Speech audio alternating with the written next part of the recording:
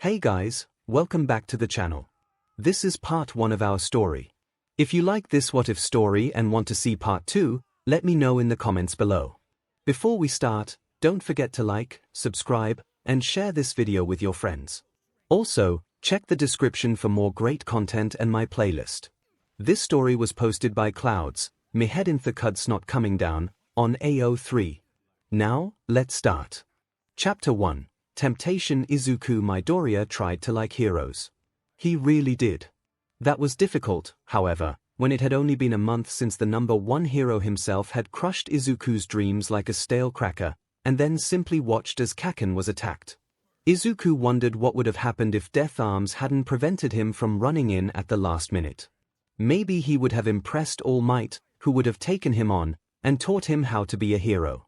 Izuku scoffed at his own thoughts. Him, a quirkless loser, impress All Might.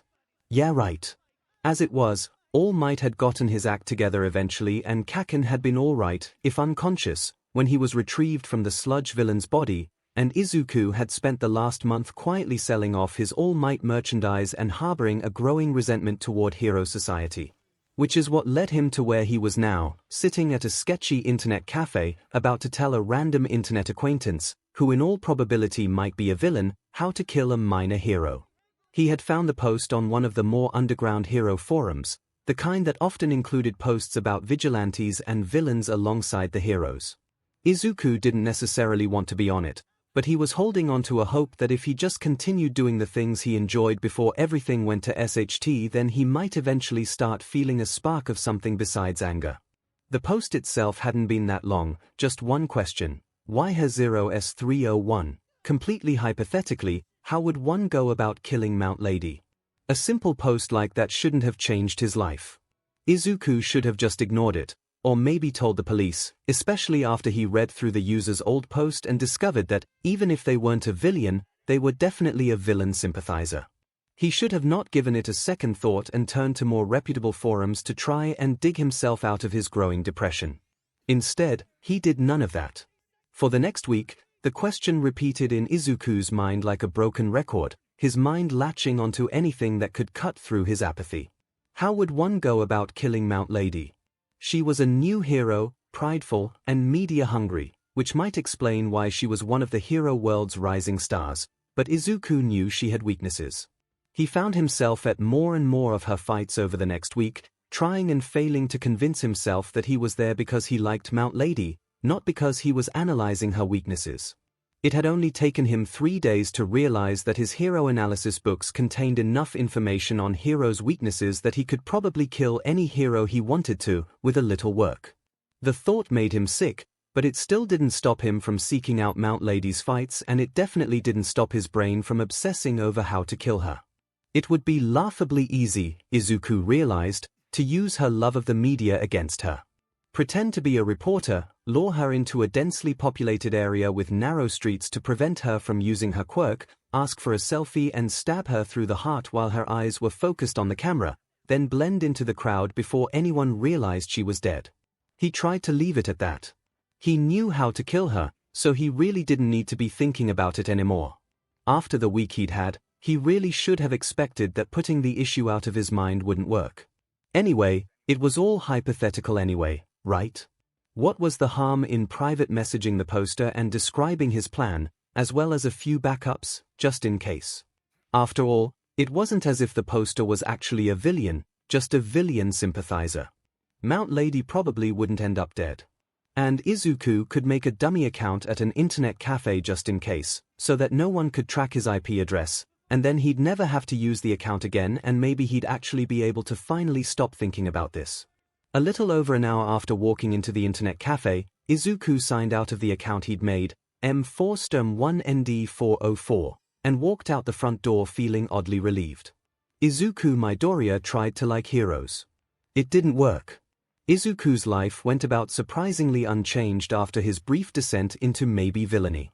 There had been several times since then when he found himself on a verge of a panic attack, wondering what he could have been thinking, sending off his notes like that. Every time he managed to calm himself down by justifying that the person he messaged probably just thought he was some creep for taking his post seriously. The poster hadn't even expected a response, he was just venting frustration, probably, so nothing was going to come of it. He wondered, in those moments, if he was a bad person for feeling sad about that fact. He knew he was. It had been 8 days since 𝐒𝐿 had messaged the poster and he had just finished bandaging himself up from 𝐒𝐭𝐚𝐲's latest attempt to put him in his place.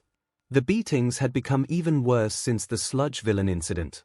From what 𝐒𝐿 could gather from 𝐒𝐭𝐚𝐲's rants between his explosions, he was trying to prove he wasn't some weak but victim or something like that.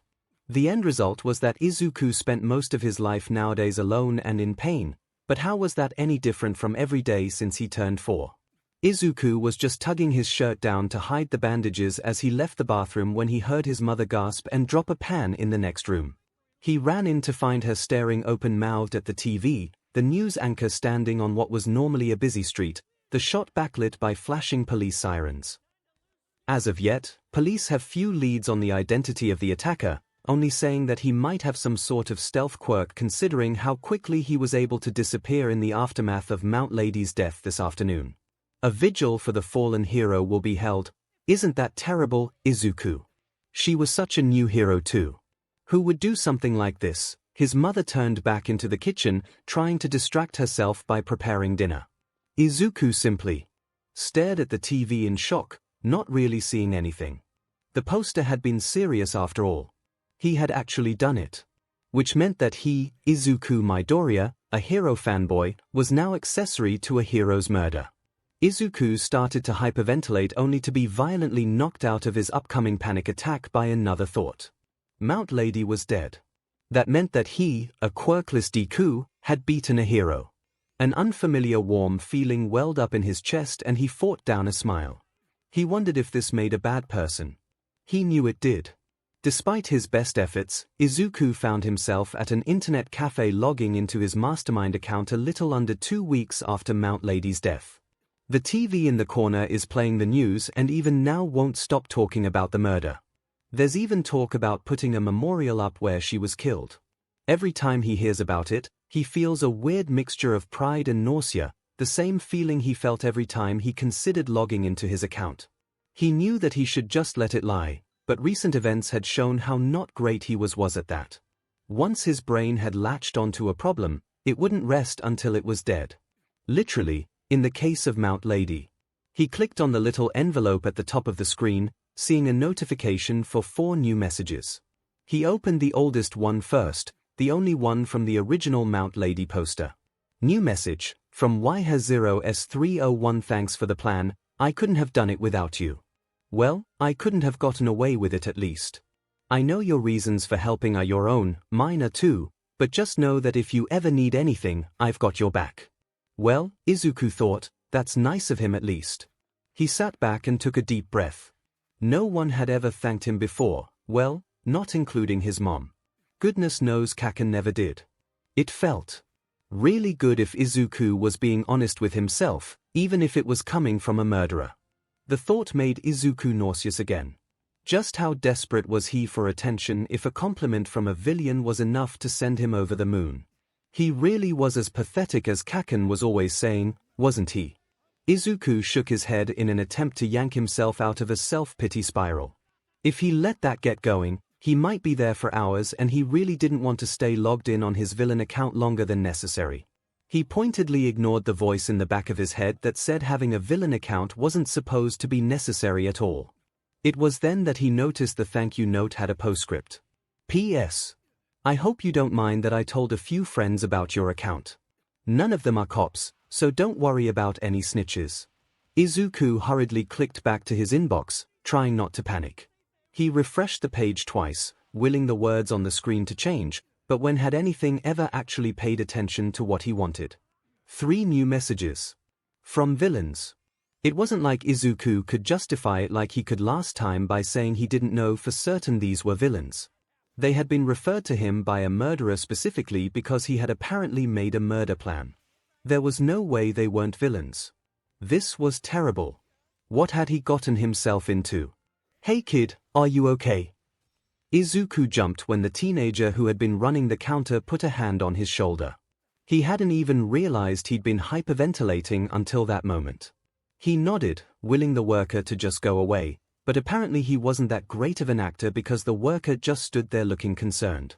Izuku took a few deep breaths, both to calm himself down and to convince the worker he'd be fine. When he felt he'd staved off the panic attack, he met the worker's eyes. "Thank you for your concern. I think I'll actually be heading home now." The worker nodded and walked back to the counter as Izuku signed out without reading the other messages. He considered deleting the account, but the worker was still eyeing him with concern, so Izuku didn't want to take too long. He almost sighed in relief when he walked through the doors. No doubt if the worker had seen anything incriminating on his screen, he would have called the cops rather than helping Izuku through a panic attack. He pulled at his hood self-consciously as he turned toward home. Someone thought he was useful. The thought almost stopped him in his tracks, but he managed to trip over air instead. Someone thought he was useful. Sure, that someone was a villain, but still, someone thought he was useful. That meant he wasn't just a worthless Deku. Bad Izuku, he shook his head. As great as that compliment felt, it was still coming from a villain, a murderer, and murder was wrong. Izuku reminded himself that this was a world he didn't want to be caught up in and he didn't want to associate with murderers, despite the fact that they seemed to be the only ones that didn't see him as a waste of space. Murder is wrong. Izuku didn't want to be a villain, he just had to keep reminding himself of that. Izuku kept his head down as he walked to his seat at the back of the classroom, mentally willing himself to become invisible. Kaken had been quiet for a few days, which normally meant that an explosion was coming. He was so concerned with not meeting Kaken's eye that he didn't notice the foot sticking out in the aisle until he was already going down. As it was, he knocked his chin achedy on one of the desks and just barely avoided biting his tongue as the class roared with laughter. "Midoriya," the teacher called out. Izuku felt his hope rise. Was the teacher actually going to step in and put an end to the bullying? He had to have seen that guy trip him, right? "If you're quite finished being a disruption, I am ready to begin the lesson." Izuku looked up at the teacher from his place on the floor, shocked. The teacher saw what had happened and was still turning a blind eye. Izuku sat shocked for a few silent seconds before looking down at the floor and nodding.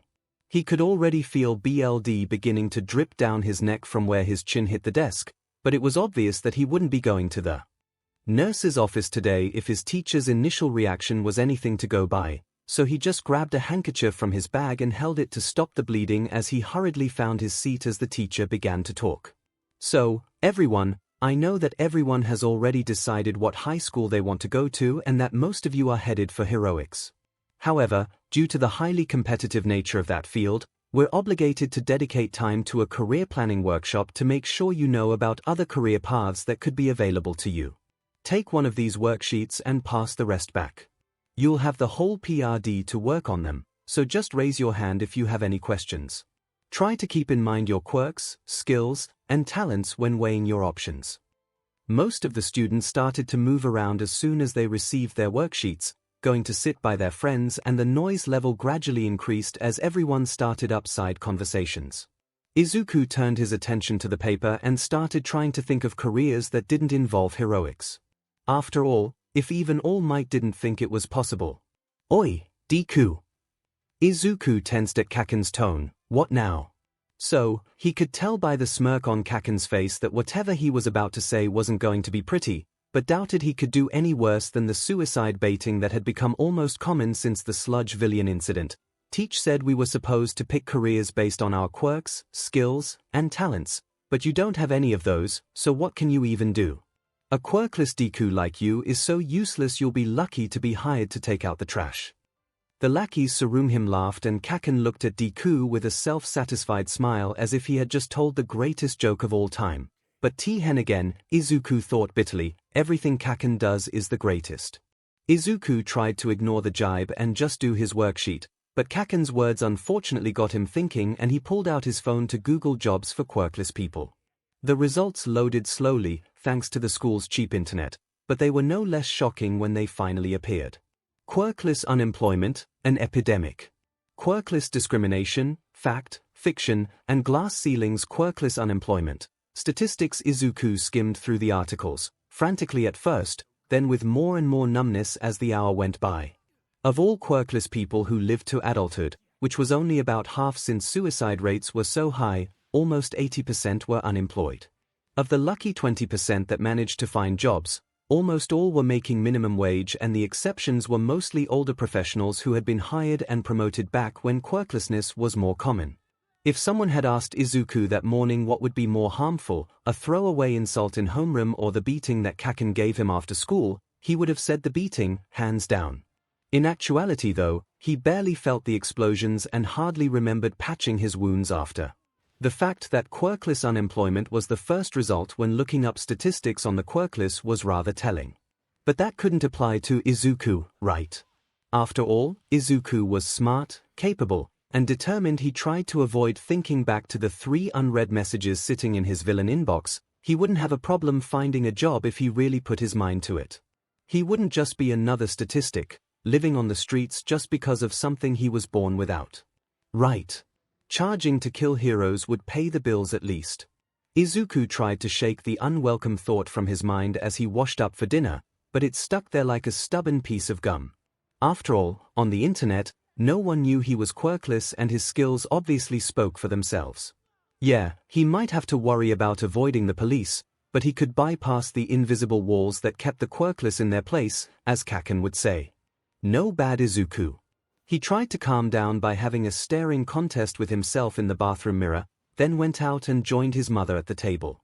Murder is wrong. Right. No. Izuku wouldn't become just another statistic. And he wouldn't let himself become a villain either, despite how tempting that might be. But what should he do? You're awfully quiet tonight, sweetie. Izuku startled out of his thoughts. His mother was looking at him with concern and pity in her eyes. He was so sick of pity, practically begging him to tell her what was wrong. He couldn't do that, she wouldn't understand. But what could he tell her? He smiled as an idea occurred to him. I want to try and get a job, he blurted out. Mom's eyes widened slightly at first, but then her face relaxed with relief. She'd probably thought it was something a whole lot worse if only she knew. I think that's wonderful, sweetie. What brought this on? She smiled. We had a career day at school and I thought it would be helpful to get some experience to help me decide. Izuku lied easily, and wow, wasn't that concerning. Just let me know if there's anything I can do to help you. His mom teared up. I'm so proud of you, Izuku. After a few more tears, Izuku finally finished dinner and went to his room to start on his plan. This was his chance. If he could find a job despite being quirkless, then that would mean that the statistics were wrong and there was hope for his future. If he could get a job, then he really had no reason to turn to villainy, right? As Izuku researched job openings and began filling out online applications, he made a deal with himself. If he got a job, he would delete his Mastermind account, and if he didn't, well, he'd cross that bridge when he got to it. Most of the applications Izuku filled out were submitted online, but he found a few that wanted him to drop them off in person, so that's what he dedicated his Saturday to doing. He was feeling pretty confident in himself. He'd filled out almost 24 applications and the economy wasn't bad due to All Might's presence, so there was no way that he wouldn't be getting a job. He hadn't even been all that tempted to log into his villain account since he decided to find other employment. He smiled as he walked in the door of the McDonald's he was applying for and was promptly knocked down. What are you doing here, you useless Deku? Izuku looked up to see one of Bakugo's followers, the one who could stretch out his fingers. What was his name? Bakugo always just called him Fingers. He caught sight of the crinkled application in Izuku's hand and laughed. Oh, you're applying here too? Why would they hire a quirkless idiot like you when they could have someone normal like me who actually has a quirk? Maybe because I have better grades and a better work ethic, not to mention a better record. I happen to know for a fact you've got a few marks on yours from getting into fights with kids from other schools. Izuku didn't say that out loud. Instead, well, there's no harm in trying, Fingers just smirked. We'll see. May the best man win. He brushed past Izuku, letting his knee hit Izuku's head on his way out. Izuku scowled as he watched him leave, then took a deep breath and got up, brushing himself off. He unwrinkled his application as much as possible by rubbing it flat on the edge of one of the tables before heading toward the office to turn it in. Izuku hung up the phone in despair, wishing he had one of those phones he had seen in pre-Quirk era movies just so he could violently slam it down in the receiver. It had been 2 weeks since he'd started looking for a job, and so far, he'd only had one interview. Almost everywhere else had either never called him back, or simply let him know that they didn't feel he was the right fit for our company. The one interview he'd gotten was with one of the only companies that didn't ask about his quirk on the application. The interview had been going really well, and the people in charge had seemed to like him, at least until they finally asked what his quirk was. The interview hadn't lasted long after that. He didn't even know why it still hurt so much that he didn't get the job. It wasn't like he hadn't been expecting it. He sighed and crossed them off the list with red pen. There were still a few companies he hadn't heard back from. Maybe it was time to hit the pavement and follow up. Show initiative. Or maybe it's time to give up. At least the villains let your skills speak for themselves. Izuku calmed his breathing and let his panic fuel his determination. If there was anything he was good at, it was not giving up. He scanned his list, skimming past all the lines crossed off in red until his eyes picked up one company. McDonald's. He'd had to drop off the application in person, so it made sense to follow up in person. He hurriedly grabbed his keys and put on his shoes, looking in the mirror on the way out the door to make sure he looked presentable. "I'm heading out, Mom." He yelled back into the house. "Okay, honey." She yelled back, "Be home for dinner. Be safe. Don't go chasing too many hero fights." He chuckled and locked the door behind him. Izuku stood shock still, mind turning as it tried to make sense of what he was seeing. Fingers stood behind the register in full uniform, the bright yellow M on his hat standing out mockingly against the black. He didn't have a trainer shadowing him, so it wasn't even his first day. He caught sight of Izuku standing by the door and smirked before turning back to the customer at the register. Izuku didn't bother going back to the office to ask about his application. If they'd hired Fingers who applied the same day, it was obvious they'd already made their decision. He walked out the door in a trance. Stupid discrimination. Why? Why did it have to be this way? Why wouldn't they even give him a chance? He arrived at the internet cafe before he even realized where he was going. He hesitated for a moment. Yeah, discrimination scared, but was he really ready to walk head-on into villainy? He wouldn't be able to justify it this time by saying he didn't know how the person would use the info he gave them. Was he really ready for this? He remembered the smirk that Fingers shot him when he dropped by McDonald's. He remembered Bakugo burning him and calling him useless while the teachers watched and did nothing. He remembered being told to kill himself. Izuku pulled up his hood so security cameras wouldn't catch his face before walking into the cafe with his head held high and paying for an hour. He signed into his villain account and went straight to his inbox. He hadn't received any new messages in the weeks since he'd signed into that account, but the 3 from before were still unread. He read over them quickly: a minor hero, a sidekick, and, oddly enough, a bank robbery for Izuku to plan. This would be interesting. Pro-hero stretch found dead near favorite cafe. Sidekick at Edshot agency killed in villain fight. Suspect still at large Tokyo Gold Bank down 10 billion yen after bank robbery. Izuku tried to bury his guilt as he read the headlines. After all, the world had put him through hell his whole life. It was about time he returned the favor. It had been 6 months since Izuku's fateful encounter with All Might. It seemed like a lot longer to Izuku. A lot had changed since he was a bright-eyed kid holding onto a dream of becoming a hero. He'd learned a lot about computers and hacking to help with his villain work and was planning on going to a high school that emphasized programming. He still did most of his villain work in internet cafes, but moved around frequently to prevent being tracked. He had also tried picking up as much as he could about money laundering to prevent anyone from tracking his funds.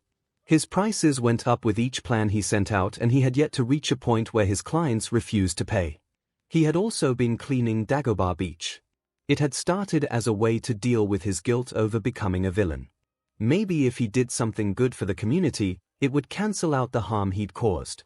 Izuku was gradually coming to terms with his new life, letting his bitterness at society combine with his pride at a job done well to drown out his regret. He didn't get panic attacks anymore when he opened the news and saw that one of his plans had been carried out. He still got nervous and somewhat nauseous, but even that was getting replaced with satisfaction. It didn't hurt that every message in his inbox fed his ego as villains were constantly thanking him or demanding his services. For the first time in his life, he had people who didn't think he was useless. It was like a drag and Izuku couldn't get enough of it. So far, he'd sold the murder plans for 10 heroes, and that wasn't even counting the numerous robberies, non-hero assassinations and other crimes that he'd planned. But people were starting to catch on. Conspiracy theorists online were starting to connect the recent uptick in hero deaths, and even the police were starting to suspect there might be one person behind it. Villains were starting to come to him with higher profile targets, but were also starting to demand face-to-face meetings rather than just through a screen. Which was why he'd never stopped cleaning the beach. He knew that one act of good wouldn't make up for the bad he'd done, and he was getting to the point that he didn't want it to. But it was excellent muscle training, and he needed to be strong if he expected to survive in the world of villains. Izuku caught movement out of the corner of his eye as he hefted a microwave and began to carry it toward the dumpster. He had started to suspect this morning, but now he was sure. He was being followed, which meant that someone had managed to figure out that he was Mastermind. The only question was who. Izuku continued his task without letting on that he knew he was being watched, opting instead to keep an eye out and get a description of his stalker. Hopefully it was a villain. Izuku didn't quite know what he'd do if the heroes caught onto his identity this early in the game, so yeah, hopefully villain. Izuku had to resist chuckling to himself. What had his life become? By the time he left the beach at sundown, he discovered that his stalker was a middle-aged man with grey hair, a goatee, and apparently a love of cheap suits and cigarettes. He was pretty good at staying out of sight, but Izuku had years of experience hiding from bullies and, more recently, stalking heroes himself. He breathed a sigh of relief. This guy was almost definitely not a hero, but if he had managed to find Izuku, he must have significant connections in the underground. Izuku made a note to check his notebooks when he got home. Izuku had become much more paranoid since he'd thrown himself into villainy. Call it a combination of a guilty conscience and an anxiety disorder or whatever, but the end result was that Izuku was neurotically careful when it came to not getting caught. He had an irrational fear that, somehow, a cop would try posing as one of his clients online, get him to send a murder plan for a hero, then somehow use the IP address to track him and take him to jail. Yeah, maybe Izuku had been watching too many crime dramas, but it could happen. Anyway, he'd started to learn as much as he could about the villain underground so that he could reasonably vet his clients. It helped that he'd started asking about his clients' quirks and skill sets so that he could incorporate them into his plans, but a majority of his information came from the dark net and hacking into some of the less secure police databases. Just like he had notebooks of information on heroes, now he had them on villains, and it came in handy in unexpected ways. One client a few weeks ago had commissioned him to help their group rob a casino. It was a difficult job with a big payout, so Izuku had only demanded part of his fee upfront. After the job was done, he'd messaged the client about the rest of his money and gotten the response of thanks, but you should be lucky with what you've got and you're not getting any more from us. It's really. He'd vetted them beforehand and checked their quirks against the police registry, so he knew who they were, where they lived and, most importantly, their weaknesses. In the midst of his fuming, it hadn't taken him long to find a few villains with a grudge against their little group. Turns out Izuku wasn't the only one these guys had tried to screw over. It was a little harder to find out how to contact their enemies, but once he did they seemed more than happy to pay Izuku for the chance to take them down. Needless to say, no one had tried to cheat Mastermind out of his fee since. It came in handy now as he looked through descriptions of various known villains in an attempt to figure out who was following him. The guy didn't have an obvious quirk from what he could see, but who would have a reason to come after him? A previous client. No dice. Izuku continued rifling through the pages until... Bingo! Jiran. A broker. Izuku leaned back in his chair, of course. The name nagged at him though, like he should be more familiar with this guy than just a passing entry in his journal. His eyes skimmed over the notes, lingering on the known connections list when a note he'd made in the margin caught an eye, more specifically, a username. Oh, right. Jiran was the broker who'd reached out to him online a few times early on, offering to arrange meetings with big-name players in the villain world and provide any necessary gear. Izuku had soundly refused. He had been so new to the game when Jiran had reached out and hadn't yet grown comfortable with calling himself as a villain. He had also been scared. One of the main reasons he liked working online was that his skills could speak for themselves. He had a sneaking suspicion that Mastermind's credibility would tank the moment word got out that he was just a quirkless teenager. Things are different now, Izuku mused. Yeah, I'm still a quirkless teenager, but at least I've gotten used to the fact that I'm a villain now. I've got a reputation. A big reputation, if the copycat masterminds popping up to sell inferior plans was anything to go by. A reputation I need to uphold. So far, Izuku had been able to take care of the copycats fairly quickly, using the same methods he used for cheating clients, but one could never be too careful. Maybe it's finally time to start showing a physical presence. And with that, Izuku pulled out a notebook and began to make plans. It had been a week since Jiran started following him and Izuku was beginning to get frustrated. The guy was supposedly one of the best brokers in the underground and was obviously good enough to find him, so 1 week should be more than enough time for him to confirm his suspicions. Izuku knew that he didn't really look the part of a villain, because what criminal mastermind lets himself be bullied every day, but come on. It was with these thoughts that Izuku decided to deviate from his normal daily routine, a routine that Jiran should be familiar with at this point if he was paying any attention. Hopefully his annoying stalker would come out of the woodwork if given a good enough opportunity. If not, Izuku might just walk right up to the guy and punch him in the face. Actually, he winced as he thought back to his inability to fight against his bullies, probably not. Izuku wound his way through the city, heading in the opposite direction from Dagobah Beach. It was a part of the city that he was only familiar with through maps, meaning that there wouldn't be anyone there who would recognize him, and it was a medium better part of town, meaning that, with any luck, there wouldn't be anyone there who would recognize Jiran either.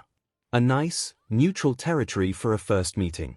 The cafe Izuku walked into had good reviews, but he honestly didn't care about how good their coffee was.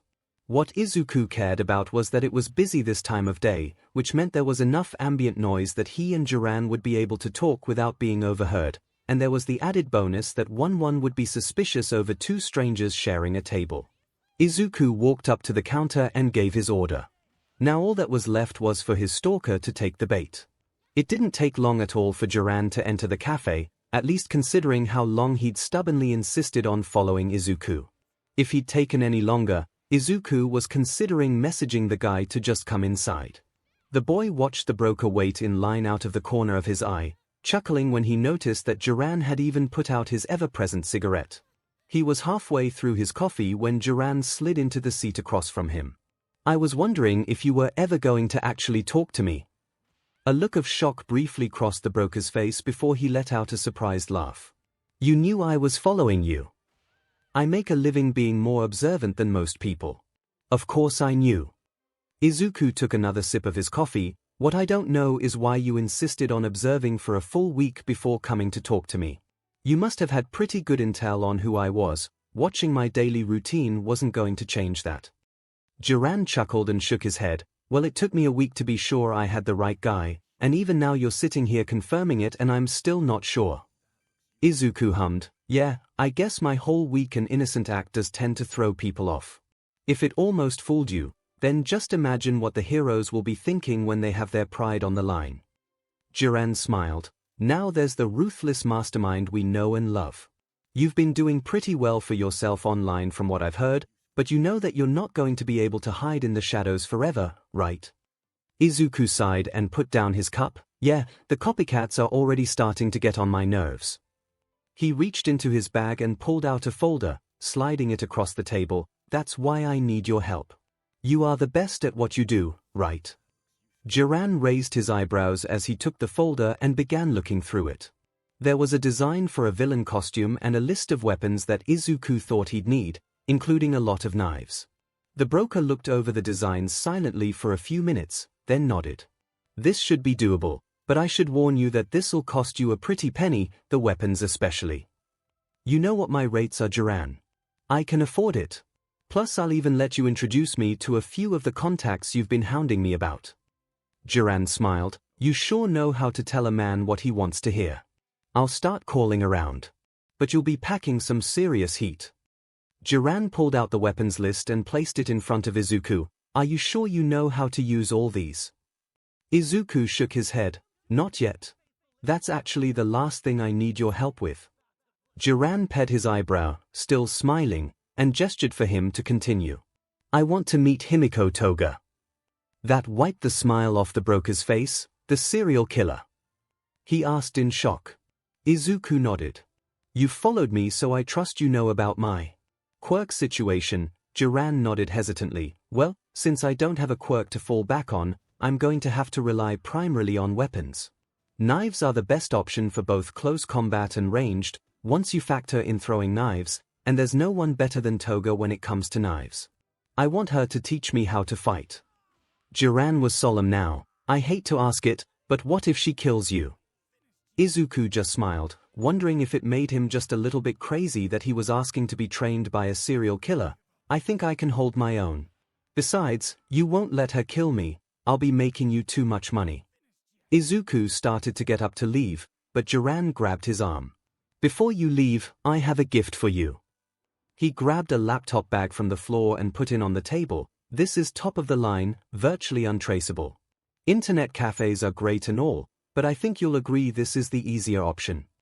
Izuku booted up the computer and looked it over. It was nice and really would make his work much easier. He quickly checked to make sure there wasn't any tracking apps or spyware installed before closing it. Meanwhile, Jiran had pulled out a simple smartphone. "This is also untraceable. I already have the number and put my contact info in as well. I'll text you an address when your gear is ready and you can pick it up. I'll also text you when I manage to get a hold of Toga. She's slippery, but shouldn't be too hard to find. I'll be honest, I really hope you know what you're doing." Izuku just tucked the phone in his pocket and slung the laptop bag over his shoulder as he stood and grabbed his cup. "If I didn't, I wouldn't have chosen to call myself Mastermind." Jiran watched the boy leave. "This kid is crazy." His smile turned greedy. "Look out, heroes. Mastermind is here to stay." Izuku checked the address Jiran had texted him to make sure he was in the right place before going in, letting the door swing on its hinges behind him. The travel agency he was in was obviously a front, the bored young woman at the front desk fixing him with an unimpressed stare that very obviously said, "You're lost, idiot. Get out of here before you hurt yourself."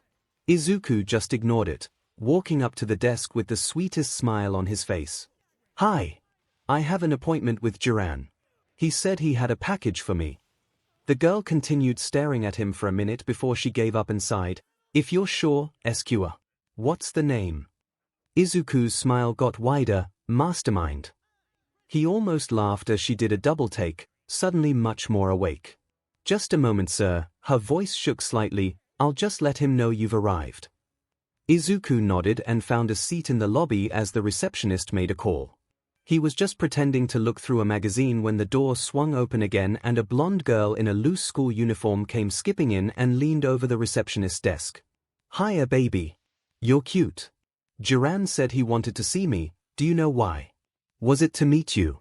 I like your shirt, by the way. It's such a pretty shade of red. Red's my favorite color. I love seeing everyone in it. You just came prepared." Izuku smirked at the cornered look on the receptionist's face as Toga encroached further and further into her personal space. She was saved by Jiran coming out from the back. "Mastermind. Pleasure to see you again. Nice to see that the phone I gave you is working well." "It's working wonderfully, thanks," Izuku replied. "The laptop as well. If the other gear I've ordered is even half that quality, I don't think I'll ever order from anyone else."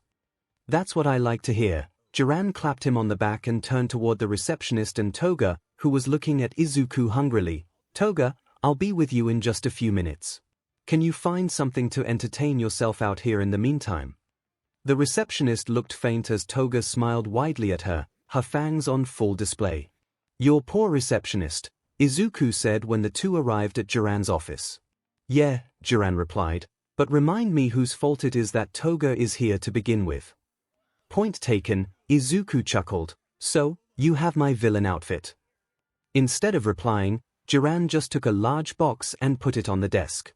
Izuku looked over the contents, inspecting the armored breaths, shirt and jacket before moving on to the gas mask. Overall, it was simple and more than a little plain compared to the flashy hero costumes plastered all over the news, and it was exactly what Izuku wanted. "It all looks good. And the weapons. In the gym where you'll be training with Toga. Speaking of, I don't really like the idea of having to find a new receptionist. I just barely hired this one. The gym is the last door on the left. I'll go get Toga and meet you there. Izuku nodded and made his way down the hall. He tried a few of the other doors, but they were all locked. Good, Jiran's not just a trusting idiot.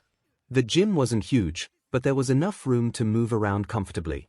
There were a variety of different-sized boxes stacked against the walls so that they could train with obstacles when they were ready, and there was a large display of weapons on the wall beside the door. Izuku guessed that this room was normally used for demonstrations of the most common weapons Jiran sold. He noticed an innocent-looking cardboard box sitting on the ground under the weapons display and was halfway to wondering what was inside before he saw the name Mastermind written in small black letters in one corner. He smiled and opened it. All the weapons he'd ordered were there, as well as a few extra training versions, which were basically the same, except dull instead of sharp. Is this really him? Is this Mastermind? He's so tiny. It was a wonder this girl was such an effective killer, considering she probably wouldn't know stealth if it bit her in the butt. Izuku really hoped that this wasn't one of those smart people make stupid decisions moments because he wasn't really ready to die today. Maybe he should have put his affairs in order before showing up. Something must have shown on his face because Jiran laughed. I would say she won't bite, but honestly I don't know. Yeah, Toga, this kid is Mastermind. Don't let his size fool you though, he's probably one of the smartest villains I've ever met. Mastermind, I'm sure you already know this is Toga Himiko, considering you're the one that wanted this meeting. Oh! Himiko squealed, Mastermind knows who I am. And he's so cute. You need a cute nickname to match. Like Stainy. Mastermindy. MSTR-chan. Mind-chan. Mind-chan. That's perfect. Jiran said you asked for me, Mind-chan. Why does a cutie like you want to meet an adorable killer like me? Izuku swallowed his doubts and smiled. It was getting easier to understand her the more he listened. Her excitement wasn't too different from his own ramblings after all. And Jiran probably wouldn't let her kill him. Probably. Well, you probably know that not many people have met me, yet. So, I need to learn how to defend myself, and, you're really good at knife combat so, yeah. He cringed and saw Jiran mirroring the expression. Smooth. Toga, however, didn't really care. Wow. So you want me to teach you how to fight Mind-chan? That's so cool. I don't really know what I'm doing half the time. I just like to see people in red, so I don't know if I'll be a good teacher, but it'll be lots of fun to try. Despite his common sense. Screaming at him to get as far away from this girl as possible, her enthusiasm was contagious. Perfect, Toga-sensei. If you'll try to be a good teacher, I'll do my best to be a good student. It was Toga's turn to cringe. Toga-sensei. That's not cute at all. Just call me Himiko, Mind-chan. And then she ran at him with a knife. Izuku didn't think he had ever been more sore in his life. He was currently stretched out on the couch icing his bruises with bags of frozen peas. Thankfully, the training knives he and Toga had been using only left bruises instead of slashes. Toga wasn't too happy about that. She insisted that red was a much prettier color than purple. Izuku heard the door open, but didn't bother moving. He wasn't even sure he could at this point, but maybe he was just being dramatic. Oh. Izuku sweetie, are you okay? What happened? Hi Mom, Izuku tried to smile, but it came out as more of a pained grimace. I just spent the afternoon with a few friends. One of them is pretty good at martial arts and she was trying to teach me. She's just, really enthusiastic. His mom didn't seem any less worried, but seemed to decide to take his word for it. Did you learn a lot? What's she like? Izuku lit up. Yeah, I did. We basically spent the whole time going over some basics and getting them into my body. She said I'm a really fast learner. What else? Like I said, she's really enthusiastic and not just about fighting. Himiko just does everything with about twice as much energy as anyone else, so she's actually a lot of fun to be around.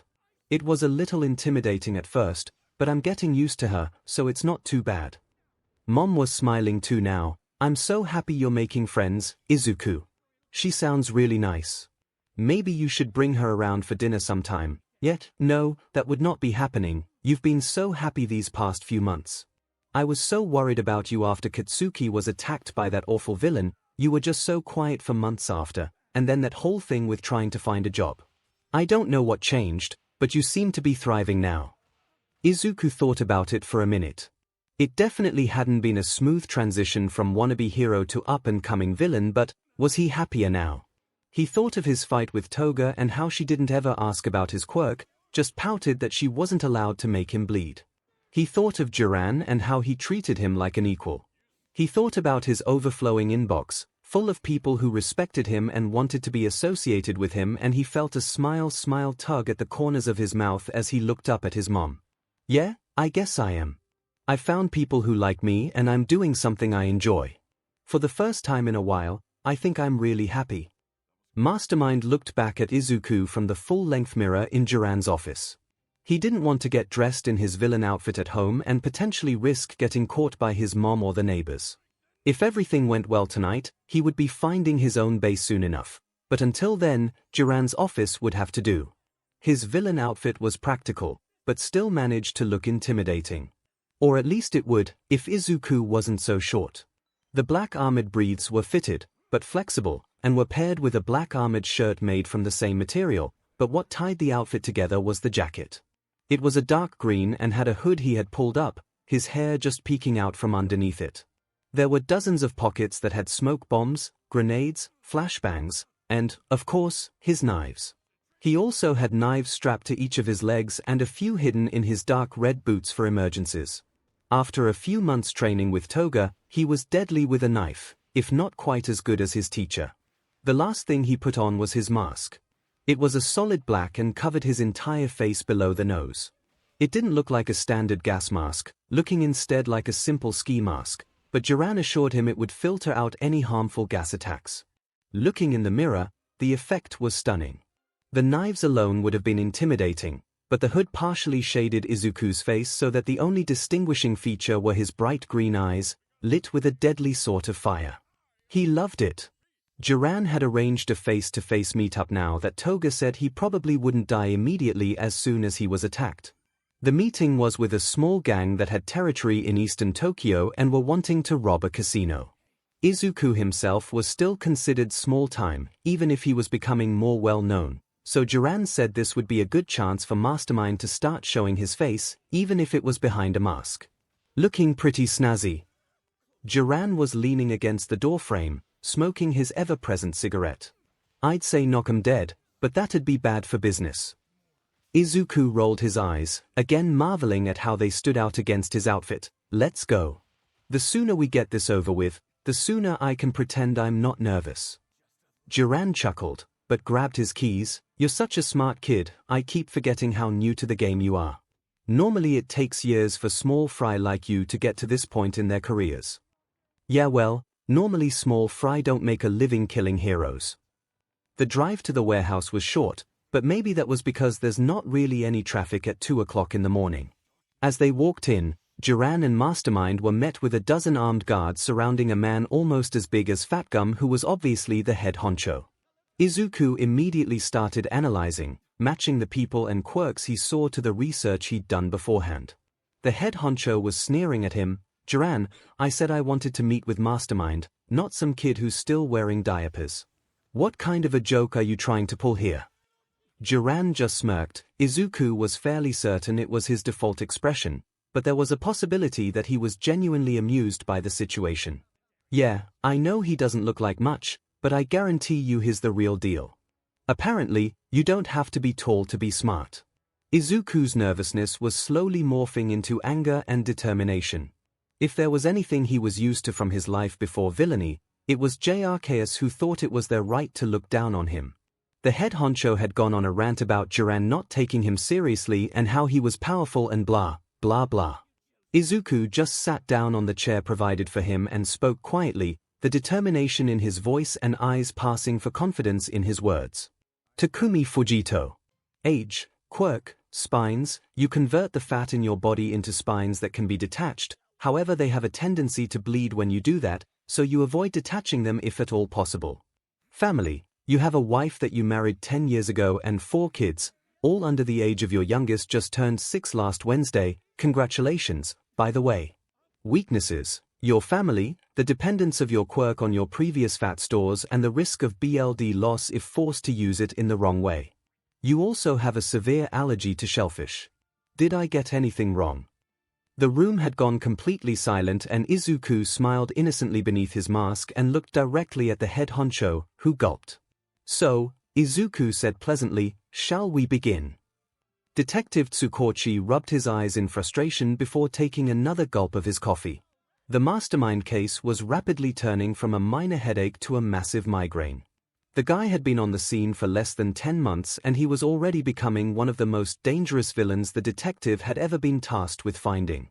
He looked at the file again, filled with whatever neatly written plans they had managed to confiscate from villains and a handful of blurry photographs pulled from security cameras at internet cafes. All the evidence pointed to one thing: Mastermind was a ghost. The police hadn't even known about his existence until months after his first murder, and it was the media who first caught on to the fact that all the recent hero deaths were connected. The heroes and police hadn't even thought to check. Why would they? Each murder was committed by different people with different quirks and there wasn't any signature connecting the deaths. It wasn't until Nezu noticed that the villains committing the crimes weren't smart enough to pull off the kinds of heists they were doing that they began looking for a strategist rather than a serial killer. A strategist for hire. Looking at it now, it seemed obvious and simple. The murders were only possible because there was some genius pulling the strings from behind, making sure that the villains knew every possible weakness and how to exploit it. Nezu was anxious to catch Mastermind mostly because he wanted an intellectual equal to play chess with, but Tsukochi wanted to catch him because the more his influence grew the more dangerous he became. The only comforting fact about the entire case was that Mastermind never agreed to in-person meetups, which limited his influence considerably. If the police and heroes could catch him before he got up the courage to show his face, then they might be able to nip this in the bud, but Mastermind was starting to change his MO and that made Tsukochi nervous. For a long time, Mastermind had used internet cafes to communicate with the villains who hired him, which had been the only solid lead the police could get on the guy, as thin as it was. He had been caught on camera multiple times, but always kept his hood up and seemed to know where the cameras were placed, so they still had no idea what he really looked like. Tsukochi and Sangza had gone to interview employees at the various cafes, but because they didn't know about Mastermind until several months after he became active, it had been too long for most to remember a random guy in a hoodie. The only thing they had to show for the interviews was one clerk who remembered a young man with green hair, but even he admitted it could have been black and the harsh fluorescent lights were just messing with his eyes. In short, they still had nothing, but were tracking any suspicious activity at dozens of internet cafes in the city. And then he stopped using them. The crimes continued, accelerated even, but there was no physical sign of Mastermind anywhere. Tsukochi and the rest of the police could only guess that he had either bought some sort of untraceable tech, or he had figured out how to build it himself. Either way, their most solid lead had gone cold and they were back to where they started. Well, almost. At least they knew the guy existed now. A slight movement in the corner of his eye made Tsukochi reflexively drop the file and reach for his gun. Hey now, I didn't think I was being that quiet. Tsukochi curbed his panic for long enough to recognize the long white scarf, tangled hair, and tired eyes of the hero in front of him. He sighed in relief. Eraser. Sorry I didn't hear you coming, He looked at the papers spread all over the floor, got lost in thought, I guess. Eraser grunted in response, I guess I should apologize for sneaking up on you. Stealth is just kind of a reflex for underground heroes, it takes too much work to turn it off. No, Tsukochi shook his head, it's not a problem. So, why are you here, Eraser?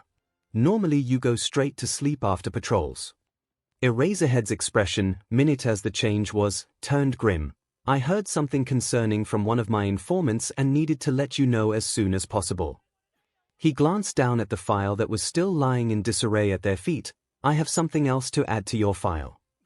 Tsukauichi perked up half in excitement and half in dread.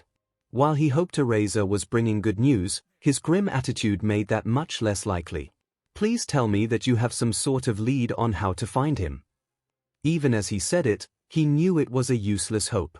If Eraser was bringing something like that, he'd be smiling, as unhinged as the hero's smile was. As expected, 𝐒𝐻𝐻 shook his head and frowned. Much worse. According to my contact, over the past week, Mastermind has met with the leaders of several minor gangs. In person. 𝐒𝐻𝐻 waited a moment for his news to sink in, watching as all the overworked cogs in 𝐒𝐭𝐚𝐲's brain finished turning to the correct positions, and when they did. Are you sure you're ready for this, Mind-chan? Izuku just rolled his eyes, ignoring the lump of guilt, excitement and doubt that had been steadily growing in his gut all day. Himiko, you do realize I have killed people before, right? I know that, silly, it's just, she looked at him softly, it's just you've never taken a life with your own hands. It's different than just making murder plans and letting other people act them out. The BLD will be on your hands, no one else's. There's no coming back from this. Izuku took a deep breath and started playing with his favorite knife. Yeah, I guess you're right. But, Izuku's eyes took on a determined glint, I think I need to do this. I mean, in the eyes of the law, I'm already a killer, so it's not like it'll save me a prison sentence even if I never do it myself and… Well, I think I need to prove to myself that I can, you know. My whole life, I've been told that I can't do anything everyone else can do, I can't be a hero, I can't be a useful member of society. I can't be human. Hell, my own dad left because I was so useless. If I let everyone else do my dirty work forever, then isn't that proving everyone else right? Yeah, I'm smart, but when it comes down to the wire, I really am the useless Deku that everyone's always told me I am. He looked over at Himiko, crouched beside him on the rooftop while they waited for their prey to pass through the alley below. I want to. I need to do this. I know that I'm capable of it, I just need to actually, you know, do it. Does that make any sense? Not really to me, but I've never been one for big ideals. She got a contemplative look on her face. I mostly just kill people to see them bleed, which other people think is a dumb reason too, so I think that if it makes sense to you, can it really be wrong? I mean, any more wrong than murder is anyway. Izuku laughed. That really shouldn't have been as comforting as it is. Thanks, Himiko, you're a great friend. She smiled, her fangs glinting in the dim light of a nearby street lamp before her eyes brightened in excitement. She grabbed Izuku's shoulder and shook him roughly. Mind-chan. Mind-chan. She whispered, somehow still managing to convey mania as if she were yelling at the top of her lungs, she's here. Izuku focused on the woman entering the alley below them. Hero name, Glimmer. Sidekick at Uwabami Agency. Quirk, Sparkles. She can refract light to produce a glittery effect around her body that she uses to blind and disorient her opponents. Weaknesses, she is susceptible to the blinding effect of her own sparkles.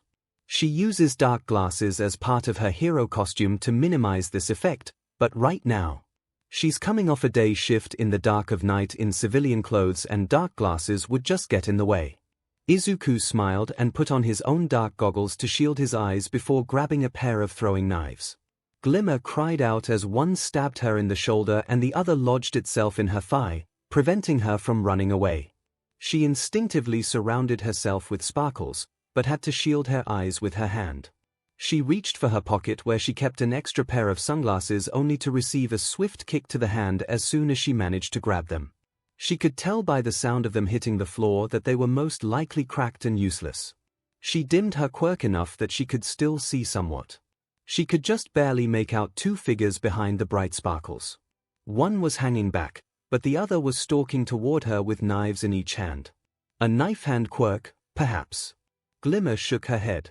Not important right now, she needed to focus on staying alive. She launched a punch at her attacker, only for him to dodge at the last second. How?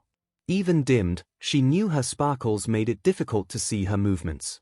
It seemed it was her opponent's turn to attack as he ran close to her with a knife and gave her a deep cut on the side of her neck.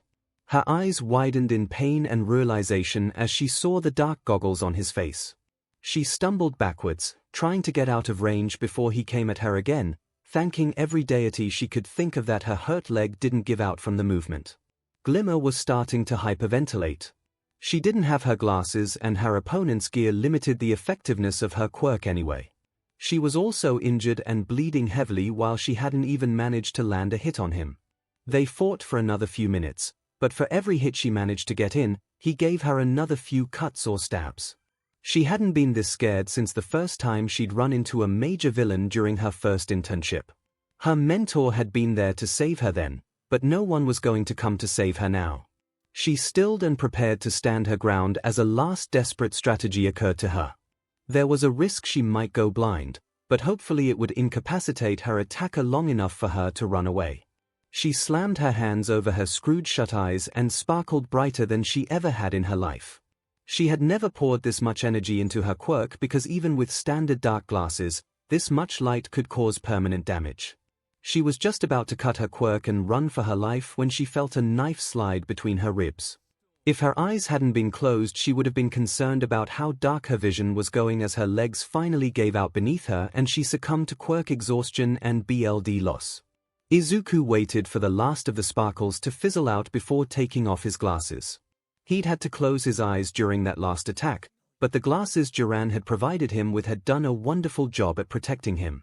He watched the last bit of life drain from Glimmer's eyes as Himiko came to stand beside him. "So," she drawled, "that looked like fun. How do you feel?" Izuku knew that the him of 10 months ago would have probably thrown up at the realization of what he had just done, but all he felt was a sick sense of pride, just like he'd felt that first time that a villain had honestly thanked him for coming up with a plan to kill Mount Lady. "I feel good." He smiled at Himiko as he retrieved whatever knives were still stuck in the hero, cleaning them off and putting them away. "I think I told you when we were planning this that today was the UA entrance exam," Himiko nodded. "Well, I've just been thinking about how proud my bully was when I saw him walking home this afternoon, and honestly, I think I've got him beat." This was like his own personal entrance exam, his own proof that he was a real villain. Izuku liked the poetic irony. It was just as ironic as a hero fanboy growing up to kill heroes because of the words of the #1 hero in Japan. Sirens were starting to grow closer, most likely drawn by the bright light of Glimmer's final stand, but it wasn't important. Izuku and Himiko had plenty of time to get out of there before anyone else showed up. "Come on, Himiko," he said, "let's go celebrate." Tsukochi checked his gun one last time and radioed the heroes who were coming on the raid, "Everyone in position." "Ready." Eraserhead responded. He was waiting in the rafters of the warehouse, hidden in the shadows. The current theory was that Mastermind had some sort of analysis quirk, but there was always the possibility he could have something more offensive, so they couldn't be too careful. "Ready." Kamu Woods had insisted on being part of the raid. He and Mount Lady may have stepped on each other's toes, but they had been friends. In his mind, Mastermind might not have wielded the knife that killed her, but he was still responsible for her death. "Ready." Nezu stood beside Tsukaguchi. It wasn't often that he physically came on missions, but he was the only one that could match Mastermind in intellect, just in case it wasn't something Eraserhead could erase. Eraserhead's informants had caught wind of the deal a few days ago, and plainclothes officers on the scene had confirmed that Mastermind had entered the warehouse 20 minutes ago. Tsukochi took a deep breath to calm his nerves. It'd be over soon. "Move in." Izuku was unimpressed. This group of drag dealers was hardly worth the trouble of meeting with, but Jiran had vouched for them, so he'd given them the benefit of the doubt. But seriously, all they wanted to do was make sure a rival group stopped encroaching on their territory. Kill their men. Send a message. Hiring a professional strategist was just redundant. He sighed. These guys were idiots. All of a sudden, the warehouse exploded in movement as dozens of cops came pouring in and restraining the drag dealers. Izuku cried out as he was wrapped in branches. He swore. "Heroes." A loud voice came from a megaphone outside. "Mastermind, this is Detective Tsukochi from the Japanese police force. You are under arrest for accessory to multiple murders and other crimes. Do not resist." Izuku chuckled desperately as his mind raced for a way out of this situation. The heroes had gotten the drop on him, but he knew better than anyone that every hero has a weakness. He slumped and bowed his head, hiding his smile as he felt Kamu Wood's lacquered chain prison loosen slightly. He silently thanked his bullies for teaching him how to pretend he'd given up, all while reaching in his pocket. His knives wouldn't do much good against this current opponent. Kamu would be able to grow his branches much faster than Izuku would be able to cut through them, but he had a lot more tricks up his sleeve. He grinned as his hand finally grasped what he was looking for. Good thing his costume was flameproof. 𝐻𝐽 would screamed as his branches were charred and he reflexively let go. 𝐒𝐿 hit the floor in a roll, but still didn't let up his grip on the miniature flamethrower, instead targeting 𝐻𝐽's main body. He made a break for the back of the warehouse and laughed as he felt triumph radiating from the police thinking they'd managed to corner him. He took a grenade from one of his pockets and pulled the pin before throwing it at the wall.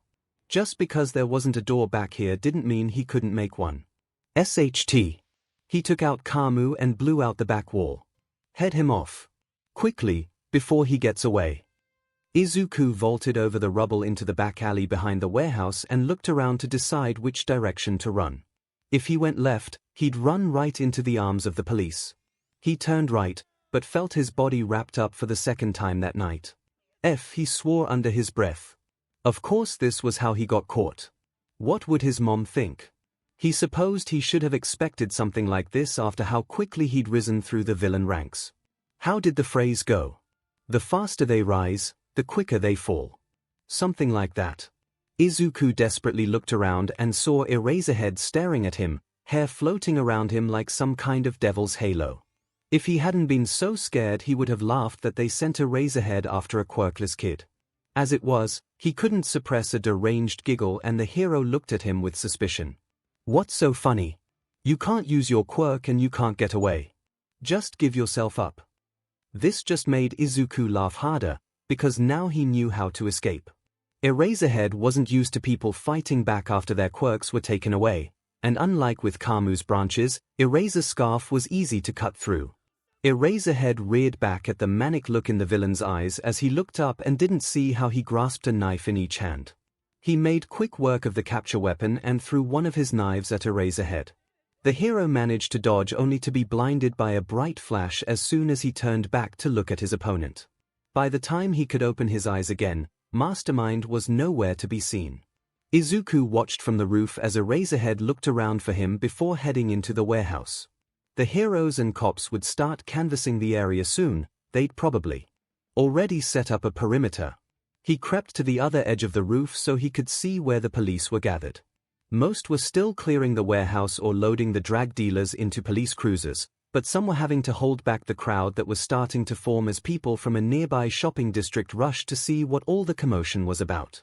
𝐒𝐿 smiled as an idea occurred to him and he slipped off his mask and took off his jacket, folding it to look like a bag.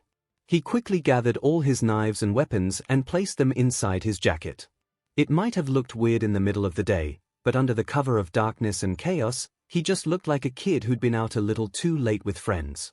He shimmied down the fire escape and took out his phone, setting it to record right as he came into view not too far from the police line. "Hey, kid. You're not supposed to be back here." An officer rushed to him and grabbed him roughly by the arm. Sorry, officer, but I heard there were heroes and my friends dared me and..." 𝐒𝐿 lifted his phone helplessly as the officer rolled his eyes.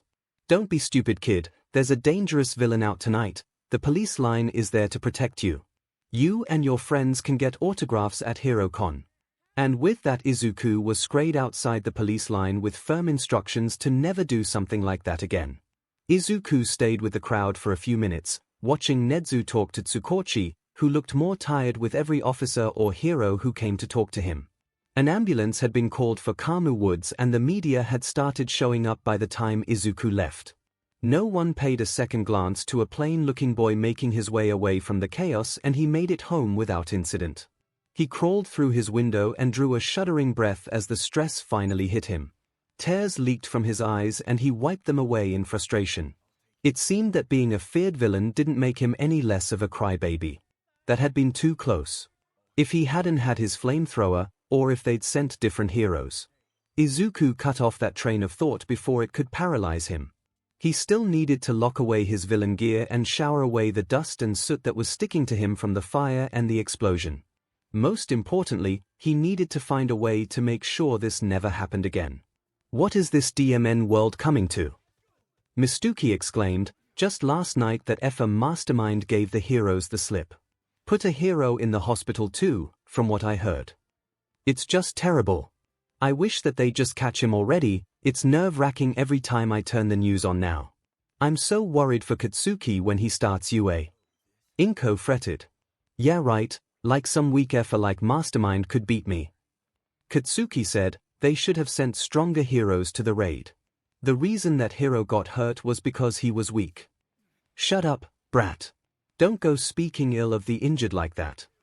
Izuku played with his food and tried not to react. Dinner with the Bakugos was always difficult, having to act natural with Katsuki so his friend wouldn't have any reason to kill him, but it was even harder when he was the topic of conversation. Izuku wanted more than anything to smirk and take credit for his crimes, or even kill Katsuki right here and prove that he wasn't weak, but he was smart enough to realize how stupid that would be. He'd just escaped a hero raid with his identity intact, he wasn't about to go giving himself away now. It still didn't make it any easier to navigate this conversation. Well, I'm just grateful that it didn't end up any worse, Masaru said quietly. 𝐒𝐭 looked at him like he'd grown a second head. He got away and a hero was injured, how could it have gone any worse? Masaru set down his fork and looked at 𝐒𝐭. According to a friend of mine with the police, a huge crowd gathered shortly after the raid began and they were worried Mastermind would take hostages. We're lucky he just disappeared. Izuku's head snapped up as the cogs in his brain started turning.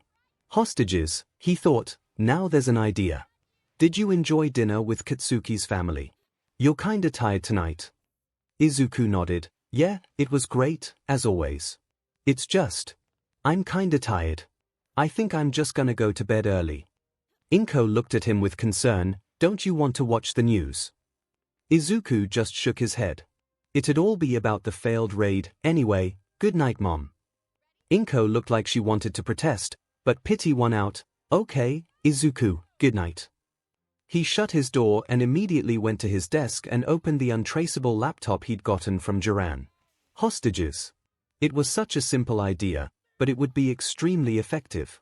Because the first rule of hero work was to prioritize the rescue. Anytime a hostage was in danger, the heroes would have to do whatever was necessary to keep the hostage safe, rather than catch the villain. But who to take? Izuku sighed. Kidnapping civilians and holding them somewhere just wasn't practical. As shitty as his life was outside his villainy, it still existed. He didn't just have an underground bunker somewhere to keep hostages fed and alive for an indeterminate amount of time. If only he could just threaten to kill more heroes if they caught him or something, but then he'd be caught and wouldn't be able to kill them. He paused. Mastermind had never had to be physically present to kill anyone as long as he had interested buyers. It was one of the reasons it had taken the police so long to acknowledge his existence. Izuku smiled slowly. What he had in mind would take a lot of preparation, and he wouldn't be able to do it alone, but he was sure it would make an impact. He opened up his Mastermind account and drafted a message to a hacker named La Brava that Jiran had recommended. The heroes wouldn't know what hit them. If there was anything good that had come from the failed Mastermind raid, it was that the guy hadn't shown his face for 2 weeks. 𝐒𝐭𝐚𝐲 didn't know if he should be happy the guy wasn't committing crimes, or frustrated that they couldn't find him, but the fact remained that Mastermind had gone to ground immediately after the raid and hadn't been heard from since. Nedzu had warned that he might be planning something, but 𝐒𝐭𝐚𝐲 didn't know what it could be. He decided he'd just count his blessings that the media had finally stopped camping in front of the station trying to get statements. It was bad enough that the vultures had finally gotten a hold of the fact that Kamu Woods wasn't just injured, but had been viciously burned alive. He'd been lucky to survive, but there'd be a lengthy recovery process before he'd be able to return to hero work. 𝐒𝐭𝐚𝐲's thoughts were interrupted by his phone ringing. Hello. Detective, are you watching the news? Nedzu's voice sounded worried and alarm bells started ringing in 𝐒𝐭𝐚𝐲's head. He'd heard the principal sound gleeful, sad, even frustrated, but he'd never heard him sound worried before. Turn to channel 5. 𝐒𝐭𝐚𝐲 grabbed the remote to the small TV by his desk and turned it on to find 2 terrified-looking news anchors looking into the camera. Left on the desk of the main producer of our station this morning with instructions to air it or our entire production team would be killed. We do not know yet what is on this tape, so we urge viewers to stop watching as there is the possibility that it could contain sensitive information or images that could be triggering to some viewers. The screen cut to a dark green background. A black circle with a capital M inside it was superimposed on the green, and 𝐒𝐭𝐚𝐲 found it hard to breathe. He'd seen that symbol before on some of Mastermind's latest plans. It was a sort of signature he'd added in the past few months, probably to discourage copycats. This was bad. The image faded to reveal Mastermind in a dark room, his toxic green eyes looking directly into the camera. His voice was somewhat distorted, but it still sounded young and male. Hello. For those of you who don't know me, my name is Mastermind. I'm the strategist behind the recent uptick in hero deaths. You're welcome, he said cheerfully. So, some of you may have heard already, but the heroes almost managed to catch me last week. He slow clapped. Congratulations, heroes, and I'd say better luck next time. But, he turned deadly serious, there won't be a next time. You see, this video is just a courtesy to let you know that this is now a hostage situation. If I am caught or killed, the murder plans for all top 50 heroes will be automatically released to interested buyers. 𝐒𝐭𝐚𝐲 couldn't look away. Taking the top 50 heroes hostage. Mastermind couldn't be serious. Now, I know what you're thinking, but Mastermind. Heroes can defend themselves. You can't take them hostage. His eyes took on a wicked glint. But, you see, that's where you're wrong. I've proved over a dozen times that heroes aren't as invincible as you all want to believe. Just ask Mount Lady. Stretch. Or maybe Glimmer. Detective.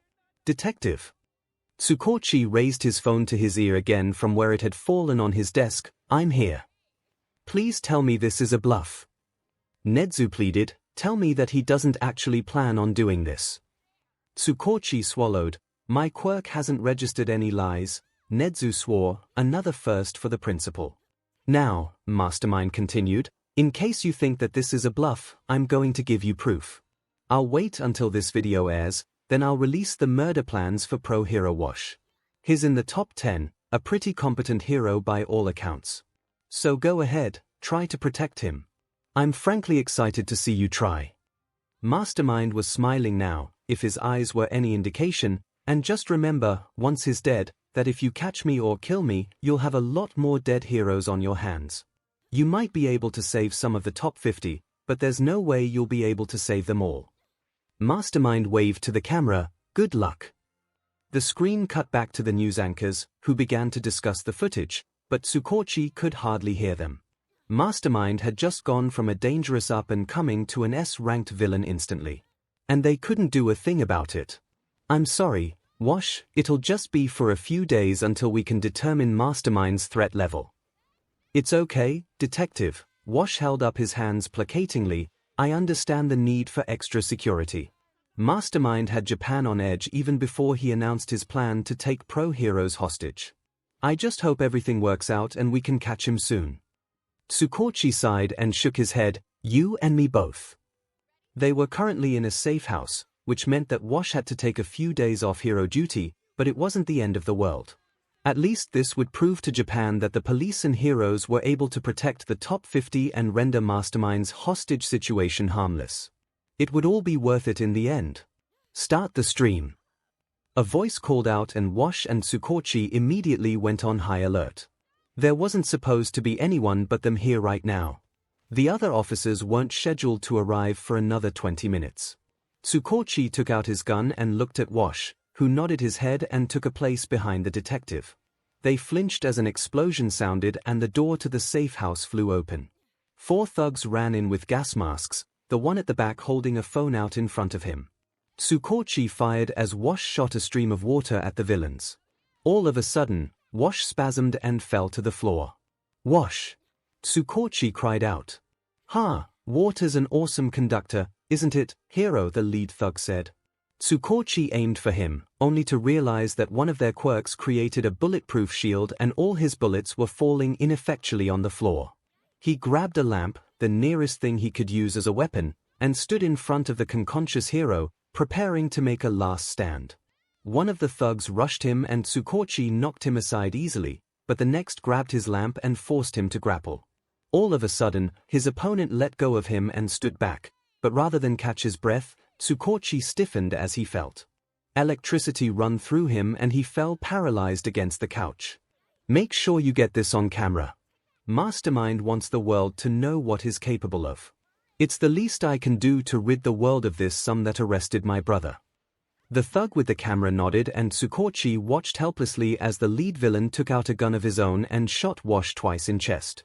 He paused a moment, then put another bullet in the hero's head. You can never be too sure, he laughed. Roaches like that are tough to kill. Come on boys, let's go. Backup arrived as 𝐒𝐭𝐚𝐲 was finally able to start moving again. He watched as paramedics rushed to Wash first, only to shake their heads and come to help him instead. Are you okay, sir? Can you move? 𝐒𝐭𝐚𝐲 nodded and flinched. The paramedics continued asking him questions and he answered numbly.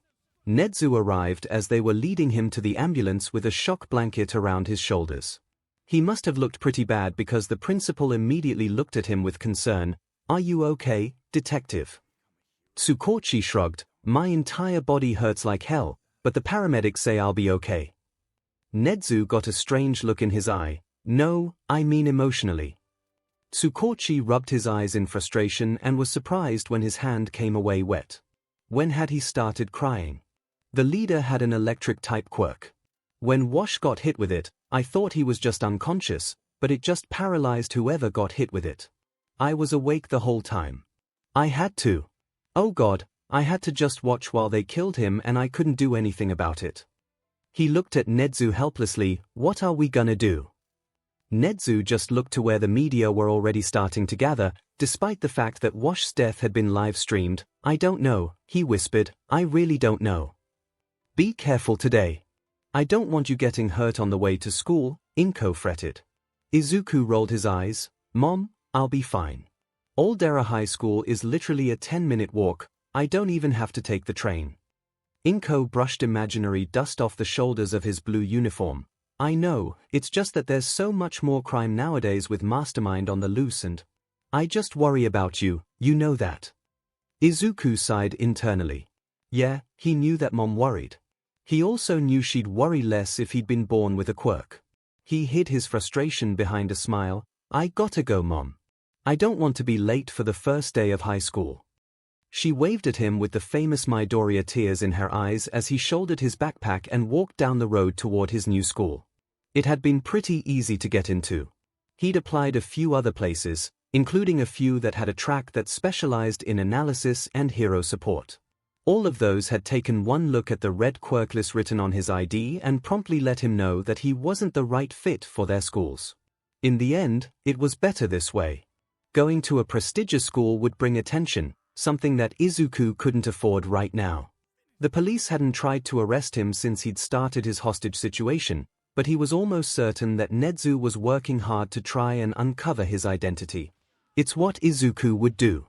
If they could find out who he was, then they might be able to find the computer program he'd hired La Brava to write that would release his murder plans if his arrest or death was ever trending on the internet, or they'd go after Jiran, who also had instructions to release the plans if anything happened to him.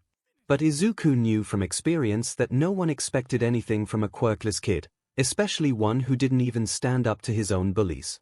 If Izuku Midoriya was ever a suspect for Mastermind, his lack of quirk would instantly clear him of any suspicion.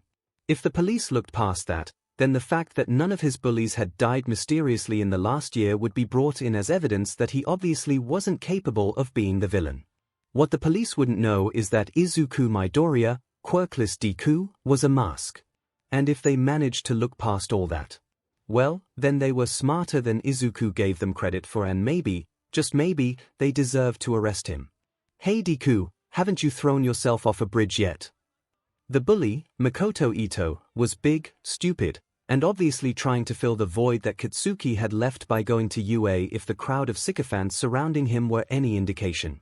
Izuku resisted the urge to glare at him. Hi, Ito. How are you today? It was amazing how quickly people saw weakness when Izuku stuttered. He smirked internally as Ito puffed his chest out and sneered at him. Don't try to be friends, Deku. You're worthless and don't you forget it. With that, Ito shoved him to the ground and turned on his heel to enter the school, followed by his entourage. Izuku stood and brushed himself off. He'd gotten worse from Toga on their first day of training. He smiled as he thought of his friend. He'd have to remember all the dumb things his bullies said and tell her later. She'd get a kick out of it and they'd giggle about all the ways they kill the idiots. It was a good friendship. By the time Izuku got to class, he was back to wearing the mask of a weak, quirkless Deku, but underneath, he felt stronger than any of them. Izuku walked around the apartment and checked the security system one more time. From the outside, it just looked like any apartment in the red light district, but the walls were heavily fortified and the security system could probably put UA to shame. And it was all his. Izuku sighed. He could finally stop smuggling his villain outfit out of the house and changing in Jiran's office. Nice digs, kid. Jiran leaned up against the doorway in the kitchen. Thanks for finding this place for me, Jiran. I feel like I've finally made it, you know. Jiran chuckled. Sorry to have to tell you this, but you made it a while ago. I can count on one hand the number of villains that have the ball to threaten a top 50 hero on national television, not to mention all of them at once. If you're not careful, they'll start calling you the #1 villain in Japan or some other bullshit. Well, it was always my dream to be like All Might. Why don't you just live here full-time, kid? You don't have to keep living with your mother and doing the whole song and dance routine at school like you're not one of the most powerful villains in Japan right now. Izuku pulled a soda out the fridge. Disappearing would call too much attention to me right now. Missing posters, the police looking for me in 2 identities. There would be too many chances for them connect the two, and it would just be too much work when it's easier to just avoid the whole problem. Plus, I'm not ready to leave Mom yet. Despite how much she worries, I still love her and she's been the only one who ever cared about me until the last year. I don't want to put her through that, and I'd miss her too much. Jiran shrugged. Suit yourself. You ready for your meeting tonight? Izuku nodded. Just need to get dressed and I'll be on my way. I've been going to these meetings for months, Jiran, you don't need to worry about me. Jiran held up his hands in surrender. All right, I get it, you've got your big boy britches on and everything. I'll just be on my way, don't do anything I wouldn't do. Izuku crossed his arms. Jiran, would you have threatened all 50 top heroes? Jiran chuckled. Good point, kid. Have fun. He waved and walked out the front door. Izuku went to the closet and pulled out his villain costume. Time to get back to work. Izuku walked into the Blue Dog space with his head held high. The gang leader was already waiting for him. Mastermind, pleasure to finally meet you. My name is Tanaka. Please, take a seat. Izuku sat in the chair offered. So, what can I do for you? Tanaka ran his hand through his hair and smiled condescendingly, and Izuku tensed slightly. Something seemed off, but Izuku didn't know if there was something legitimately wrong, or if he was just among villains. We want to rob the Okaine Bank. We're looking for a big haul. Izuku nodded. Should be doable. What are your quirks? One of the thugs snarled. What do you need to know our quirks for? Izuku rolled his eyes. Because it's normally advisable to use your quirks when robbing a bank. If you'd like a completely quirkless plan, I can do that, but most people don't go for that option, oddly enough. Once he decided the thug had been sufficiently cowed, he turned back to Tanaka, who was still giving him that same smile that set Izuku's teeth on edge. That's just Tokahoshi for YA. He's got a gas manipulation quirk, allows him to control any gas, including the air in people's lungs. Tanaka jerked his thumb toward another thug standing in the corner of the room. Can see in the dark, and he pointed toward a woman leaning against the wall playing with a knife, can throw any knife with 100% accuracy. I have a strength enhancement quirk and can lift 3 times my own body weight. The heavier I am, the more I can lift. Izuku nodded. This matched up pretty well with the information he'd been able to gather before arriving. At least they weren't trying to lie to him. So why did it feel so off? All right, all that's left is the matter of my fee. Tanaka's smile turned wicked and he pulled out a gun and leveled it at Izuku's head. How's this for a fee, pipsqueak? You give us the plan and we'll let you walk out of here alive. Izuku looked around the room to find that the other 2 men had their guns trained on him and the woman with the knife-throwing quirk had 2 knives in each hand. He sighed. This explains why he'd been feeling off the whole meeting. He really should start listening to his gut more often. As he scanned the room, Izuku weighed his options. He could just fight his way out. He'd escaped pro heroes before. But then again, the pro-heroes weren't trying to kill him. He eyed the woman with the knives. With her quirk, he'd be walking out of here with at least one stab wound. Not the end of the world, but something he'd prefer to avoid if possible. Stabs were harder to hide than bruises and burns, after all, and he'd rather not make his mom more worried. On the other hand, he could just give them the plans, but he didn't want word getting out that you could just threaten Mastermind rather than paying. It was bad for business. Izuku thought for another moment before deciding. It sounds like you have yourself a deal. Tanaka put away his gun and smiled. I knew you'd come around, pipsqueak. Now how about you give us those plans? As Izuku wrote, he smiled wickedly beneath his mask. Yes, he'd let them have their plans, but a fat lot of good money would do them with what they had coming. Fun fact, everyone has enemies willing to pay to bring them down. Detective Tsukochi. There's been an interesting development on the 𝐒𝐭𝐚𝐲 bank case.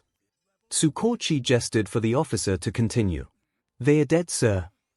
The detective did a double take. I'm sorry, what did you say? The perpetrators of the robbery are all dead. The officer said, one was found strangled in his home alongside his family. Another seemingly died in a bar fight, although I doubt it's a coincidence. Another was found in a back alley, stabbed through the throat.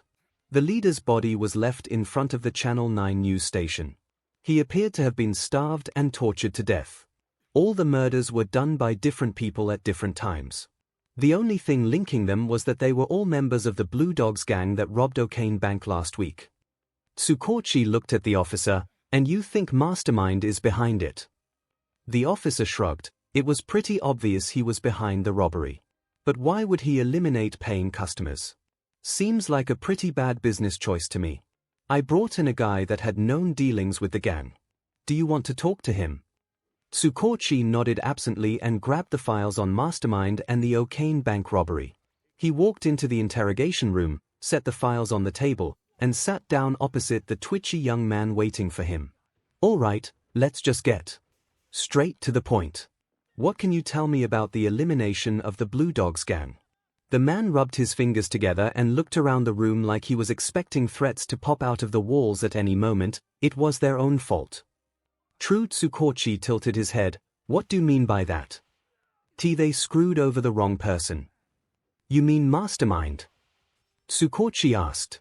The man nodded. Tanaka wasn't ever the type to play fair. If he could screw you over to get $1, he'd do every time. Word is he tried that on Mastermind. Held a gun to his head to get the plans for free. He rushed out. He should have just paid. You don't mess with Mastermind. True, you think he killed them to send a message? To his surprise, the man shook his head. Mastermind didn't kill him. True, Tanaka had enemies, they all did. But it wasn't a coincidence that all their enemies suddenly knew their every weakness right after they pulled that SHT. True. Tsukochi stood. Thank you. You've been a big help. As soon as the door to the interrogation room closed, he sighed and rubbed his eyes. It took a major idiot to try to screw over someone who had managed to kill a hero while he was in police protection. He put the files back on his desk and stood. Maybe he should call Toshinori and go to dinner. Get away from this case for an hour or two. He nodded and grabbed his coat before calling his friend. At least Mastermind didn't know about Yagi Toshinori. Tsukochi shuddered at what would happen if Mastermind figured out how weak All Might really was right now, but his friend had always been super careful with his identity, so they had nothing to worry about. Right. Izuku scribbled in his notebook as he watched the news. A few new heroes had debuted, but that wasn't what caught his attention. What had caught his attention was a group of reporters trying to interrogate a few UA staff members about All Might. It had been a short clip, probably only about 20 seconds, but it was clear that the cameraman had been inside the gates. The reporters didn't call any attention to it, but Izuku knew that UA didn't give out press passes, so how did they get in? He was just considering hacking into the traffic cameras around there to satisfy his curiosity when his phone rang. Jiran. Mom, I'll be in my room. Okay, sweetie. Don't stay up all night. Izuku answered the call right as he closed his door. So Jiran, what have you got for me? Anything interesting?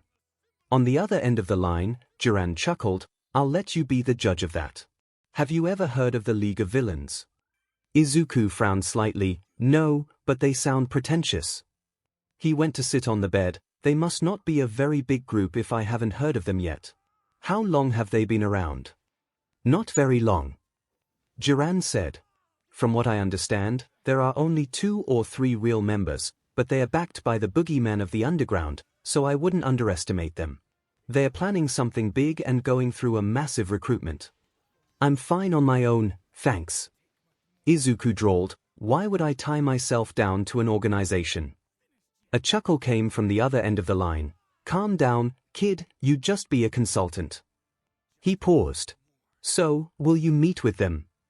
I don't know, Izuku responded. Have they even done anything yet, or am I supposed to just rely on some boogeyman's reputation? Jiran paused for a long moment and Izuku could almost see him taking a long drag of his cigarette like he always did when he was thinking. Well, Shigaraki told me they broke into you earlier today. I don't know, the news didn't cover a break-in. A slow grin spread across Izuku's face, because the media took advantage of them destroying the gate and most likely provided the perfect distraction for whatever the League wanted to do. The media didn't report it as a break-in because they'd be the ones blamed for it, so it'll go pretty much under the radar. Brilliant. So I can tell Shigaraki to expect you tonight. Izuku couldn't wipe the smile off his face. If they want me to plan something as bold as breaking into Yue. Definitely. Izuku was surprised when he arrived at the address that Jiran had texted him, only to find it was a bar. He shrugged. Guess I get to check being to a bar off my bucket list. He was even more pleasantly surprised when he went inside to find it clean and tastefully decorated, a nice change from the derelict warehouses and docks he was used to meeting clients in. A bartender made of mist polished a glass behind the counter and Izuku's eyes narrowed in on the metal braces he wore around his neck. Interesting, he must have a physical body that needs to be protected. A scraggly-looking young man, probably only a few years older than Izuku, was sitting on one of the bar stools, playing with a handheld game console, although Izuku wondered how he saw the screen with a severed hand clutching his face. At least he wouldn't have to deal with these villains discounting his planning skills on account of his age if one of their people was a teenager too. Izuku sauntered up to the counter. Which of you is Shigaraki? There was no answer for a long moment before the teenager paused his game and set it down on the counter, had to reach a save point. I'm Shigaraki. Jiran said you'd be interested in joining our party. Izuku tilted his head. That remains to be seen. I'm more of a solo player, to tell you the truth, but I understand teaming up to defeat big bosses. The hand on Shigaraki's face moved slightly and Izuku guessed the man was smiling. Kurogiri, I like this one. And yes, Mastermind, we're gonna be taking down the biggest boss of them all. All Might. Izuku's eyes widened. That's a pretty lofty quest for a relatively unknown party such as yourselves. The look in Shigaraki's eyes was deranged, but we can do it. Sensei. Tell him about the Nomyu. Izuku turned back to the mist bartender, expecting an explanation, but was met with only silence. Instead, a status-y voice came from the tiny TV set resting in the corner. As you wish, Shigaraki. And may I simply say that it is a pleasure to see you here, Mastermind. I've heard many things about you. Izuku eyed the TV suspiciously. All good, I hope.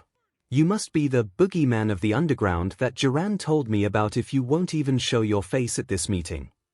A chuckle cut through the static. I suppose some have called me that, but you can call me All for One. Izuku nodded. The name sounded familiar, but he'd have to look it up later. So, what's this Nomyu that Shigaraki mentioned? The Nomyu is a genetically engineered monster with multiple quirks, including strength, regeneration, and shock absorption. I created it to be on par with All Might's strength. Izuku hummed and sat down. Interesting, but the problem with monsters is that they are hard to control. The Nomyu are practically brain-dead, Shigaraki said gleefully, and super obedient. This one will only obey orders from me and will do exactly what I tell it to. And you believe it has the power to defeat All Might? Shigaraki smiled. Of course. Sensei made it. Izuku frowned. Hero worship, even if it was for a villain, was dangerous. He made a mental note to not trust anything Shigaraki said when it came down to All for One's abilities. Even in the event that it cannot kill All Might, 𝐭𝐻𝐲 spoke up for the first time, it will most definitely weaken him. I suppose that's true, Izuku said, so what's the plan? Just throw the 𝐻𝐼 at All Might when he's on patrol, or does this have something to do with the break-in at UA? Your intelligence stats are off the charts, Shigaraki said. We broke in to get a class schedule. In a few days, All Might will be teaching a class in a building away from the rest of campus. That's where we'll kill him. 𝐭𝐻𝐲 will warp us right into the building when they least expect it. The muscle we've recruited will take care of the hero brats and other pros, and 𝐻𝐼 will take care of All Might. Izuku nodded. His mind was buzzing. He'd never been obsessed with getting revenge on All Might for crushing his dreams. Society had done more to do that than the #1 pro, but he'd be lying if he said the idea of revenge didn't appeal to him. But there were too many unknowns in this plan for him to be entirely comfortable with it. What happened if the 𝐻𝐼 failed? How could they make sure All Might was weak when he fought it? What happened if All Might used all his time in the morning and never showed up to class? He began to sort out his thoughts, letting his brain come up with plans for every eventuality. After a few minutes of this, Izuku finally realized the others were staring at him, most likely waiting for his answer. All right, sounds like a plan. However, I'd like to make a few changes, if that's all right with you. Shigaraki looked to 𝐭𝐻𝐲, who nodded. Shigaraki gestured for Izuku to continue. First, All Might has weaknesses that we can take full advantage of, one of which is that he has a time limit for how long he can be active each day. This is good for us, but could also potentially bite us in the butt if he does too much work in the morning and doesn't show up to class. All for one said, what do you suggest? Well, Izuku pulled out his notebook, both us have significant pull in the underground. Between the two of us, I'm sure we can manipulate the city so that All Might has to interfere in about 2 hours worth of crimes, but no more than that. Last I heard, All Might's limit was around 3 hours, so if we keep him occupied for 2 of them, he'll be as weak as we can get him while still ensuring he shows up to class. From there, we'll need to split up the hero students and get them away from the entrance. It's important that none of them escape to get help from other heroes. We'll also need some way to jam communications so no one can call for help. That's already taken care of, 𝐭𝐻𝐲 said calmly. One of the villains we recruited has an electric-type quirk perfect for jamming signals. Izuku wrote down what they had so far. Do you know the students' quirks? It'll be better if we know what to look for. Shigaraki shook his head. They're just brats, they can't do much damage. Izuku wasn't so sure. If all the students were as strong as Katsuki, they could do a lot of damage indeed. He looked at Shigaraki coldly. People would probably say the same about you and me. Age isn't a measure of competence. He bit his pencil. Unfortunately, the staff is probably already on guard after today's break-in, and hacking into the records now would tip our hand. It's not ideal, but we'll just have to split them up as soon as we arrive. The four spent the next few hours debating different plans and making sure that everything would go smoothly. By the time that Izuku went back home, he was almost too excited to sleep. He looked at his bare walls and the still visible outlines of where posters had been and smiled brightly. Watch out, All Might, Mastermind is coming. Bakugo tried to keep to himself on the bus ride, but that stupid shitty hair extra just wouldn't leave him alone. He and his equally loud and upbeat friends surrounded Bakugo, who was seriously 2 seconds from exploding. Not that Bakugo himself wasn't loud, he knew he was, but he was an angry type of loud not. Whatever these extras were. They weren't anything like the extras that had followed him around in middle school. Those ones only spoke if it was to agree with him or praise his quirk, where these guys talked about everything under the sun and just wouldn't shut up. They even had the ball to laugh at him and call his personality a garbage heap. Seriously. All Might and Aizawa-sensei sat in the front of the bus, ignoring the class's antics. Aizawa looked almost as annoyed as Bakugo was, probably because All Might wouldn't shut up either. Or maybe that's just what Aizawa always looked like. It was hard to tell. He followed the teachers into the facility and rolled his eyes when the stupid space heroes started their spiel. Sounds like they really wanted the acronym of this place to be the same as Universal Studios Japan. And yeah, he knew quirks could kill, that's why he wanted his name to be King. Explosion murder. Just let him blow some stuff up already. All of a sudden, a purple dot appeared in the center courtyard and 13's voice trailed off as the students started muttering. Is this part of the training? No. Aizawa said as people started pouring out of the strange purple mist, those are villains.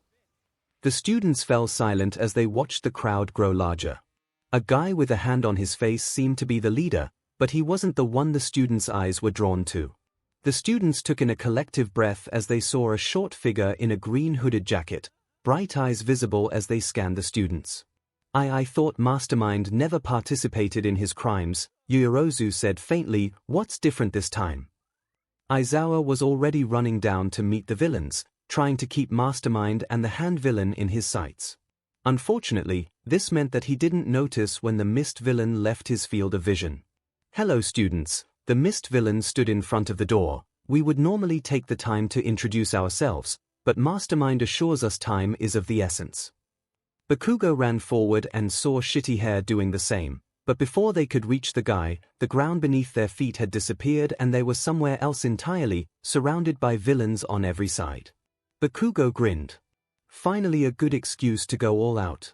Izuku grinned as all the students were spread throughout the facility. Perfect. All Might would need to track them down before he would be able to help any of them escape, but he'd have to get past the Nomu first. He stalked toward them, flexing his muscles and looking intimidating as his smile turned into a grimace. You fiends, what have you done with them? Ha ha ha. Don't worry All Might, Shigaraki cackled. We're not here for them, we're here for you. Nomu, get him. The Nomu surged forward and All Might leveled a punch at his gut. Izuku took a sick sort of satisfaction in the look of shock that he saw on All Might's face before Nomu returned his punch and he went flying across the courtyard. Both pros looked toward the front entrance as a cry rang out from the entrance and 13 crumpled under the force of their own quirk. There wasn't time for them to dwell on it, however, because the Nomu charged and the horde of villains swarmed Eraserhead. Izuku stood back and watched as both pros fought. It really was quite impressive. He heard panicked screaming and glanced over to the shipwreck zone in time to see a girl jumping ashore with two purple-haired boys in her arms, one of which was the source of the screams. How heroic. Many of the villains were sitting dazed in the water, apparently in some sort of a trance, most likely the other purple-haired boy's quirk. It couldn't be the girl's, considering she was moving like a frog. He'd have to be careful of that boy. Kurogiri had rejoined the fight in the main plaza as All Might suplexed Nomu, opening a portal and allowing Nomu to grab All Might from below. All Might grimaced as Nomu's claws dug into the old wound at his side and he started pulling All Might through the portal, but was interrupted when a massive wave of ice froze him in place, allowing the hero to escape. Izuku whipped around to look at the source, finding a boy with red and white hair glaring at him. He pulled out a pair of combat knives and ran toward the student, only to be blocked by Eraserhead, who had finally finished dispatching the crowd of villains he'd faced. Izuku dodged the capture weapon and slashed at the pro, who jumped back just in time. Eraserhead had his quirk focused on Mastermind, but it didn't slow him down at all. The two were evenly matched when it came to combat. Eraser had more experience, but Mastermind had knives and wasn't afraid to kill. Die! Izuku flinched as Bakugo yelled, but his old bully and another red-haired student headed straight for Kurogiri instead. Izuku turned back to Eraserhead. Kurogiri could fight for himself. Bakugo let loose an explosion as the two neared the mist villain, but instead of hitting him like they'd obviously planned, their attacks went straight through him. That was close. You students are too problematic. And with that he warped all three students away again. Even if the students had managed to defeat all the villains in the areas they were warped to, it would still take them time to get back to the plaza. A tearing sound echoed as the Nomu tore himself from the ice and regenerated his lost limbs. Did you think shock absorption was Nomu's only quirk? Shigaraki's grating voice taunted as his smile turned deranged underneath his hand mask. He was designed to withstand you at 100% of your power, All Might. All Might clutched his side and stood tall, spitting out a mouthful of BLD, shock absorption, here. Not nullification. All Might rushed toward Nomu and let loose a flurry of blows that the Nomu returned with vigor. That means there's a limit to what you can take. You've already told me how to beat him. If he's designed to withstand 100% of my power, I'll just have to go beyond that. Izuku smirked, but Eraser tried to take advantage of his distraction and attack despite the high winds from the fight. Not so fast, Eraserhead. Shigaraki ran up behind the pro and grabbed his elbow right before he had to blink. Eraserhead's elbow began to disintegrate and he cried out in pain. Izuku ran forward and Eraser reared his head back as a blade narrowly missed his eyes, leaving a long jagged cut on his right cheekbone. Shigaraki threw him toward the floor and Izuku kicked him in the head, knocking him unconscious. Plus. Ultra. All Might cried.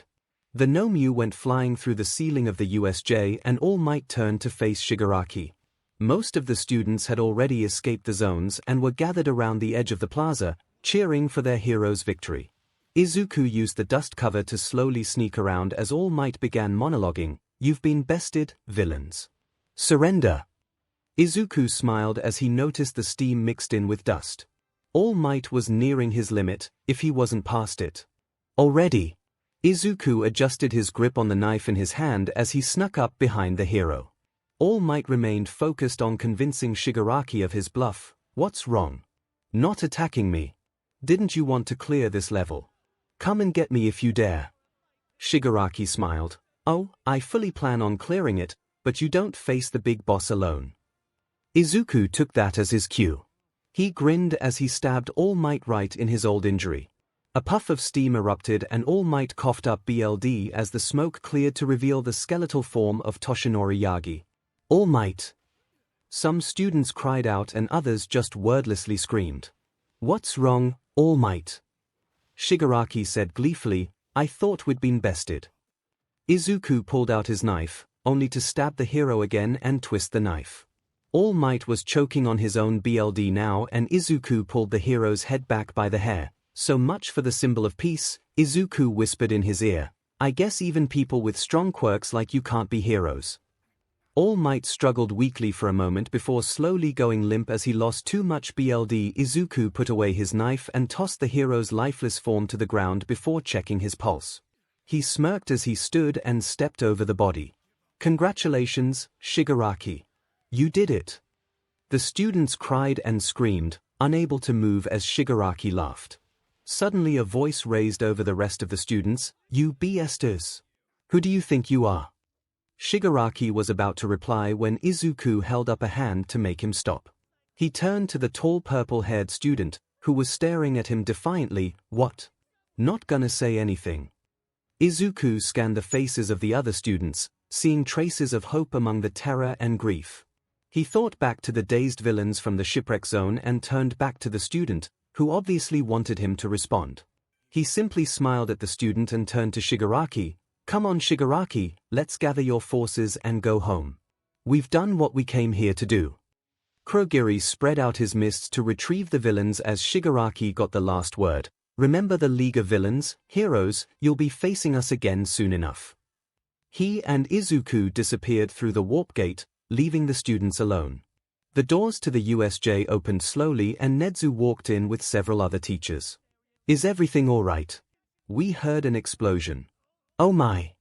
The teachers took in the tear-marked faces of the students, 13 lying near the door with a lacerated back, Eraserhead by the fountain bleeding heavily from a head wound, and, finally, All Might's skeletal form lying in a pool of his own blood. They were too late. Thousands showed up for the funeral of the symbol of peace. Tsukochi stood stoically next to Sir Nightai as Gran Torino stood at the podium to give the eulogy. "I've known All Might since before he was the symbol of peace. Back then, he was just a kid with a dream. We thought he was crazy, thinking that he could decrease crime just by being visible, by being a symbol, but I guess he was just crazy enough to pull it off. All Might dedicated his life to protecting people, and now he's dedicated his death too. The villains were after him, make no mistake, but All Might did his darndest to make sure that none of those kids were hurt and he succeeded. This is his legacy, that wherever All Might was, people were safe. He made the world safer just by being there and by being himself. He'll be missed, that's for sure, and the world won't be the same without him, but if I know anything about All Might, I know that he wouldn't want us to lose hope. He'd want us to keep going, keep fighting, and keep protecting those in need. Thank you, All Might, and goodbye." 𝐼𝐴𝐼𝐿 went to stand back by Tsukochi, wiping his eyes surreptitiously. The three walked over to the casket along with several other heroes, taking up their places as pallbearers.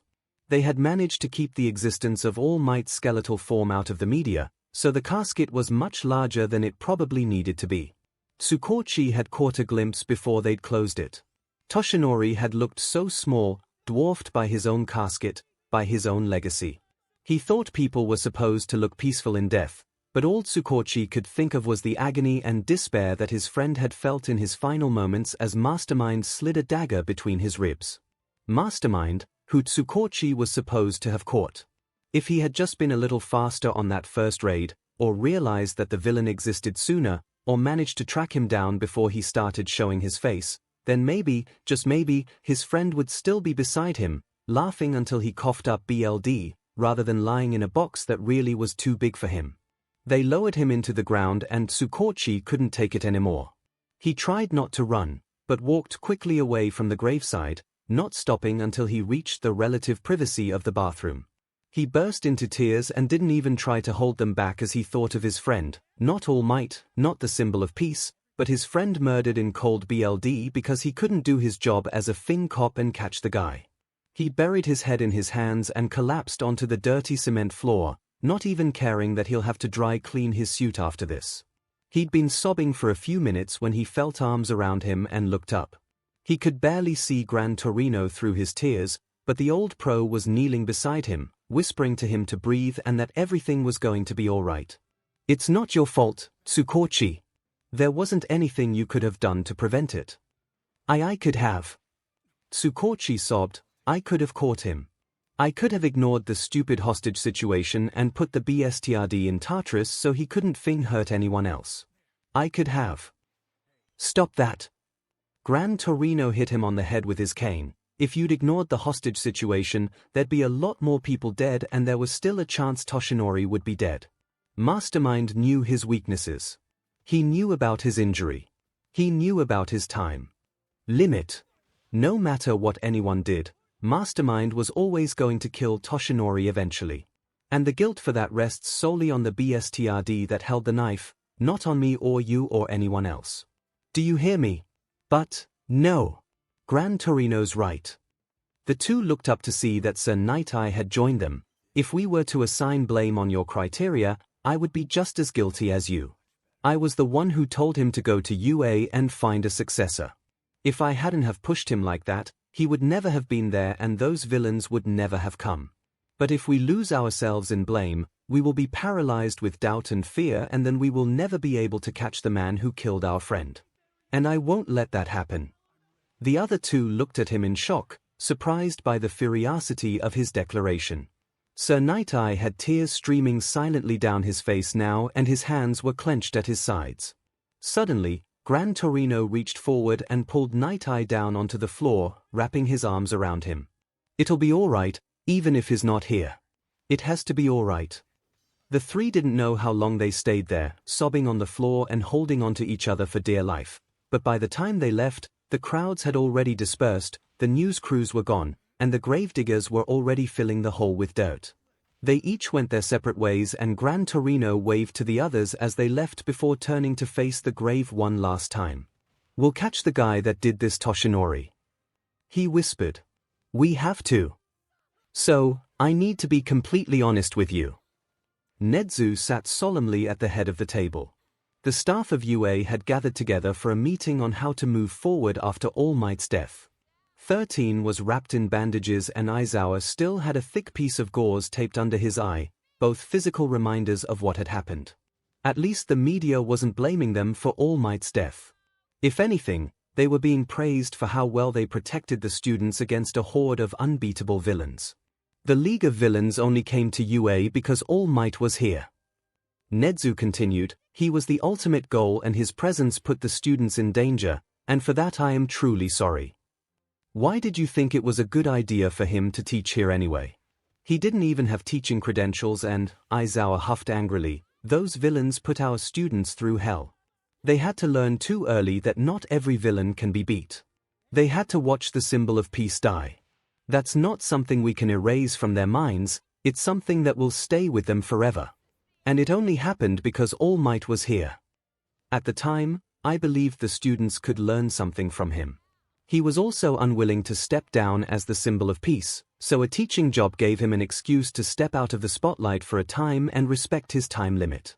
But the main reason I invited him to teach at UA was because of his quirk. 𝐻𝐻𝐿 looked around the table at the confused faces of his staff and took a deep breath before continuing. All Might's quirk was unique in many senses of the word. It was called One for All and had an aspect that allowed it to be physically transferred to another person. 𝐻𝐻𝐿 ignored the shocked looks and whispers. He came to UA to find a suitable successor for his quirk. I thought I could point him to some of our students that have been doing well and he could groom them to become the next symbol of peace. So, Midnight spoke up, "Are you telling us that one of our students has All Might's quirk now?" 𝐻𝐻𝐿 looked up at her. No. That's just the thing. He had spent the year so far looking at several students, but had not yet made a decision at the time of his death. I normally wouldn't have dreamed of telling you this secret, but it doesn't matter anymore. All Might was not able to pass it on and his quirk died when he did. So why are you telling us? Aizawa asked. If he didn't pass it on, it's a moot point and we don't need to know. 𝐻𝐻𝐿 sighed. I wish it were that simple. You see, One for All has a brother quirk, of sorts, called All for One. The villain with this quirk can steal the quirks of others, which he has used to give himself a supernaturally long lifespan. We believe he died in a confrontation with All Might several years ago, but his body was never recovered and there is a possibility, however slight, that he survived. Until now, the only people strong enough to keep All for One in check have been the holders of One for All. There was a pause as everyone digested 𝐻𝐻𝐿's words and their implications. When it finally sunk in, the teachers stared at the principal in horror. Now that One for All is gone, 𝐻𝐻𝐿 whispered, I do not know if there is anyone alive strong enough to defeat All for One. Will he come after the students? MIC asked quickly. I don't know. 𝐻𝐻𝐿 replied. With All Might gone, he shouldn't have any reason to, but there is always the possibility that he does not know that All Might never passed on his quirk and he will look for the successor among our student body. How will we protect the students? Snipe asked. 𝐻𝐻𝐿 stared off into the distance. I don't know, he said softly, I don't know. Hello everyone and welcome to the sports festival. Can I get a plus altar? Present MIC's booming voice could be heard even from the sidewalk outside the stadium and Izuku shook his head. Heroes.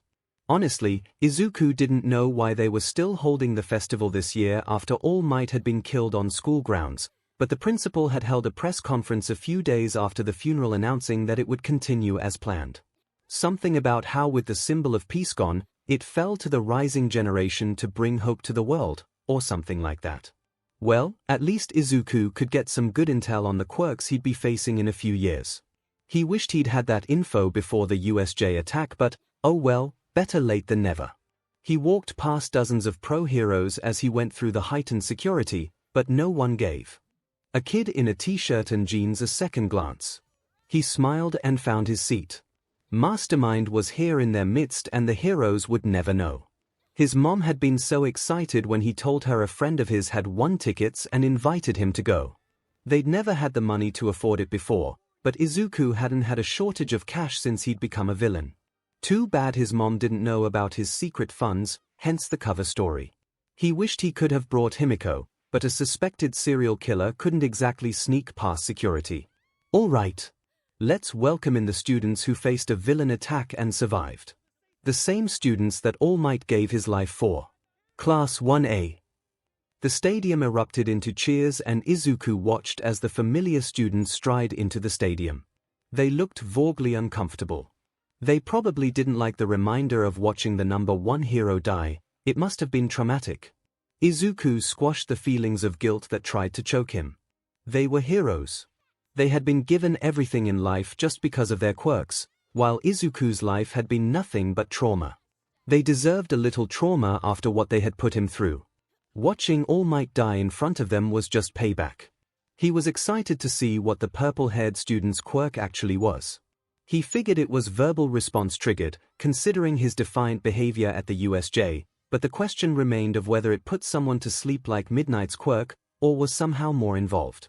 He was also excited for the half-and-half boy's quirk, since he was one of the few who managed to fight back during the attack, and against the Nomu too. Izuku smiled darkly as he watched Katsuki climb the steps to give the opening speech.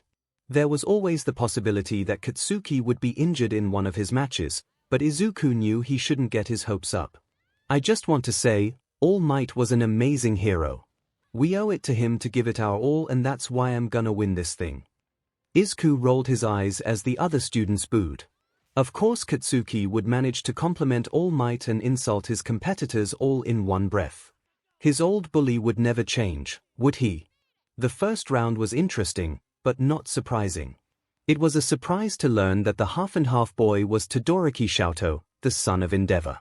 He managed to freeze most of the competition and narrowly beat out Katsuki as winner of the round.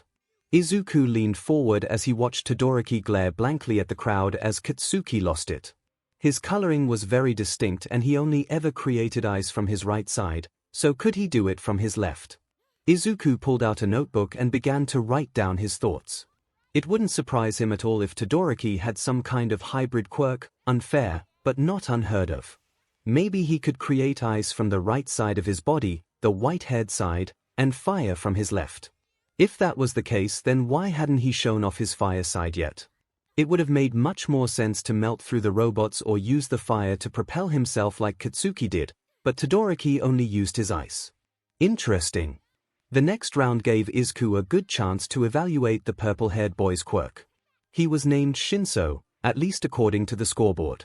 Izuku watched as he took advantage of the other teams as they targeted Todoroki. He would approach them as if he wanted to team up, but then the other team would simply hand over their points without a fight.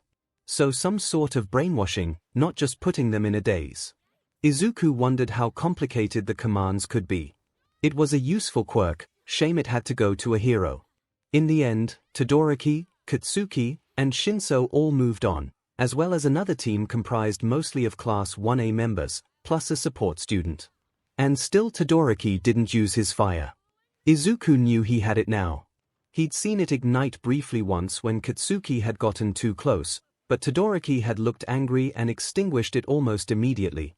His mastery of his ice was amazing, but Izuku couldn't help but wonder how powerful he could be if he stopped ignoring his left side. He put his notebook away, stretched, and headed for the student areas. He never had been very good at ignoring his curiosity, had he? Sneaking past the guards was almost too easy, even if they were pro-heroes, and Izuku walked confidently as he searched for Todoroki. If he was caught, he could just say he was looking for 𝐿 and that they were old friends.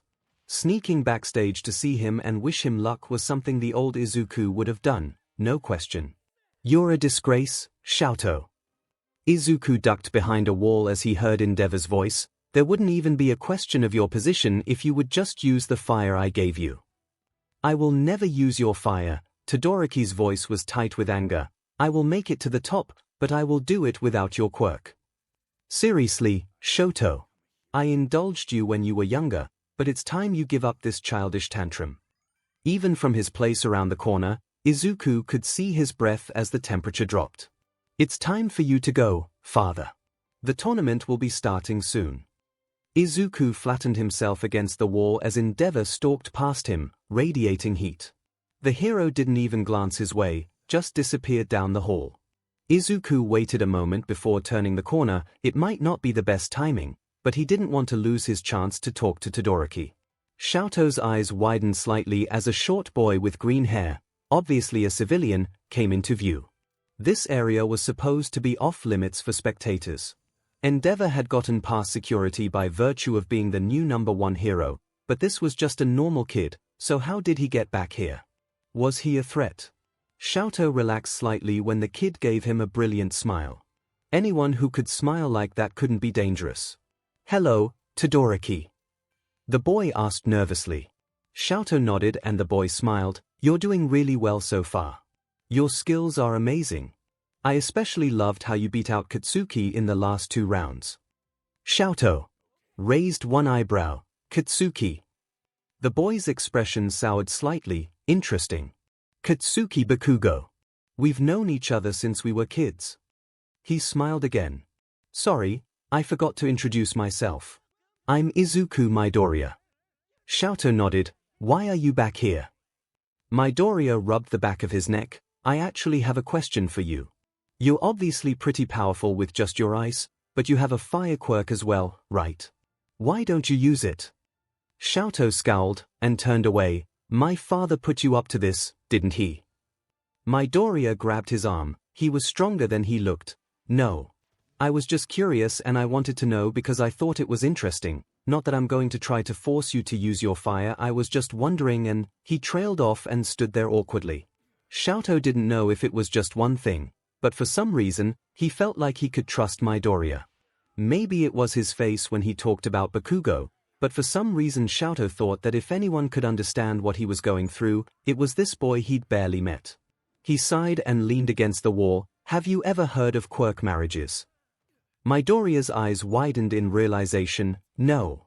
𝐿𝐼 nodded sadly. My father always wanted to be number one. I guess he is now, but he wanted it to be because of his power, not because All Might got himself killed.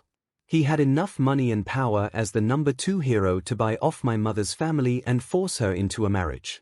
He got her PNT multiple times trying to create a child with a quirk strong enough to beat All Might. He raised me to be his masterpiece, not his son. Midoriya was listening with wide eyes and 𝐿𝐼 took a deep breath. It felt liberating to finally talk about this. In every memory I have of my mother, she's always crying. She called my left side unbearable, right before she poured boiling water on my face. I never blamed her though, it was all my father's fault for forcing her to that point. Midoriya was staring at him strangely. You must hate your father, then. 𝐿𝐼 thought for a moment. Midoriya had said it like a statement, rather than a question, but he wanted to answer it anyway. Did he hate his father? He thought about the rage he buried under a layer of ice, about the fear he felt when he thought about using his fire. Is that what hate felt like? Yes. He said firmly. I think I really do hate him. Midoriya nodded. I think that's good then. I understand why you don't want to use your fire, but just so you know, it's your quirk, not his, and you can always use it to do things your father would hate. Good luck Todoroki. Crush Katsuki for me. And with that, Midoriya waved and left Todoroki to make his way back to his classmates. Where'd you go, you half-and-half bastard? Bakugo yelled. I looked everywhere for you and couldn't find you. 𝐿𝐼 felt consumed by the hatred he had just realized he felt, and it left him numb as he thought about Midoriya's words. I ran into an old friend of yours. Friend? Ashido laughed. Bakugo had friends before you, eh? Shut up, Pinky. Bakugo yelled. Who was it? Izuku Midoriya. His interesting. Bakugo sneered. Deku. His worthless and his not my friend. I'd never sink low enough to be that idiot's friend. 𝐿𝐼 nodded absently. I liked him. He then tuned out any response Bakugo had and the laughter of their other classmates. He had a lot to think about. Mastermind. Izuku looked around and saw a pair of red eyes staring at him from the darkness. Well, I should hope I'm recognizable by now, he said carkily. I am pretty high profile. You're the one who killed All Might. Izuku smiled behind his mask and threw his arms out to his sides, with pride. What can I do for you? You can die. All of a sudden 3 knives shot at him from the darkness. He managed to dodge the first 2, but the third grazed his cheekbone before clattering to the ground. His brain kicked into overdrive as he turned to look at his attacker. His eyes widened when he saw Stain, the hero killer. He knew that Stain had been known to kill villains, but that was back in his vigilante days. Now he mostly targeted heroes. Well, except for him, apparently. Izuku quickly picked up the knife that had dropped and wiped off the BLD as best he could. He didn't know how the hero killer's quirk worked exactly, just that it involved BLD and paralysis, but the odds were that there was some sort of BLD ingestion requirement for activation like most BLD-related quirks. He pulled his mask up a little higher to cover the cut on his cheek. So, are you gonna tell me what I did to get on your hit list? Izuku asked.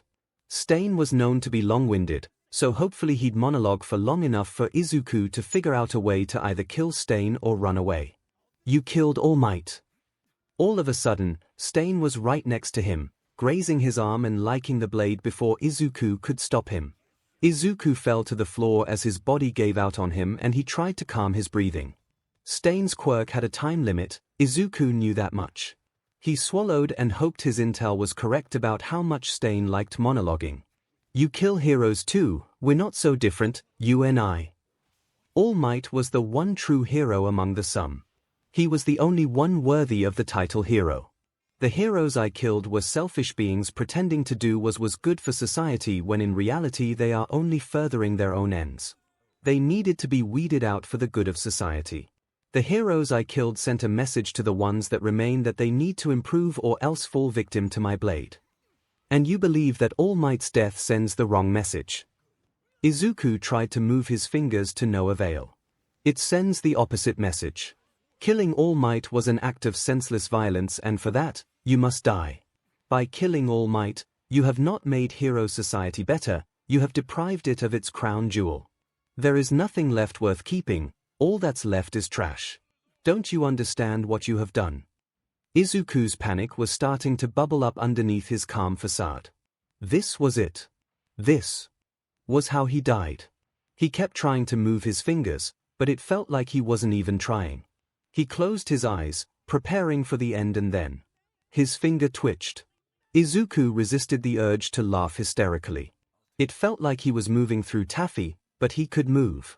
It's some like you who make it necessary for me to stain my hands with the blood of the unworthy. You are what is wrong with society. Izuku looked up at Stain, but didn't move. It seemed he couldn't feel when his quirk wore off. Izuku could use that to his advantage. Stain moved around as he spoke and at one point he looked up at the sky. I have judged you and found you unworthy of life. Izuku quietly stood and quickly made his way behind a nearby dumpster. He held his breath as Stain looked back to where he should be. SHT. He must be type O. He looked in either direction before gathering up his knives. No matter, he can't have gotten far. My blade will still taste his BLD tonight. And with that, Stain hurried out of the alley in search of his prey. Izuku waited for several long minutes before breathing a sigh of relief and coming out of his hiding place. He quickly took off his jacket and mask, hiding his knives inside like he had when he had escaped the hero raid. It was far too dangerous for Mastermind to be on the streets tonight. Izuku made his way back to base, he thought through the fight. Stain would find him again soon enough, and when he did, only one of them would make it out alive. No. Come on, Stain, be reasonable. We both want to destroy the things we hate.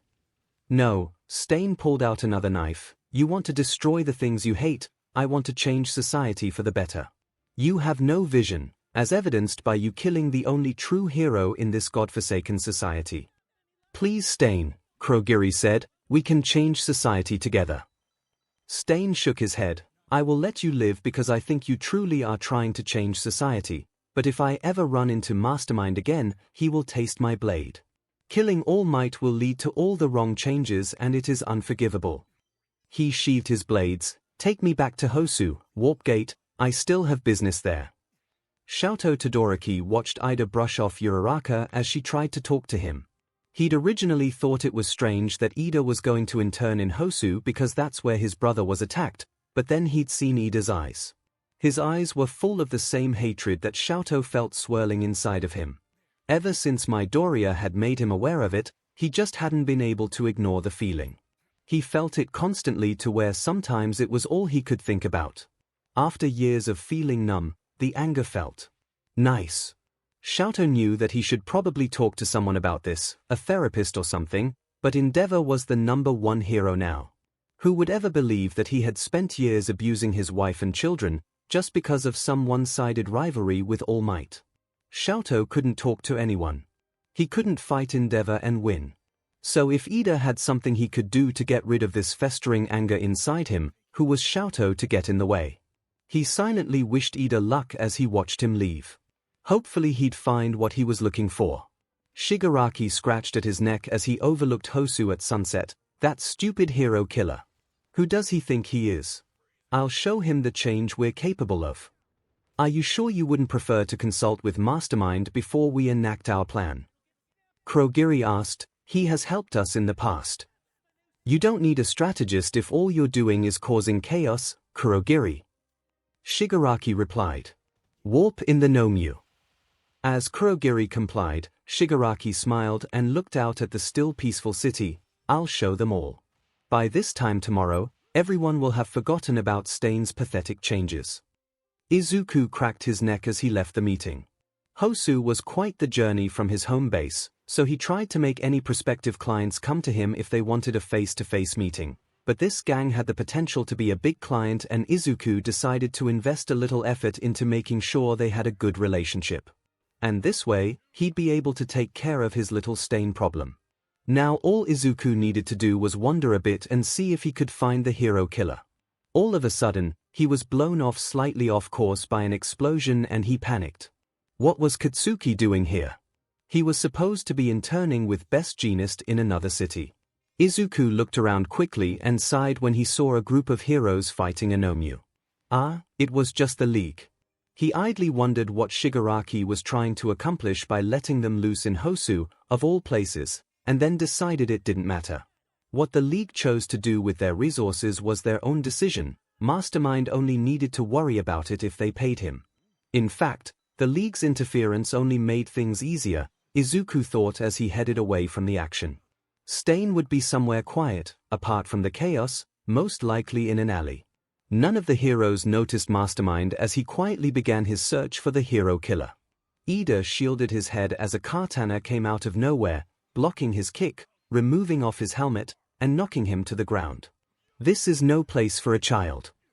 Ida stood and let Stain see the rage in his eyes. BLD red scarf, knives all over your body. You're Stain, the hero killer. I've been looking for you, but I didn't think I'd find you so soon. Stain leveled his katana at Ida's face. Your eyes are searing with vengeance. Be careful what you say next, for even someone your age could be my target. Ida clenched his fists as rage and hatred clenched his heart. Are you saying I'm not even a threat to you? He met Stain's eyes. My brother is a hero who you attacked. He was the best older brother anyone could ask for. I have come to stop you because he can't anymore. I'm going to make sure you remember my name for as long as you live. I am Ingenium and I will defeat you. Then so be it, Stain said, die. Ida leveled a kick at the hero killer, who dodged and returned with a kick of his own, knocking Ida to the ground. Before he could even think to move again, Stain's katana was buried in his arm. So you're Ingenium's brother. You don't deserve to call yourselves heroes. You're fakes, the both of you. Ida grit his teeth. My brother was someone people looked up to. Now he'll never work as a pro-hero again. You had no right to take that away from him. I won't forgive you. I'll kill you. Shouldn't you be worried about saving that guy? Stain pointed and Ida followed his finger to see pro-hero native slumped against the wall of the alley. Ida's stomach sunk. He hadn't even realized native was there. So busy with your grudge, you forgot all about him, right? You planned on using your quirk only for your own selfish longing for revenge. You're about as far from being a hero as I can imagine. Stain slid his katana from Ida's shoulder and liked it, and that's why you'll die tonight. Ida couldn't move, he couldn't think. What would his parents think? What would Tensai think? They'd be so disappointed and he wouldn't even be able to apologize. Hot tears fell on the concrete. How could he have been so stupid? Goodbye, child. May your death bring about a better world. Ida closed his eyes and waited for the sharp bite of the katana, but it didn't come. Hello again, hero killer. Fancy seeing you here. Mastermind. Stain pointed his katana at the newcomer. Ida tried to look, but could just barely see a dark red boot standing behind Stain. So nice of you to come. My blade hungers for the BLD of the bestiary that killed All Might. Did you know that the girl who taught me how to fight loves you? Mastermind asked idly. When I told her I was killing you tonight, she was so excited. Told me to bring her a vial of your BLD. Mastermind fixed Stain with a green-eyed stare. I don't intend to break my promise.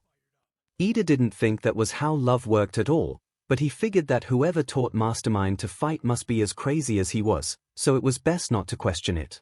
He tried to move his fingers but couldn't. Was this how Tensai had felt when he woke up and couldn't move his legs? Mastermind launched himself at 𝐶𝐻, a long knife in each hand.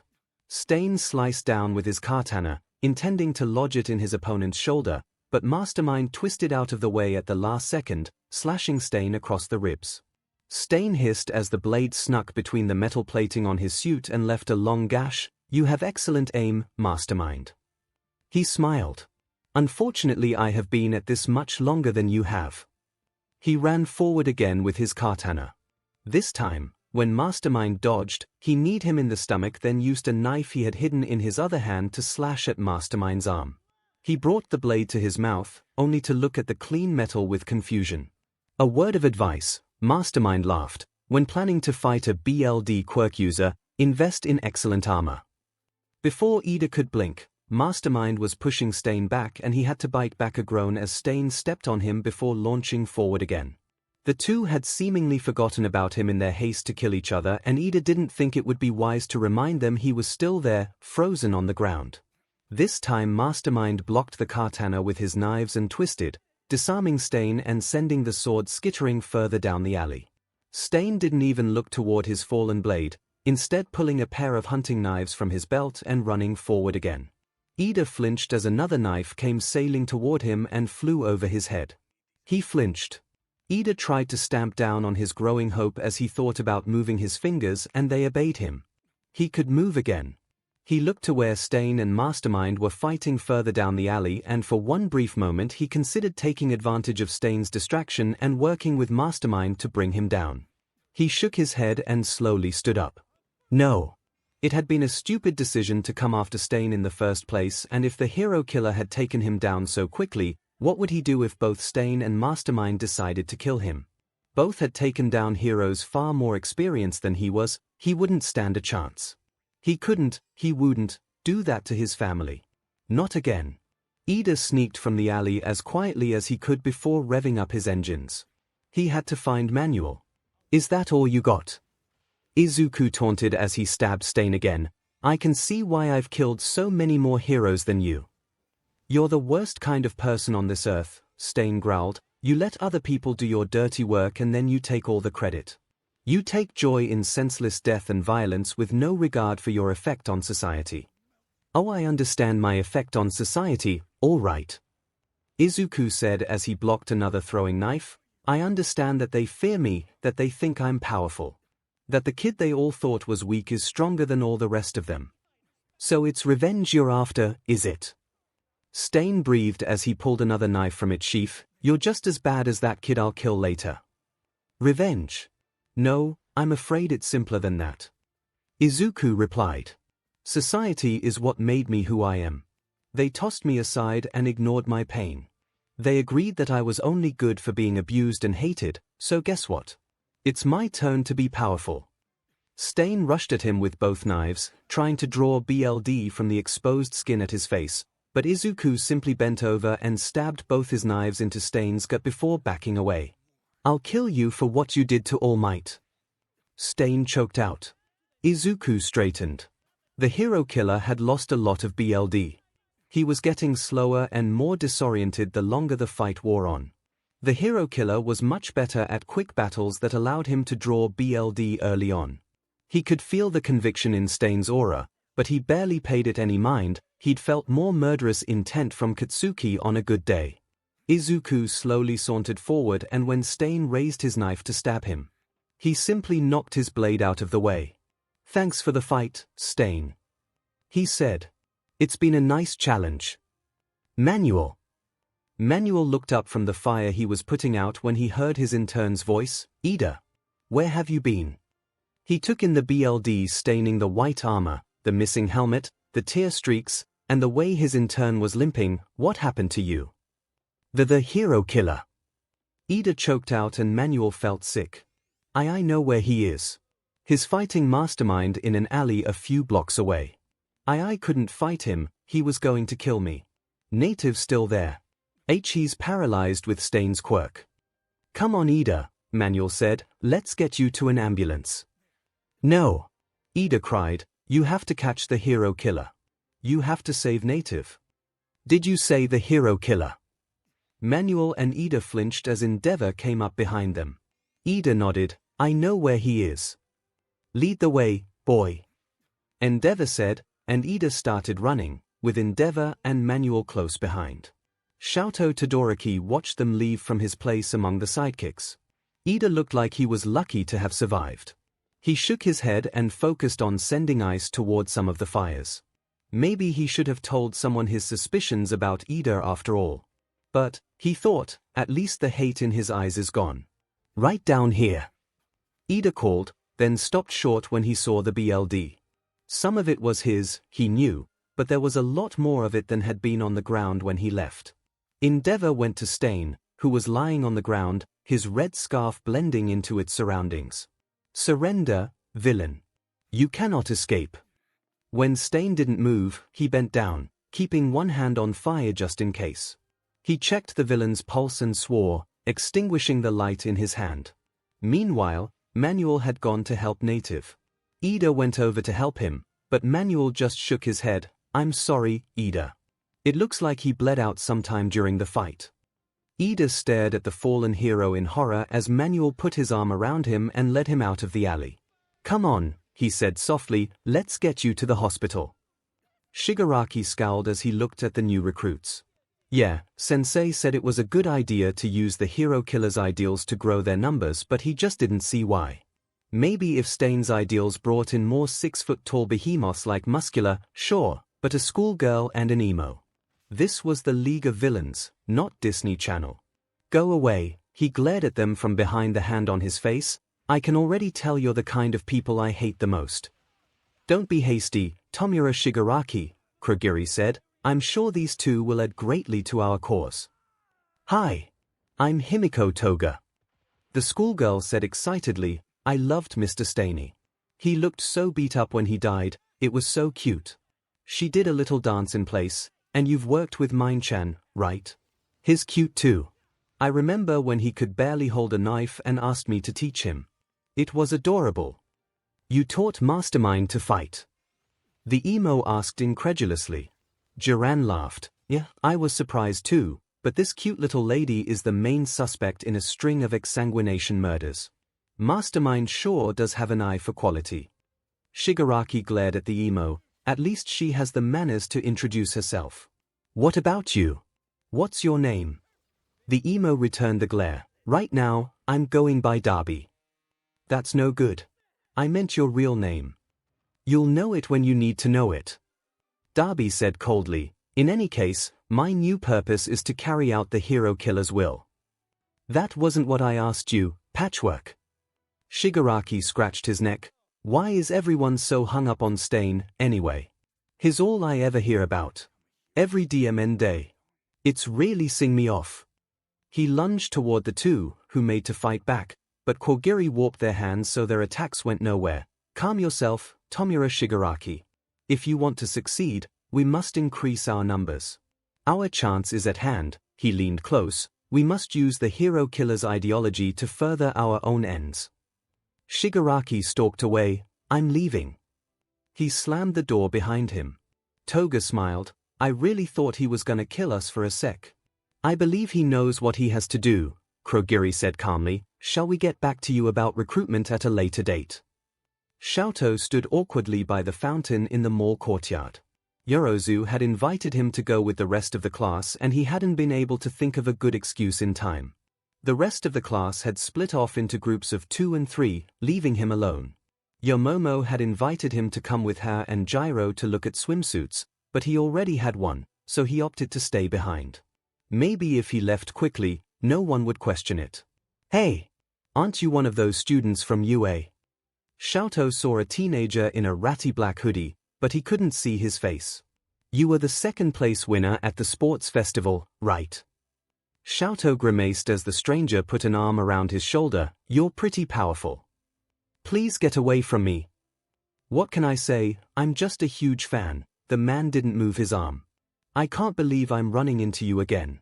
It makes me think it might not be a coincidence. 𝐿𝐴𝐽's eyes widened slightly as the man put a hand around his throat, keeping his middle finger lifted. It feels like destiny, but I guess from your perspective, we haven't met since the attack on UA. The man smiled at him, allowing 𝐿𝐴𝐽 to see his face. Tomura Shigaraki, the head of the League of Villains with a 5-point disintegration quirk. 𝐿𝐿 swallowed. Suddenly the hand around his throat felt much more threatening. Why don't we sit down and chat for a while? 𝐿𝐿 Todoroki.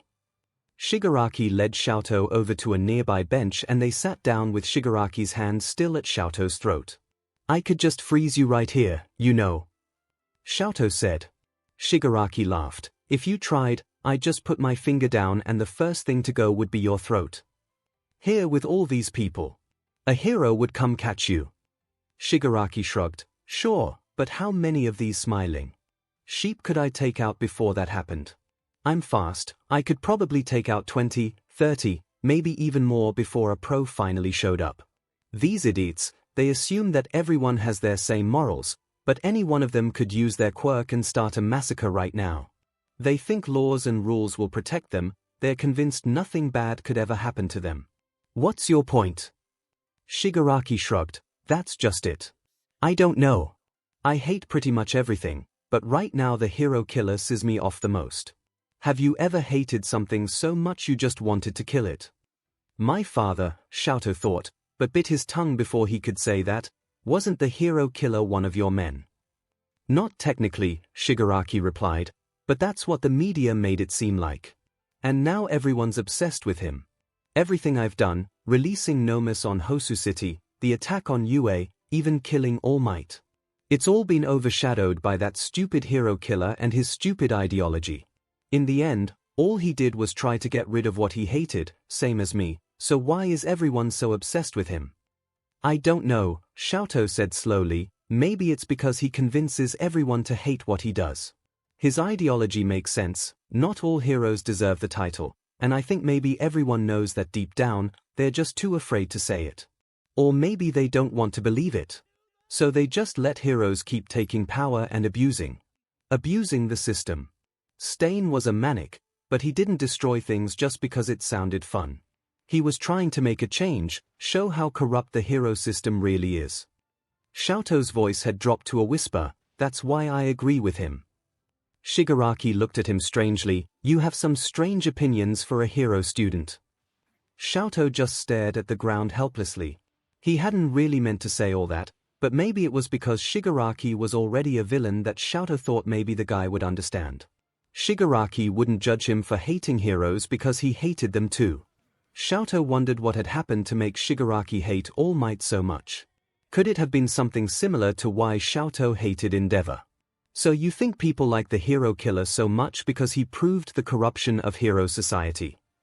𝐿𝐿 nodded carefully and Shigaraki smiled. It all makes sense now. Why All Might pissed me off so much, why the hero killer made me so angry. It was right in front of me. All Might was the reason why these people smile and think they're safe, because heroes will always protect them. They trust them when really, heroes don't save everyone, and they don't deserve our trust. Shigaraki released 𝐿𝐿's throat and looked at him. I don't need to change my ways after all. I just need to prove how fragile society's sense of safety really is. Thank you, Todoroki, you've been a big help. He stood. Don't try to follow me, hero. If you try, I'll get angry. 𝐿𝐿 watched him leave until he disappeared in the crowd. I'm not a hero, he muttered. Toga hugged Izuku the moment he walked into the bar and gave him a kiss on the cheek. Mine-chan. How are you? It's been so long. Izuku laughed and pried her hands away. Himiko, you just saw me a few weeks ago. It feels like an eternity. She pouted. Welcome, Mastermind, Kurogiri said. Can I get you a drink? Sure, I'll take cranberry juice, if you have any. Kurogiri nodded and a laugh came from the corner. You have no qualms about murdering heroes and yet you're worried about the legal drinking age. Darby scoffed, some villain.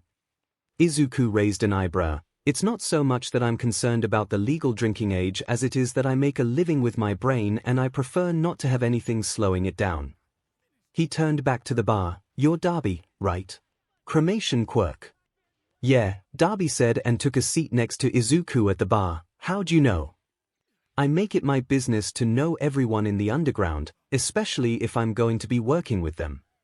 Izuku said simply, I've had my eye on you for a while now. Darby looked vaguely concerned, but it was hard to tell many facial expressions with his scars. Kurogiri set a glass of cranberry juice down on the bar and Izuku pulled down his mask, letting it pool around his neck. "Whoa, Mastermind," Darby said, "aren't you concerned about people seeing your face?" Izuku smiled, "I'm concerned about heroes seeing my face. As odd as it sounds, my identity is not completely unknown in the underground. Jiran and Himiko know who I am, for example, and quite a few people have seen my face." Darby raised an eyebrow.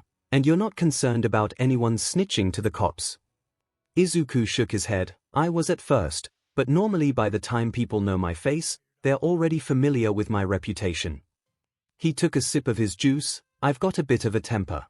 If anyone screws me over, I screw them over twice as hard. There was a gang a few months back, the Blue Dogs, have you heard of them?" Darby nodded. "They're dead now, aren't they?" Izuku nodded gleefully. "They tried to threaten me into working with them rather than paying me. I gave them their plans, but then tracked down all the enemies the gang had and made sure they knew the weaknesses of every single member. They didn't last a week." Darby shivered. "Remind me not to piss you off." Izuku smiled. "If I have to remind you, it's already too late." Shigaraki walked into the room. "Thanks for coming, Mastermind. It's always more fun when you're my player too." "Not a problem, Shigaraki. You pay well and your jobs are always interesting. So what do you have in mind?" Shigaraki sat at the bar. "We're going to show how fragile society really is by attacking a UA training camp, kidnapping one of the students and turning them to villainy." Izuku thought for a moment. "That might be difficult. Do you have a plant in place?" Shigaraki shook his head. "We have a spy, but not one I'm willing to pull out yet. He'll be leaking the location to us as soon as they arrive." Izuku nodded. "All right then, who do you have in mind?" Shigaraki smiled and pulled a photo from his pocket. "Katsuki Bakugo." Izuku frowned and took the photo. It was of Katsuki chained up on the podium at the sports festival. He'd taken offense that Todoroki hadn't used his fire in their fight, so his win didn't mean anything. Izuku got where he was coming from, but at the same time, Todoroki didn't use his fire against anyone, so Katsuki really shouldn't have taken it personally. "Yeah, no, that's a terrible idea." Darby laughed as Shigaraki stared at Izuku in shock, "But he already acts villainous." "I know." Izuku laughed. "The problem is that he's too stubborn. You'll never be able to get Katsuki to be a villain because he doesn't see himself as one. He sees himself as a hero and no amount of threatening or bribery is going to convince him otherwise."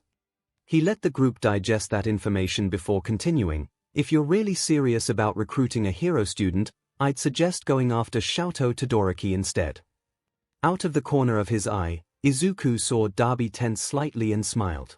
"The number one hero's son." Shigaraki said in confusion. "What makes you think we'll be able to turn him?" "Take it from someone who used to want to be a hero." Izuku smiled as the group reacted to that. "People don't turn to villainy without a reason, and Todoroki has one of the best reasons I've ever seen. He was abused by a hero for years and no one ever saved him. Who would ever believe the number one hero was guilty of child abuse?" Izuku lifted his glass to take a drink. "And besides, we have his brother to help us convince him." The others looked confused as Darby stared at him in shock. "How did you know?" "A strong fire quirk, bright teal eyes, a hatred of all heroes, but especially Endeavor." Izuku shrugged. "It wasn't that hard to put together. I told you I'd had my eye on you for a while." He looked Darby in the eyes. "So what do you say to Todoroki? Are you ready to see your brother?" The UA traitor rolled his eyes at his classmates' antics as the bus rolled to a stop. He quickly sent a text sharing his location with Shigaraki. This would show those Class A assholes.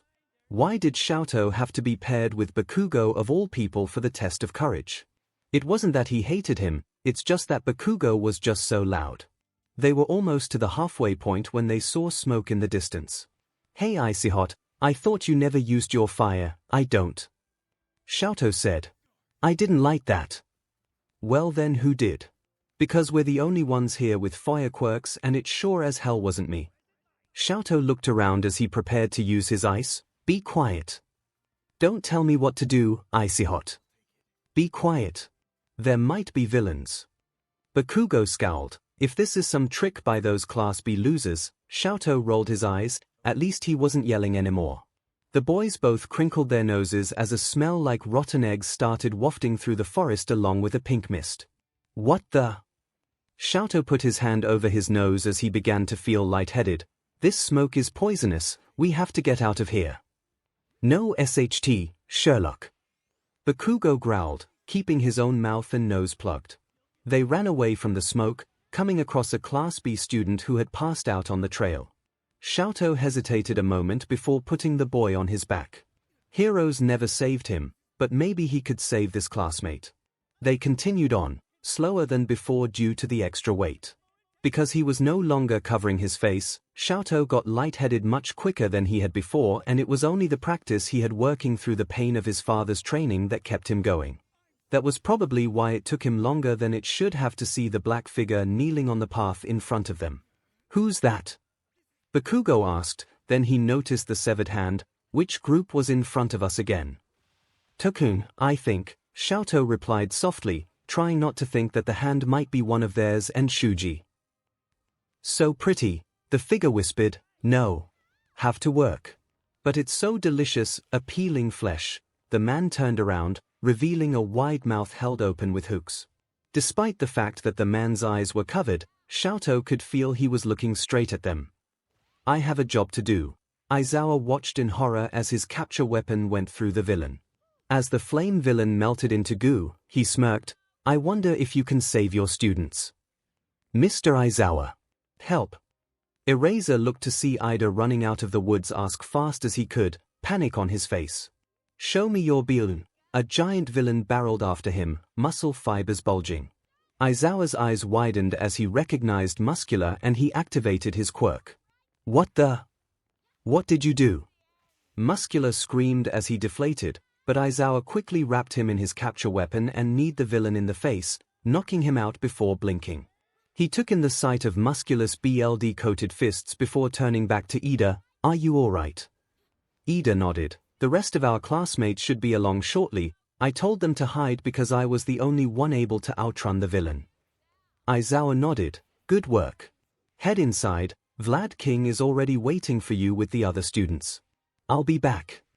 He didn't look to see if Ida obeyed as he ran into the woods. If he had heard the flame villain correctly, his students were the targets. He had to save them, or at least get to Mandalay and give them permission to fight back. His heart gripped in panic. It was like the USJ all over again, only this time the villains wouldn't let the students live because they'd already got what they wanted. The students were what they wanted, which was infinitely worse. The only students he passed as he ran were Ojiro, Mineta, and Kuda, who promised to go straight to camp. It wasn't long before he reached the clearing where the test of courage was supposed to begin. A lizard-looking villain with a sword made out of other swords was bearing down on Mandalay, and Aizawa managed to pull her out of the way with his capture weapon just in time to prevent her from being cut into ribbons. Mandalay, are you alright? Eraser. Have you seen Kuta? Aizawa felt his stomach sink. No, I haven't, but I need you to send a message to all the students. Tell them to use their quirks and training, that I'm authorizing them to engage in combat with the villains. Mandalay looked shocked. Are you sure? Aizawa nodded. I'll take the heat. Our students are the targets and they need to be able to defend themselves. Ah, a large woman in sunglasses said as she ran at them, who squealed. Wait.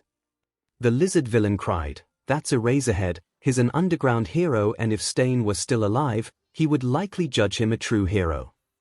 Aizawa wasn't quite sure how he felt about that, but the important part was that the villains were too busy arguing to attack. So what? So we must be sure we're abiding by Stain's principle. The lizard villain was cut off by a kick to the head from Mandalay at the same time the other villain was knocked out by Tiger. Thank you for the help, Eraserhead, Tiger said as Mandalay sent the message to the students. Things were getting kind of rough there. Where are Pixie Bob and Ragdoll? Tiger looked behind him and Aizawa paled as he saw Pixie Bob lying on the ground. Ragdoll hasn't checked in. Aizawa took a deep breath. He couldn't worry about that right now. Get her back to camp. I need to go look for the rest of the students. Tiger nodded as Aizawa ran further into the woods. 𝐿𝐿 put up another ice wall to stop the blades, careful to avoid the Class B boy he'd laid on the ground. Don't just rush into this fight, Bakugo. Whatever, icy hot. We've been given permission to fight, so that's what I'm gonna do. 𝐿𝐿 swore as Moonish dodged his ice wall again and took off into the trees. This guy's quirk is too good at navigating this terrain. This freak looks like a scrawny little sidekick to me. He shifted into a battle stance. Come at me, you bestie. You can't use your explosions, Bakugo. You could start a forest fire and kill our classmates. Whatever, icy hot, I'm not an idiot. Todoroki doubted that. Right now, Bakugo was acting just like Endeavor. Take down the villain, show his own strength, don't care who gets hurt in the process. He looked behind him, where the wall of poison gas was now clearly visible. Between Moonfish and the gas, they didn't have anywhere to run. Bakugo ran at Moonfish with an explosion, breaking some of the blade teeth and causing the villain to cry out in pain. Bakugo smirked. Watch out! 𝐿𝐿 cried as Moonfish's blade teeth flashed, but Bakugo couldn't move out of the way in time. He grit his teeth in pain as he was stabbed through the shoulder. You effer! He yelled, I'll kill you. 𝐿𝐿 knew he should send an ice wall to protect his classmate, but he could already feel hypothermia setting in. That combined with the gas was making it almost impossible to think straight. Flesh. Sweet. Moonfish stabbed Bakugo again, but this time he got close enough for the student to grab his face. Die! Bakugo screamed and let off a full-force explosion in Moonfish's face. 𝐿𝐿 idly wondered if it was bigger than the one he used during his fight with Uraraka at the sports festival. When the smoke cleared, several trees were smoking and the villain was heavily singed and unconscious. Weak but villain. Bakugo spit a dollop of BLD on the ground before looking at 𝐿𝐿, who just barely had time to wonder about the look of alarm on his face before he felt himself collapse like a telescope. By the time the nauseating sensation had ended, he was surrounded by blue glass walls and neither Bakugo nor the forest were anywhere to be seen. Uraraka and 𝐬 shifted into battle stances as they stared down the villain in front of them. What kind of person slashes someone out of nowhere? 𝐬 said, Who do you think you are? The girl pointed at them with a bloody knife. I'm Toga. You two are super cute, Uraraka and Asui. She must know who we are from the sports festival, Uraraka said. But we don't know anything about her, so we're at a disadvantage, 𝐬 replied. There's not enough BLD, Toga pouted. Normally, I'd seek it straight out of the cut to get it flowing, but there's no time. Don't worry, girls, my fun new toy will start pumping as soon as I stick it in you. I'll get my fill in no time. She looked at them from beneath her lashes. Who's first? 𝐬 threw Uraraka in the air with her tongue the moment Toga started running. You have to get back to camp. We have permission to defend ourselves, not counterattack. Ah! 𝐬 cried out as Toga slashed her tongue. 𝐬! Uraraka yelled. Toga stopped for a moment. 𝐬! That's so cute. I think I'll call you that too. 𝐬 backed away in fear. Only my friends call me that. Toga laughed as she pinned 𝐬 against a tree with a needle. I guess that means we're friends then. You're so cute when you bleed. Get away from her! Uraraka yelled. Toga turned and came at her with the knife, but Uraraka used her gunhead martial arts and pinned her to the ground. That was amazing, 𝐒𝐻𝐿𝐿. 𝐒𝐻𝐿𝐿. You're cute too. Toga stabbed her in the leg and let her machine pull the BLD out. Uraraka! Aizawa called out her name as he ran into the clearing and activated his quirk. Aizawa-sensei! 𝐬 cried in relief. You have to help her. Toga jumped away from Uraraka and ran off into the forest. I don't feel like being killed tonight, she giggled. Toodles. Uraraka. Aizawa knelt beside her on the ground. You're hurt. She shook her head. It's not bad. Good, he nodded, then stood. Make your way back to camp. I've cleared the forest between here and there, so you should be fine if you hurry. Uraraka nodded and the girls were about to leave when they heard rustling in the trees. All three tensed and prepared to fight, but instead of a villain, it was Bakugo who entered the clearing. He was carrying another student on his back and looked halfway between exploding and crying. Bakugo! Aizawa said, you were paired with Todoroki for the exercise. Where is he? Bakugo shook his head. They took him. Those DMN. BSTRDS stole 𝐂𝐻𝐻𝐿. Aizawa's stomach dropped. This was bad. In terms of worst possible scenarios, a kidnapped student was pretty high on the list. Did you see where they took him? Bakugo just shook his head again. It was some but in a yellow coat. He collapsed 𝐂𝐻𝐻 into a fing marble and took off through the treetops. I tried to follow them, but... He grimaced. I overused my quirk fighting the one who was trying to kill us, and the BSU was too fast for me to follow on foot. All of a sudden he screamed and kicked at the base of a tree. I just feel so fing helpless. Aizawa put a hand on his shoulder. Bakugo, you and the girls get this student back to safety. There's not much else you can do out here anyway if you're suffering from quirk exhaustion. I'll find Todoroki. Bakugo looked like he wanted to argue, but instead he just scoffed. Fine. They were headed east when I lost track of them. Aizawa nodded and ran east. It was a long shot, but if there was any possibility Todoroki was still here, he had to try and save him. Now we just gotta wait for the others to regroup here. This place was supposed to be hard to find because of the wall of flames and poisonous gas, Derby side, but it looks like the gas is gone. Aizawa hid in the trees, following the flame villain from earlier and a guy named Twice who kept arguing with himself. At one point he'd seen 𝐴𝐻𝐻 cowering behind some bushes, but Aizawa had just put a finger to his lips and gestured for him to leave. Aizawa wanted nothing more than to take both villains down right now, but he held himself back. Bakugo had said the one who stole Todoroki had a yellow coat, and the forest was large enough that Aizawa would never be able to find him on his own. His only hope was to follow Derby and Twice to the meetup point and retake Todoroki from the villain who had him. Derby and Twice stopped walking as Toga emerged from the trees. Hey, crazy, did you get the BLD? How many different kinds? Derby asked. One person. Just one. Twice whined, good job. Weren't you supposed to get 3? That's just the way it went down. I thought those brats were gonna kill me and then a pro showed up. Whatever, it's fine. Twice said, shouldn't you be full of shame? Both of you shut up. Derby ordered, you're too loud. Welcome Mr. Compress. You get the kid. Aizawa moved the moment a yellow-coated figure jumped down from the trees, tripping him with the capture weapon and activating his quirk. A ripping sound filled the clearing and suddenly Mr. Compress's coat was in tatters and Todoroki was kneeling on the ground looking disoriented. Todoroki! Aizawa ran toward him and saw his eyes widen before a massive wall of blue flame blocked his field of vision. It's been 5 minutes since the signal, a voice declared, let's go.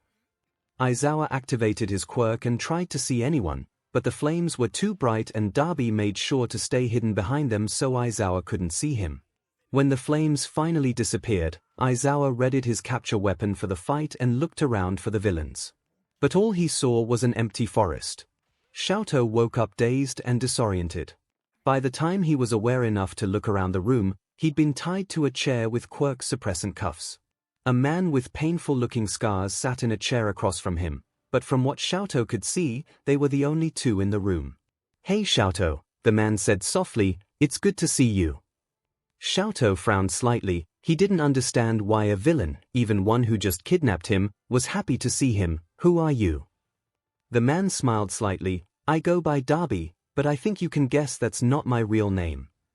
He leaned forward. We actually knew each other once, back before I got these scars.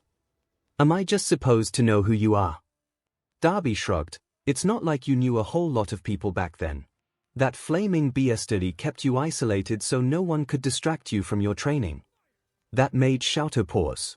He'd never heard anyone else talk about Endeavor that way, with the same intense hatred he himself felt. Against his better judgment, he found himself actually liking the villain that had kidnapped him. But how did he know about 𝐿𝐻𝐻's isolation? My hair was red then, too, kinda like yours. Derby continued, producing a brilliant blue flame and watching it flicker with brilliant teal eyes. 𝐿𝐻𝐻 racked his brain, trying to think of who this guy could be. Red hair, like his left side. Strong flame quirk, like his left side. Teal eyes, like. 𝐿𝐻𝐻's eyes widened. Tuia. The man smiled. Hey there, little brother. Aizawa rested his head in his hands as he sat in the interrogation room waiting for 𝐒𝐭𝐴. Dozens of students hurt by the gas or the other villains, another in critical condition from a classmate's rampaging quirk, an abducted pro-hero, a kidnapped student, and a dead child. The three measly villains they'd managed to capture were nothing in comparison to the unmitigated horror that the training camp had been. Aizawa looked up when he heard the door open. 𝐒𝐭𝐴 looked at him sympathetically and set a cup of coffee down in front of him. "How are you holding up?" "I couldn't save him," Aizawa said. "I knew they'd taken him and I got so close, but at the last minute, I was too weak." He looked at the detective. What kind of a teacher lets his student be kidnapped? 𝐒𝐭𝐴 sighed. "We're dealing with elite villains the likes of which we haven't seen since before All Might's debut. The blame for this incident is theirs and theirs alone. This was the same group that managed to kill the symbol of peace, so don't blame yourself that you couldn't take them all out. That being said, we do need your statement of the incident. Maybe it can help us find Todoroki in time." "Do you know why he was taken?" Aizawa asked. 𝐒𝐭𝐴 shook his head. "We were hoping you knew. The best we can come up with is that he was probably abducted to use as leverage against Endeavor. These villains are targeting Hero Society itself, so it'd be in line with their goals." Aizawa nodded. "The first I knew of. The attack was when Mandalay sent out the message. I left Vlad King with the other students and left to go fight. As soon as I left the main building, I was confronted by a flame user who implied that they were after the students. I tried to interrogate him, but he dissolved into goo before I could get any information out of him." "Goo?" 𝐒𝐭𝐴 questioned. "I thought you said he had a fire quirk." "He did," Aizawa sighed. "I think the goo was some kind of cloning quirk belonging to another villain." 𝐒𝐭𝐴 nodded. "What happened next?" "I took out Muscular as he tried to chase one of my students. I then went into the forest, sending any students I came across back to camp. I had just saved Uraraka and Asui when Bakugo found me and told me Todoroki had been kidnapped by a villain in a yellow coat that compressed him into a marble. I searched and found the flame villain I'd fought earlier talking to someone else. I followed them until I saw the villain that had taken Todoroki, then cancelled his quirk, which temporarily freed Todoroki. He grit his teeth, then everything went to 𝐻T. The fire user used his flames to block my field of vision. I couldn't see him to cancel his quirk and I couldn't see any of the other villains either. By the time the flames disappeared, they were gone, taking Todoroki with them." "What did the villains look like? Can you give me any physical characteristics?" Aizawa nodded. "Let's start with the fire user," 𝐒𝐭𝐴 said. "What did he look like?" "Tall, black hair, teal eyes. His skin was pale, but his neck and arms as well as part of his face were covered in large burn scars that appeared to be stitched together with his normal skin." 𝐒𝐭𝐴 paused in his note-taking. "You said he was held together by stitches." As soon as Aizawa said yes, 𝐒𝐭𝐴 stood and opened the door. "Sangza, bring me the reports on the canvassing operation." "What's wrong?" Aizawa asked. "Nothing," 𝐒𝐭𝐴 smiled, "but we might have a location on the League of Villains." "Father told us you died." Darby scoffed and rolled his eyes. "Yeah, 'cause after all the 𝐻T that guy's done, he'll definitely draw the line at lying." 𝐿𝐼 frowned. It made sense, a little too much sense actually, but he still wasn't sure Darby was telling the truth. "If you're really my brother," he said suspiciously, "what did we do on weekends when Endeavor would meet with the Hero Commission?" Darby's eyes lit up. "Mom would gather us all in the front room with all the pillows and blankets in the house. Then she and Fuyumi would make hot chocolate for all of us and we'd watch a movie. Then we'd make a game of cleaning up so there was no trace of what had happened by the time Father came home." He frowned. "We stopped that tradition when Endeavor locked Mom away." 𝐿𝐼 stared. None of them had ever told anyone about that tradition so that Endeavor would never find out.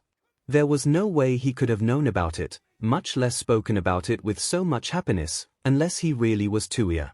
"I also remember that Mom would ice your bruises and burns after Endeavor's training," he spit out bitterly. "After she was gone, Fuyumi took over that job." Darby met 𝐿𝐼's eyes. "They did the same thing for me when I was subjected to the 𝐵𝑠tudies training before you got your quirk."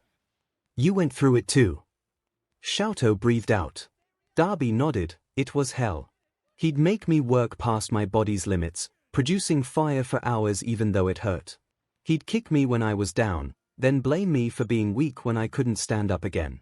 He'd constantly remind me that I wasn't good enough, even though I was the best shot he had at beating All Might at the time. He scowled. And when you finally got your quirk, he tossed me aside as just another failure, forgetting all the abuse he'd put me through in favor of abusing you. I'm sorry. 𝐿𝐿 said, I'm sorry he forgot about you. Darby shrugged, it wasn't your fault. I'm sorry you got the perfect quirk and had to go through that hell disguised as training longer than I ever did. He chuckled. Even back when I was living at home, I'd dream about what I'd do the best if I ever got the chance. How I'd kill him when I got strong enough, even as he was pounding me into the floor. I hated him even then. He looked at 𝐿𝐿. You hate him too, don't you?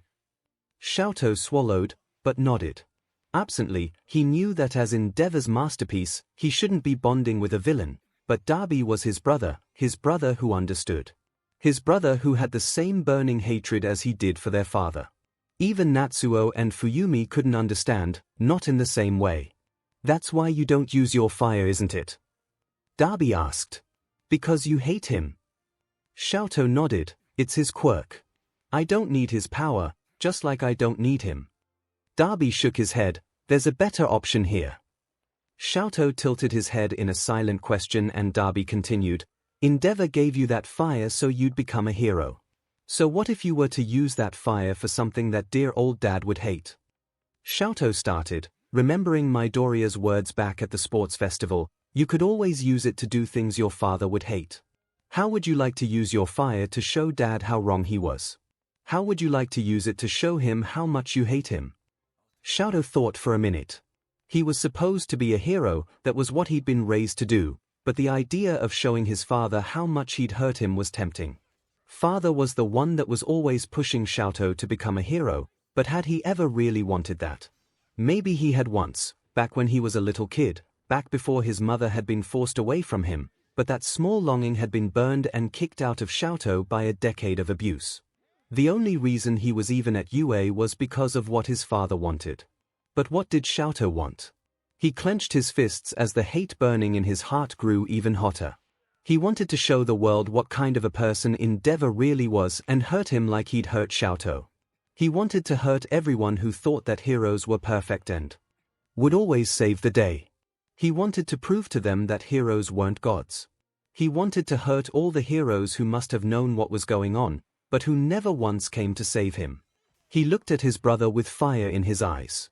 So 𝐿𝐿, Darby asked, how would you like to be a villain? Okay, I hate to be the one to say it, but I'm just gonna come right out and ask, Yamada said, is there a possibility Todoroki was taken because the League thought he had won for all? Nezu shook his head, they shouldn't have. That's why we went on with the sports festival like we did, despite All Might's death. All the students' quirks were on display and none of them were similar to All Might's. That being said, Tsukochi said, we are fairly confident that All for One is behind the League of Villains. The existence of the Nomus confirms that much. So what are we supposed to do? Midnight asked, we can't just leave him alone, not if he's going to go after our students. Do we even have a choice? Snipe asked, if All for One is really as strong as All Might was at his prime, then how are we supposed to counter that? If his quirk is what makes him so strong, Aizawa said darkly, then we'll just have to take it away. The teachers looked at each other and nodded. They would take down this villain no matter how strong he was. They owed it to Todoroki. 𝐿𝐿 sat unbound at the bar, watching with a mixture of amusement and horror as Darby tried to hit an increasingly enraged Shigaraki with peanuts. Toga was sitting beside him, cheering Darby on as one of Twice's personalities did the same and the other pleaded for him to stop annoying Shigaraki for all of their sakes. Kurogiri simply shook his head fondly and continued cleaning glasses. Already there was more love and camaraderie in this group than 𝐿𝐿 had ever felt at home and he wasn't quite sure how to deal with that. So, Todoroki, I see you made the right decision. 𝐿𝐿 looked up in shock to see a smiling Midoriya sitting in the window. Midoriya, what are you doing here? Toga almost knocked him over as she ran past him and threw her arms around Midoriya, who hugged her back without hesitation. Mind-chan. You're back. Mastermind, 𝐭𝐻𝐲 said, it's a pleasure, as always. May I get you a drink? 𝐿𝐻𝐼's eyes widened. Midoriya was Mastermind. He looked over to see Midoriya shaking his head. I'm afraid I'm here on business this time, not pleasure. Then get to the point. Shigaraki grumbled. Midoriya had finally untangled himself from Toga's arms and he sighed. I just thought you guys might like to know that the heroes and police are gathering outside. It looks like they're planning a raid to come rescue Todoroki. He looked at 𝐿𝐻𝐼 and gave him a knowing smile. Too bad they're a little too late for that, hair. Shigaraki scratched his neck. Annoying heroes. How did they find us? Cheaters. Now Tomura, 𝐿𝐻𝐼 flinched as an unfamiliar voice came from the television. It does not matter how they knew where to find you. All that matters now is that Mastermind was kind enough to tell us of their plans. How long do you think we have before they strike? Midoriya shrugged. An hour at the most. If I were them, I'd likely use the planned press conference as a cover. Might I suggest retreating? 𝐭𝐻𝐲 said calmly. We have other properties that the heroes will not have discovered, and Mastermind has given us more than enough time to clear out this location. Shigaraki stopped scratching. I guess you're right, 𝐭𝐻𝐲. Come on, guys, grab your stuff and let's go. 𝐭𝐻𝐲 was already busy warping away his vast stores of alcohol as many of the others left to go pack. 𝐿𝐻𝐼 himself didn't have anything to do, seeing as they didn't bother to grab any of his things when they kidnapped him. He turned his attention to Midoriya, who was wearing what he now recognized as Mastermind's villain costume, but with the hood and mask down. Are you a member of the League? Midoriya laughed and shook his head. No, I found I work best if I don't tie myself down to any one group. But I've done a few jobs for the League now, and I like working with you guys. 𝐿𝐻𝐼 started when Midoriya referred to him as part of the League. When he'd agreed to become a villain with his brother, joining the League hadn't really been on his mind, but he supposed that was what he'd done, wasn't it? It was weird being referred to as part of a group, like he'd finally found a place to belong. He shook his head. But you showed up in person for the USJ attack. Why go that far if you weren't a member? Midoriya's face soured. Killing All Might was personal. 𝐿𝐻𝐼 waited for him to continue, but it appeared he'd said all he was going to say on that subject, so 𝐿𝐻𝐼 asked another question. Then, why are you helping us now? From what the news has said about Mastermind, you mostly wait for people to hire you, but don't care what they get up to when they aren't consulting with you. Midoriya smiled softly. I see a lot of myself in you, Todoroki. I was abused for years by the person who was supposed to be my hero while the people who were supposed to protect me turned a blind eye. No one ever saved me, not because they couldn't, but because no one ever wanted to. Ever since I turned to villainy, I've been happier than I ever was before, and I want the same thing for you. I just couldn't let you go back to living in hell, not when I had the power to get you out. 𝐿𝐻𝐼 found himself blushing. No one had ever cared about his happiness before, certainly not his father. And yet, here Midoriya was, acting like 𝐿𝐻𝐼's happiness was important enough to work for. Even back at the sports festival, before 𝐿𝐻𝐼 even considered becoming a villain, Midoriya was there, letting him know that he was more than his father's abuse. Todoroki, are you okay? Midoriya was looking at him with concern. 𝐿𝐻𝐼. He replied before he could help himself, and he blushed a little more. I don't want to go by my father's name anymore. Izuku smiled and nodded his head in understanding, blushing a little himself. All right. 𝐿𝐻𝐼. You can call me Izuku, if you want. Aizawa crouched on a rooftop halfway between the two raid locations. Vlad King and Principal Nezu had just started the press conference, which meant that it was almost go time. Aizawa was just grateful that his quirk was part of the plan so he didn't have to deal with the vultures. He couldn't imagine the disaster it would have been if the villains had taken another student, say Bakugo. Aizawa shuddered. If they'd taken Bakugo, the school would have been blamed for broadcasting his violent behavior and UA would be in a lot of trouble. As it was, the blame was resting solely on the villains, for now, but a press conference was still deemed necessary for this big of an incident. A voice came over his earpiece. The Nomu factory has been secured. Thank you, best genist. Tsukochi's voice said, you and your team keep an eye out. The villains might try to recover them. Aizawa sighed. 1 down, 1 to go. If he had to guess where All for One would show his face, he would bet on the bar, since that's where they were keeping Todoroki and where most of the villains were located. That meant that the most difficult part of the mission was still to come. Pizza DLVRY. 𝐻𝐻𝐿 called out, then nodded to Gang Orca, who used a sonic attack to knock down the wall. Kamu Woods ran in after him, ready for his first major battle since he had been injured by Mastermind months ago. All clear. What? 𝐻𝐻𝐿 unlocked the door and walked in. Where are they? The heroes looked around the room for a moment before seeing a yellow post-it note stuck to the counter. They crowded closer to read it. Just missed us, we have a problem. Aizawa frowned at 𝐻𝐻𝐿's voice. They're not here. What do you mean they're not there? Endeavor growled.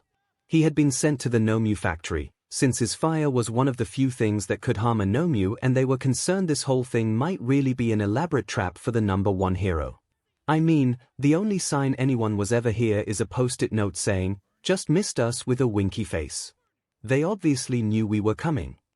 Aizawa ignored Endeavor's frustrated rant. If the villains weren't at the bar, where were they? And how would they get Todoroki back? Suddenly the radio went silent and there was an explosion in the distance. Genist, come in, what the hell is going on over there? Aizawa held his breath, but there wasn't an answer.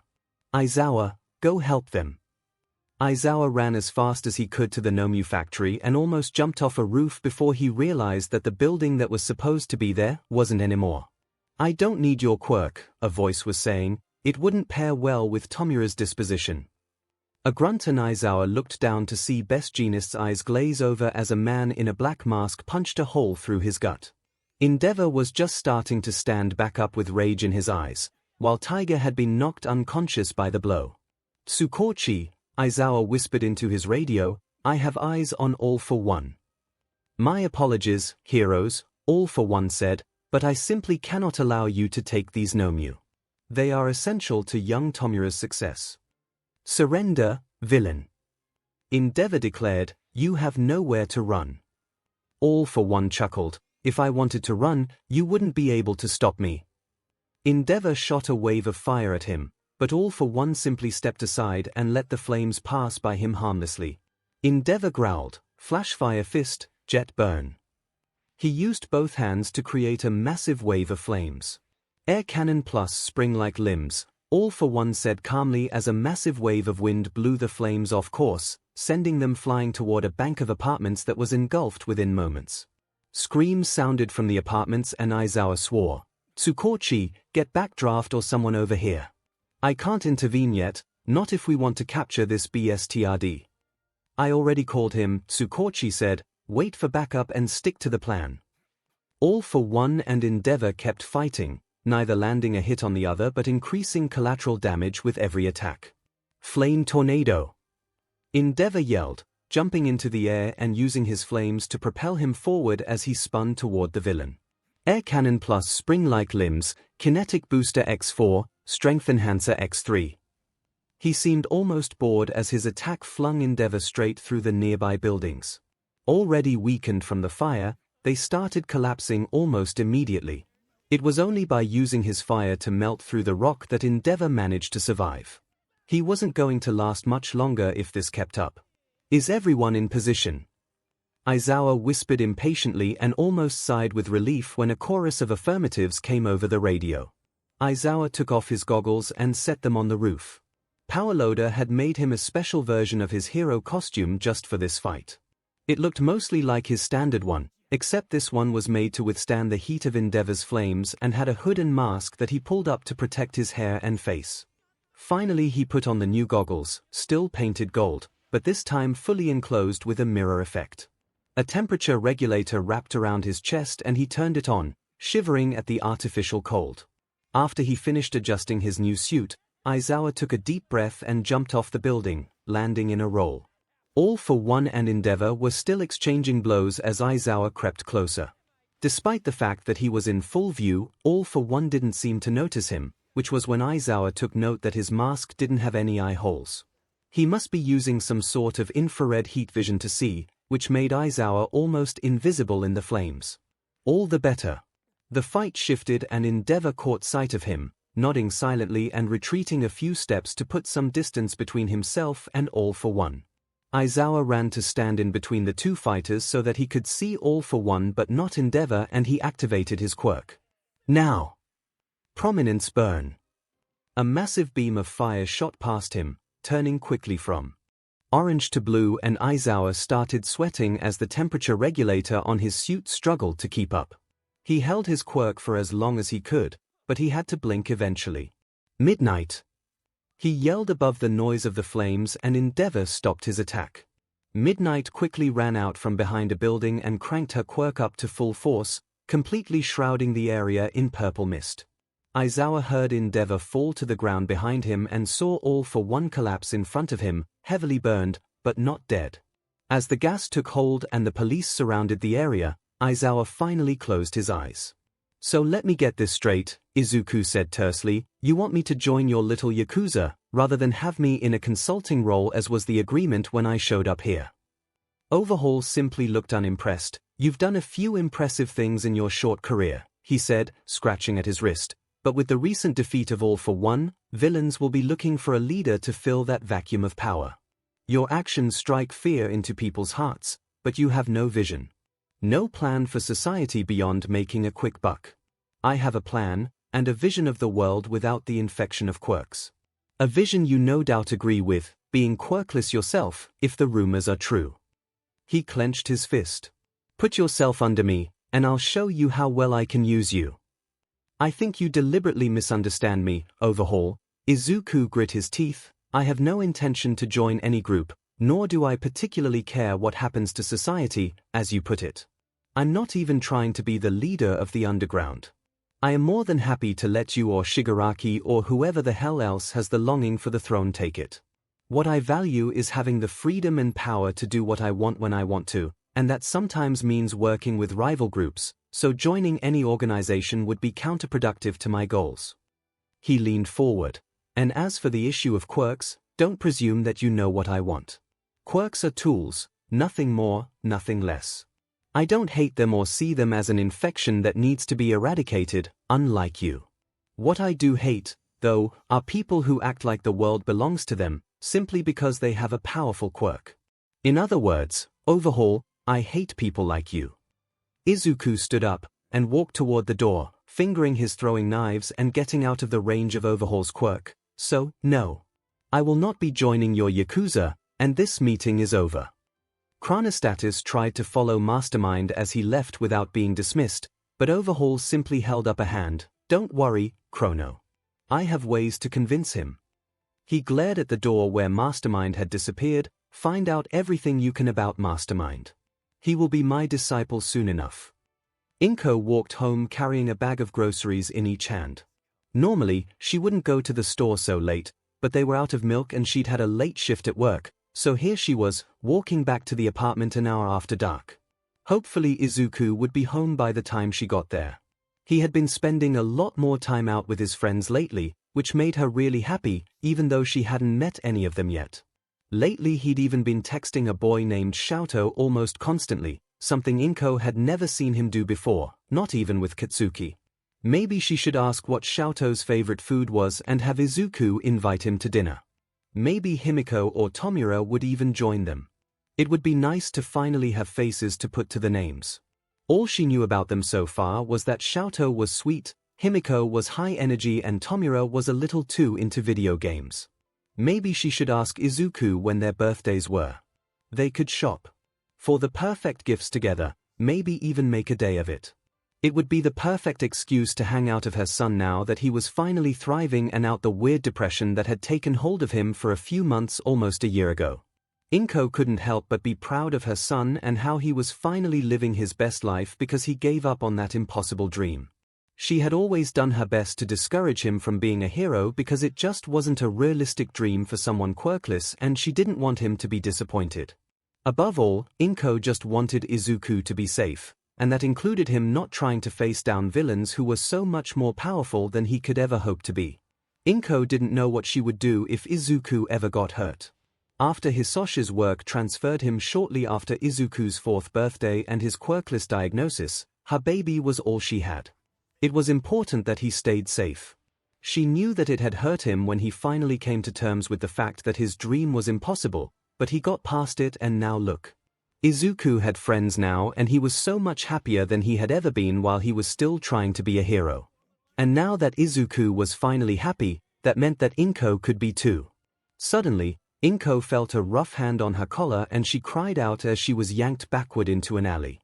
She tried to run but was suddenly hit by a wave of dizziness and nausea, and it was all she could do to stay on her feet. "Give me your money."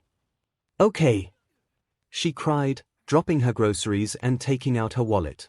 What with both the darkness and the dizziness, she couldn't see her attackers clearly, but it looked like they all had bird mutation type quirks. No wonder they turned to mugging. It had always been difficult for obvious mutation types to find good jobs. "All right," a bored-sounding voice said, "let's finish this up." 𝐭𝐴 flinched back as a hand reached for her, but the hand grabbed her anyway and suddenly she was engulfed in red-hot pain. 𝐭𝐴 didn't know how long she was in pain, but then it was over. She briefly realized she'd collapsed at some point and could hear her attackers' footsteps retreating. Once they were gone and she'd recovered a little, she felt around for her purse and grabbed her cell phone, which was miraculously still there. "Hello, police." "Mom." Izuku cried out as he saw his mom sitting on the back of an ambulance talking to a police officer as a paramedic looked at her. "Mom, what happened?"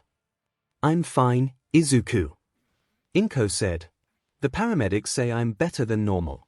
Even my old root canal somehow fixed itself up." Izuku paused. "What happened?" he asked lowly. "Midoriya. I'm Officer 𝐒𝐭𝐴. Your mother appears to have been mugged," an officer with a cat head said, "although we're not sure what their motivations were. All her cards and cash are still in her wallet. We think they might simply enjoy causing pain, since one of their quirks seems to be causing an immense amount of pain without permanent damage." Izuku was practically vibrating with rage at this point. "What did they do to you, Mom?" 𝐭𝐴 shook her head. "One of them just touched me and everything kind of exploded in pain for a minute or two until everything was fine again and they left." "I'm fine, Izuku." Izuku did not think that this situation was fine by any stretch of the imagination. He didn't care how long it took. He thought as he started to run his hands through his mother's hair to comfort her, he would track down the thugs that hurt her and make them pay. "Midoriya-san," Officer 𝐒𝐭𝐴 asked, "can you give us any physical descriptions of your attackers?" Izuku perked up as 𝐭𝐴 shook her head. "It was dark and one of them had a quirk that made me really dizzy. The only thing I noticed was that they all had bird mutation quirks, so I assume they're related." Izuku stilled. Bird mutation types, or just bird masks? A dizziness quirk, or a drunkenness quirk? A quirk that caused immense pain, or a quirk that was able to disassemble and reassemble matter to the point that even a decades-old root canal was suddenly gone to the point that it seemed that it had never been there? Izuku wrapped his arms around his mom as she finally broke down and started to cry. This wasn't a mugging, this was a threat. "Be careful, I know what's important to you and I'm not afraid to kill to get what I want." Izuku's eyes took on an intimidating fire. Overhaul had just made a huge mistake. It had been a month since 𝐭𝐴's mugging, as the police had called it, and Izuku was finally ready. The day after his mom was attacked, Izuku had pretended to go back to Overhaul with his tail between his legs, but he was really playing the long game, making sure his mother was safe until he was ready to destroy the Yakuza himself. Being part of the Yakuza was interesting, for lack of a better word. For all that Overhaul bragged about using him to his fullest potential, Izuku had basically been doing glorified busy work every time he was at the compound. He was seen as a new member and so was at the bottom of the pecking order, a fact that irritated him to no end. He wasn't even allowed to be involved in real work of the Yakuza. All he knew was Overhaul's glorified rhetoric about a quirkless world. It was getting really annoying. 𝐿𝐴 had offered to come along and help him get his revenge, but Izuku had respectfully declined. Overhaul had threatened his mother, the only person who had even given a DMN about him before he became a villain, so leaving the job to anyone else would have been supremely unsatisfying, even if that someone was close friend like 𝐿𝐴.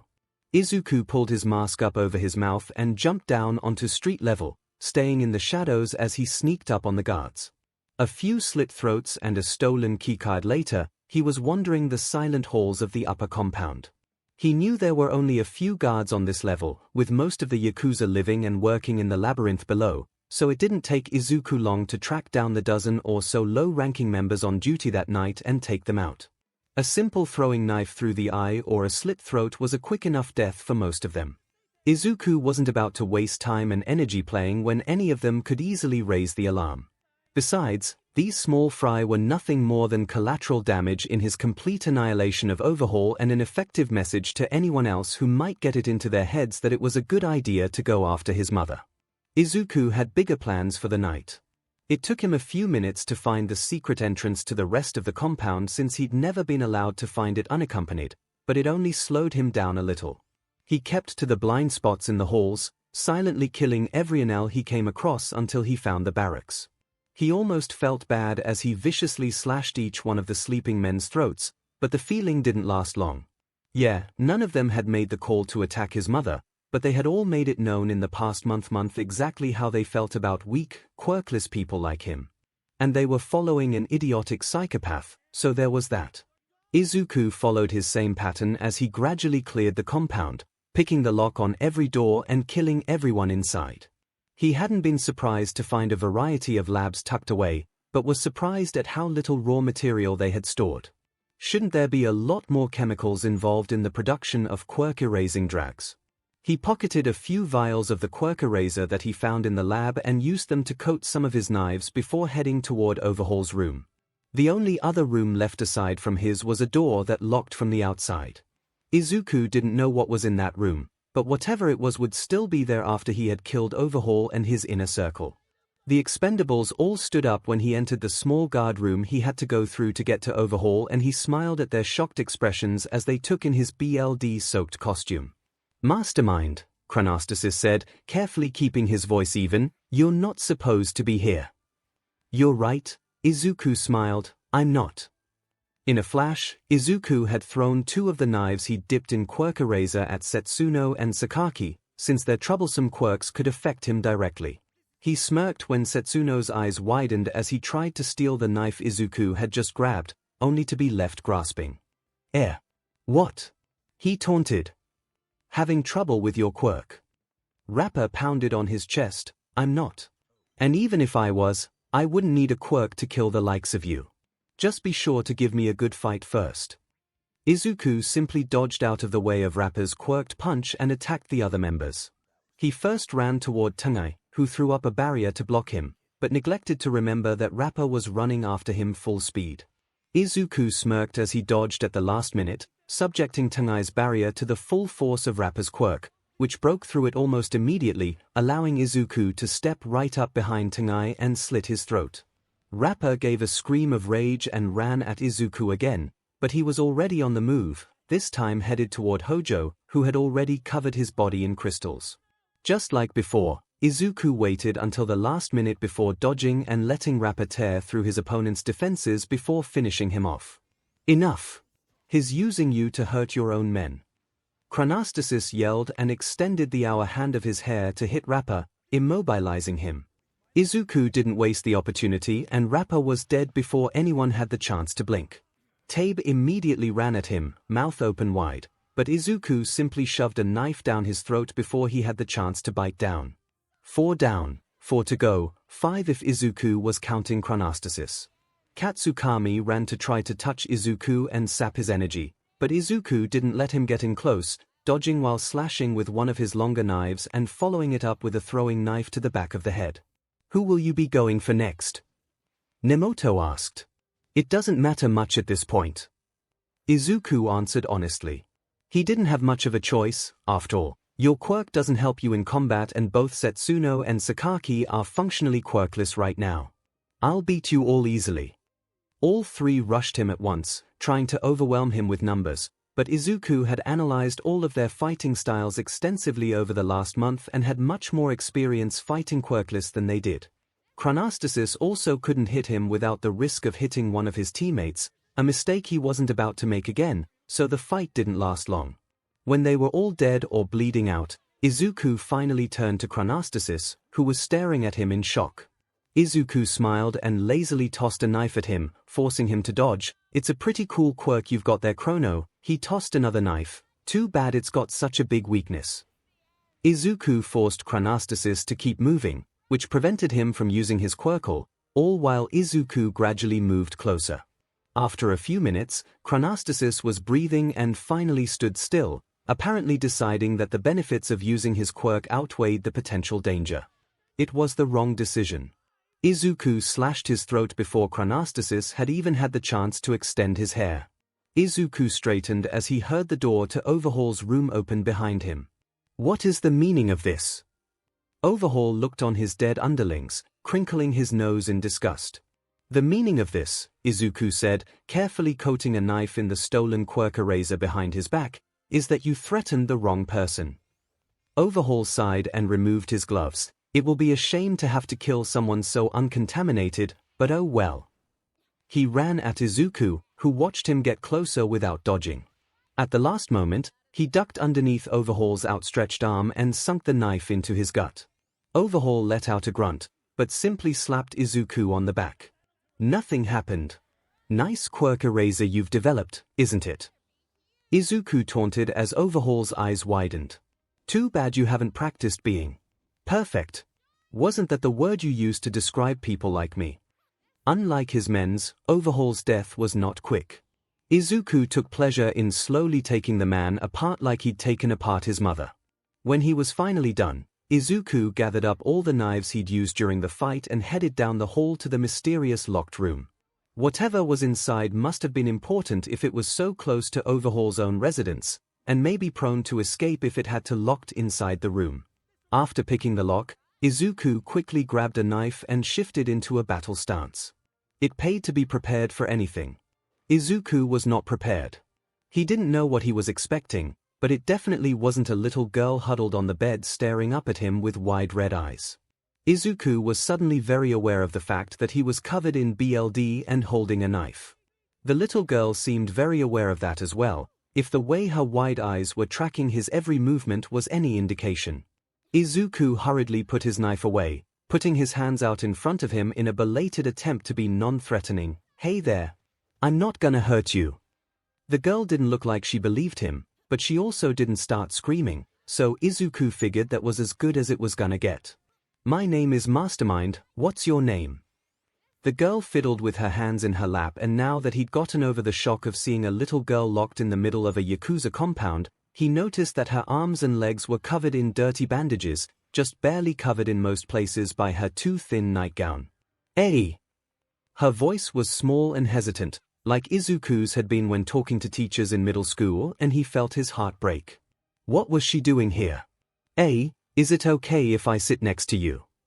Eri hesitated, but nodded, allowing 𝐒� to sit on the bed beside her. He pointedly ignored the fact that he was staining the sheets red as he looked her in the eyes. What are you doing here, Eri? Eri trembled for a solid minute before replying. I have to help Overhaul. I'm sick. 𝐒� tried to ignore his anger. He didn't need Eri getting any more scared than she already was. What do you mean, Eri? What did you have to help Overhaul with? She tugged at the bandages on her arms, and 𝐒�'s eyes widened at the deep lacerations underneath. My sickness makes other people not sick anymore, so Overhaul takes the sickness from my BLD so he can put in other people so they're not sick. 𝐒�'s eyes widened. The 𝐒𝐿 razor he'd stolen was made from Eri's BLD. 𝐒� wanted to march back to Overhaul's body and somehow bring him back to life so he could torture him to death all over again. What kind of monster tortures a little girl to get his hands on her 𝐒𝐿? 𝐒� looked at her softly. You don't have to help Overhaul anymore, okay Eri? Overhaul's gone. Eri looked 𝐒� up and down, wide eyes taking in the BLD, and her lips started to tremble. 𝐒� panicked, worrying he'd said the exact wrong thing. What if Overhaul had somehow convinced Eri that he loved her and he had just killed the one person she thought meant the world to her? Why was he so stupid? Suddenly, Eri's arms wrapped around his waist and she started sobbing. Thank you, she sniffled quietly, either not noticing or not caring that she was getting BLD all over her hair and nightgown. 𝐒� awkwardly patted her on the back as he waited for her tears to pass. This poor girl had been through too much already. That brought him to the question of what was he going to do with her. He couldn't just bring her home. His mother and the cops would ask where he'd gotten her, and it could reveal his identity all too quickly if they linked Eri back to Overhaul. Even if that wasn't an issue, Izuku wasn't ready for the responsibility that would come with raising a traumatized child. He wasn't about to entrust her to another villain group either. They would just use her for her quirk the way Overhaul had. Izuku sighed. There was only one option left. He gently grabbed Eri's shoulders and pushed her back so that he could look into her eyes. "Hey Eri. Are you ready to leave?" Eri nodded eagerly, eyes bright with hope, and Izuku knew that if she still knew how to, she'd probably be smiling. Izuku lifted her up so that she was clinging to his back before making his way outside. He wished that he'd left a path cleared of bloodshed, but he hadn't exactly been planning on carrying a 5-year-old on the way out. If anything, he at least hoped Eri realized that the bodies they passed meant no one would be coming after her. It was probably a sick sort of comfort, but there was a chance it might make the whole ordeal less traumatizing. The sky was just starting to get brighter as it got closer to sunrise, and they had an excellent view as they ran across the rooftops toward Night Eye's agency. Izuku had figured out that Night Eye was investigating Overhaul while he was gathering his own info on him. The hero didn't know about Eri, as far as he knew, but despite his serious appearance, he had a good heart. Hopefully, he'd be able to help Eri recover and find a good home that would protect her from anyone who wanted to use her. When they reached the roof of the agency, Izuku slowly crouched down and pulled Eri off his back so she was facing him. He cringed at how she looked like she'd just come off the set of a horror movie, but sighed when he realized that that wasn't too far from the truth. At least none of the BLD was hers. The man who works here is a hero who was investigating Overhaul. Izuku looked her in the eyes. He's going to take good care of you and make sure no one hurts you ever again. Okay. Eri nodded, but hesitated a moment, fiddling with the hem of her BLD-stained nightgown. Mastermind-sama. Eri's quiet voice trembled slightly. Why did you save me? Izuku hesitated for a moment before deciding that Eri had already been fed far too many lies in her short life. To be honest, I wasn't trying to save you. Overhaul threatened someone I care about and I couldn't let that stand. But I'm glad I was able to save you, even if it wasn't why I originally killed Overhaul. I know what it's like to have people hurt you just because they can, and it's something I wouldn't ever wish on anyone. Eri stared up at him with wide eyes. You were hurt too. Izuku nodded and her voice dropped to a whisper. But you're so strong. Even strong people get hurt sometimes, and sometimes the people who hurt them try to make them feel weak. That's what happened to you and me. Izuku smiled and ruffled her hair. We're strong people and it's not our fault that others chose to hurt us. Eri's eyes lit up. I'm strong, she asked in wonder. Izuku laughed. The strongest. He stood up. I'm happy I was able to meet you, Eri. Wait a few minutes after I'm gone, then knock on the door and tell them what happened. The heroes here will take good care of you. Eri looked up at him for a long moment before flinging herself over to hug his legs. Thank you so much, Mastermind-sama. Thank you. Izuku smiled and ruffled her hair again. No problem, Eri. Be safe. Eri nodded and let go, waving to him as he got a running start and jumped onto the next roof. He only ran a few roofs away before stopping and crouching down. Eri was still standing on the roof, looking small against the skyline. She waited another 2 minutes before walking over to the door he had shown her. She hesitated a long moment before pounding hard with both fists. Bubble Girl thought it was much too early to be dealing with anything, especially teenage pranks. And it had to be teenagers, she thought as she trudged up the stairs, coffee in hand. Who else would climb up to the roof of a hero agency just to knock on the door? If it was anyone normal, they would knock on the front door at a much more reasonable hour. She threw open the door, already mentally preparing the rant she'd give to the hooligans who had dared to disturb her this early in the morning, but stopped short when she saw a scared little girl who couldn't be more than 5 with BLD smeared all over her. Bubble Girl dropped her coffee. Izuku smiled as he watched one of Night Eye's sidekicks usher Eri inside. The heroes would undoubtedly set up a perimeter to try to track him down, but he should be able to avoid all that if he left right now. He headed back to his base to shower and get dressed for school, sending a text to his mom telling her that he had gone for an early morning run. Is this her? Tsukochi looked through the glass at the girl Night Eye had brought in, who he'd said was named Eri. Officers had already taken samples of the BLD covering her, but they hadn't had time to clean her off yet, so most of it had already dried to a dirty brown and was starting to flake. Recovery girl was on her way to take a look at her, since they didn't know if Eri would be safe in a hospital because of her ties to the Yakuza. As soon as Eri had mentioned that Overhaul and all of his men were killed by Mastermind, Night Eye had sent his sidekicks and a whole team of police officers to investigate the base, only to find a bloodbath. There hadn't been a single person left alive, with the exception of Eri, and Overhaul himself had obviously been tortured to death, Mastermind's signature M carved into his body over 100 times. The police were still in the process of taking pictures of the scene before they could remove the bodies, and they had already had to set up a perimeter to keep out the media, who had flocked to the compound as if they'd smelled the BLD Tsukochi side and walked into the interrogation room, Night Eye and Nedzu right behind him. He hated that they had to interrogate this little girl who had obviously been through too much in the last 24 hours, but anything they could find on Mastermind put them one step closer to discovering his identity, which was essential to resolving the high-stakes hostage situation he had set up. "Hello, Eri." He spoke softly, sitting down across from her and putting his files for both Mastermind and Overhaul down on the table. "My name is Detective Tsukochi, this is Nedzu, and you already know Sir Night Eye. Is it alright if we ask you a few questions about how you ended up on Night Eye's roof this morning?" Eri nodded, her wide eyes scanning the room in a clear display of hypervigilance. Seriously, Tsukochi knew that Mastermind was depraved, but traumatizing a child. That was a new low. "Who left you on the roof, Eri?" he asked. He, said his name was Mastermind. "True, what did he look like?" "He was short and, he had pretty green eyes. He smiled a lot too, I think.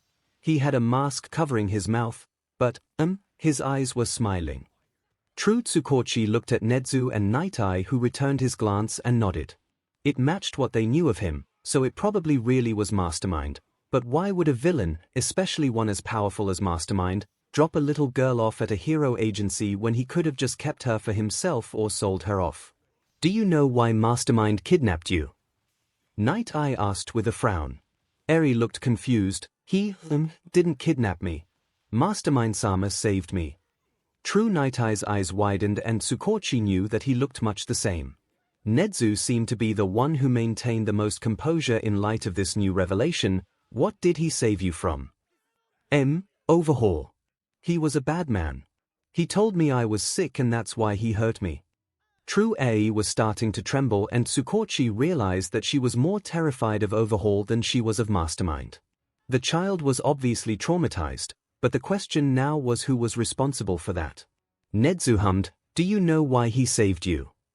Eri nodded. "Mastermind-sama, he said that he wasn't trying to save me. He'd already killed all the bad men by the time he found me." True. Did he tell you why he killed Overhaul and his men?" Night Eye asked. Eri frowned. "I think, he said." Eri's frown deepened as she tried to remember. "Mastermind-sama said that Overhaul had, threatened someone close to him. I think he killed him so he couldn't hurt them anymore." True. Tsukochi rapidly scribbled that down in Mastermind's file. Maybe they could find people who Overhaul had threatened and it could lead them to Mastermind's identity. It was a thin lead, since Overhaul had undoubtedly threatened a lot of people as a Yakuza boss, but it was more than they'd had in months. "Did Mastermind tell you anything else? Maybe why he decided to leave you with Sir Night Eye?" Eri fisted her hands in her dirty nightgown and bit her lip. "He said he was like me," she whispered. "True. What do you mean?" Nedzu asked patiently.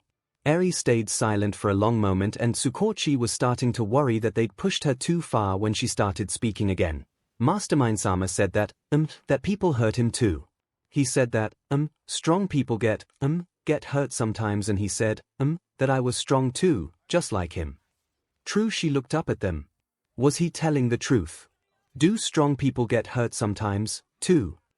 Nedzu took her hand and smiled. "Yes, even strong people sometimes get hurt by others. It wasn't your fault that Overhaul hurt you, and it doesn't mean you're weak. If people were weak simply because others chose to hurt them, I wouldn't have ever been able to become a hero, because they hurt me too." Eri's eyes brightened and there was a knock on the door. "Is everything all right, dearies?" Recovery girl poked her head through the door. I'm here to take a look at that little girl. 𝐒𝐭𝐚𝐲 nodded. I believe that we've asked all the questions we had about Mastermind.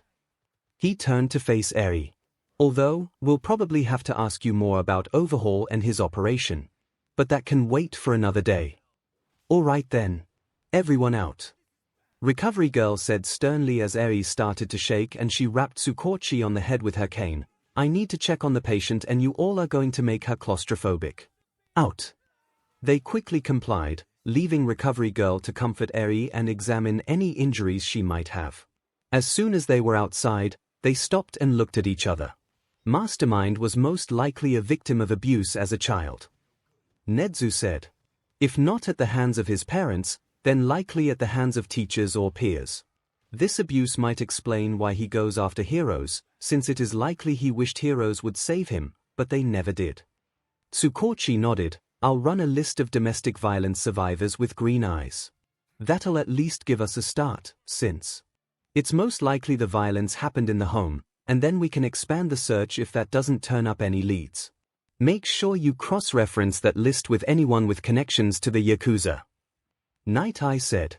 Mastermind only got involved with this because Overhaul threatened someone, which means he does have people he cares about.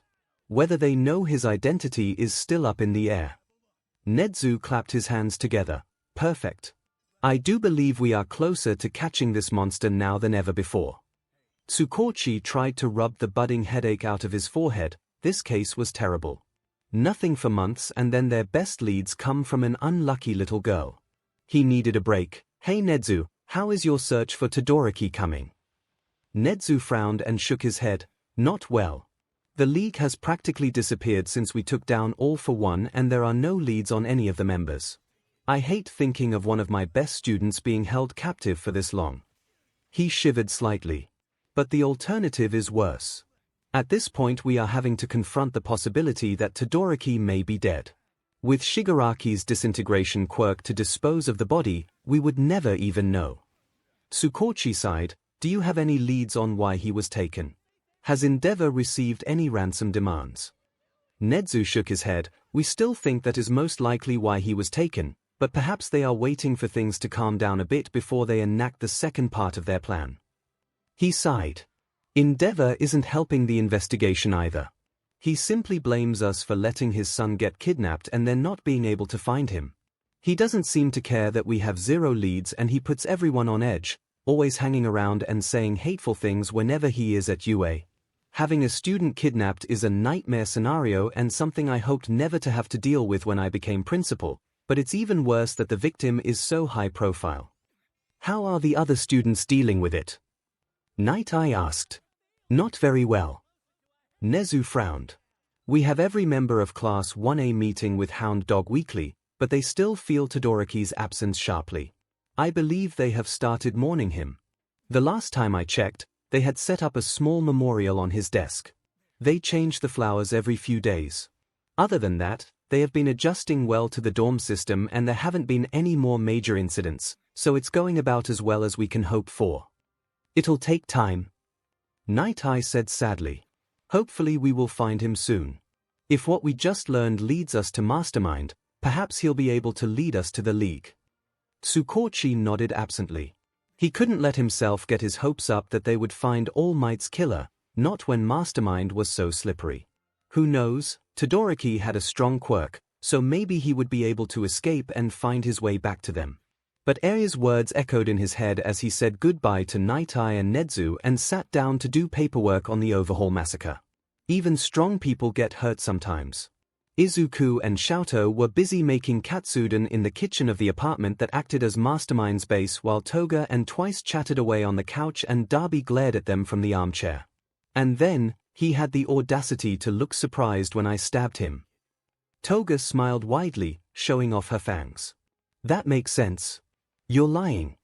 Twice was wearing his mask inside, but no one really minded, since it made him more comfortable. Izuku had a theory that breaking his arm might help Twice realize that he was real and not a clone, but that wasn't really something he was comfortable bringing up with Twice, even if they could tentatively be called friends. Toga nodded seriously. Yep. It was such a cute expression, too. all wide-eyed and bloody. It was a shame it didn't last longer. Darby groaned and threw a pillow at them. Just shut up already. Just because you decided to be best friends does not mean the rest of us want to be subjected to your crazy bullshit. Be nice, Darby. 𝐒𝐿 wiped his hands on a towel as he walked in from the kitchen. I for one, am very happy 𝐒𝐿𝐽 has finally found someone to spend time with that's as crazy as she is. Oh, mine-chan. 𝐒𝐿𝐽 jumped up and threw her arms around him. That's the nicest thing you've ever said to me.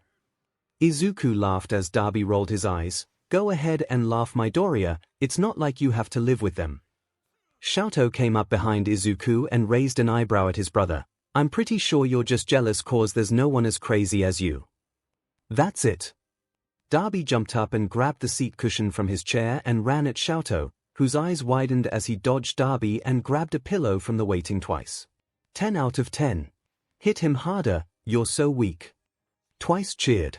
Go 𝐿𝐽. Go Darby. Be nice you two, stop fighting. 𝐒𝐿𝐽 and 𝐒𝐿𝐽 were holding their sides laughing as 𝐿𝐽 and Darby chased each other around the apartment. From what 𝐿𝐽 had said in their text conversations, 𝐒𝐿𝐽 had gathered that Endeavor hadn't ever really let either of them just play around and be kids, instead insisting they train constantly while isolating them from their other siblings and from kids their own age. Once the rest of the league had discovered this fact, they had taken it upon themselves to introduce the two to everything they missed out on during their childhoods, resulting in them being the second and third most immature members of the league. First place still went to Shigaraki. 𝐒𝐿𝐽 ducked back into the kitchen to check on the food. Alright you two, calm down and come set the table. Food's ready. Darby reluctantly put his cushion back and 𝐿𝐽 looked like he was about to do the same, but at the last minute hit Darby in the face while he was unarmed. Hey! You little boys, 𝐒𝐿𝐽 said warningly. 𝐿𝐽 stuck his tongue out at Darby before tossing the pillow down on the couch and walking to the kitchen. 𝐒𝐿𝐽 handed Darby a stack of plates before turning to fix 𝐿𝐽's hair, which had gotten disheveled during the pillow fight. He'd cut it shortly after joining the league and it was now an undercut which he usually wore up in a pompadour style. The way he styled it made the red and white swirl together while still remaining mostly distinct. The first time 𝐒𝐿𝐽 had seen it was when he'd gone over to the league's new hideout about 3 weeks after the move and he'd promptly had to leave until he'd gotten his blush under control. 𝐒𝐿𝐽 still hadn't let him live it down. Dinner at his mother's house was always a quiet affair, just the two of them, but dinner with his friends was loud. Between Toga's laughter, Darby's sarcasm, Twice personalities, and 𝐿𝐽's conspiracy theories, it couldn't be called dinner so much as controlled chaos. But 𝐒𝐿𝐽 wouldn't have it any other way. I'm telling you, 𝐿𝐽 pointed his chopsticks at Darby, there is an extra-governmental group constantly watching our every move through Feel-Good Incorporated satellites. Darby sighed and took another bite. Why in the world would a multi-billion-dollar tech company sell out to a secret organization? Maybe they were promised power. 𝐿𝐽 shrugged. But they already have power and they already have money. 𝐒𝐿𝐽 said.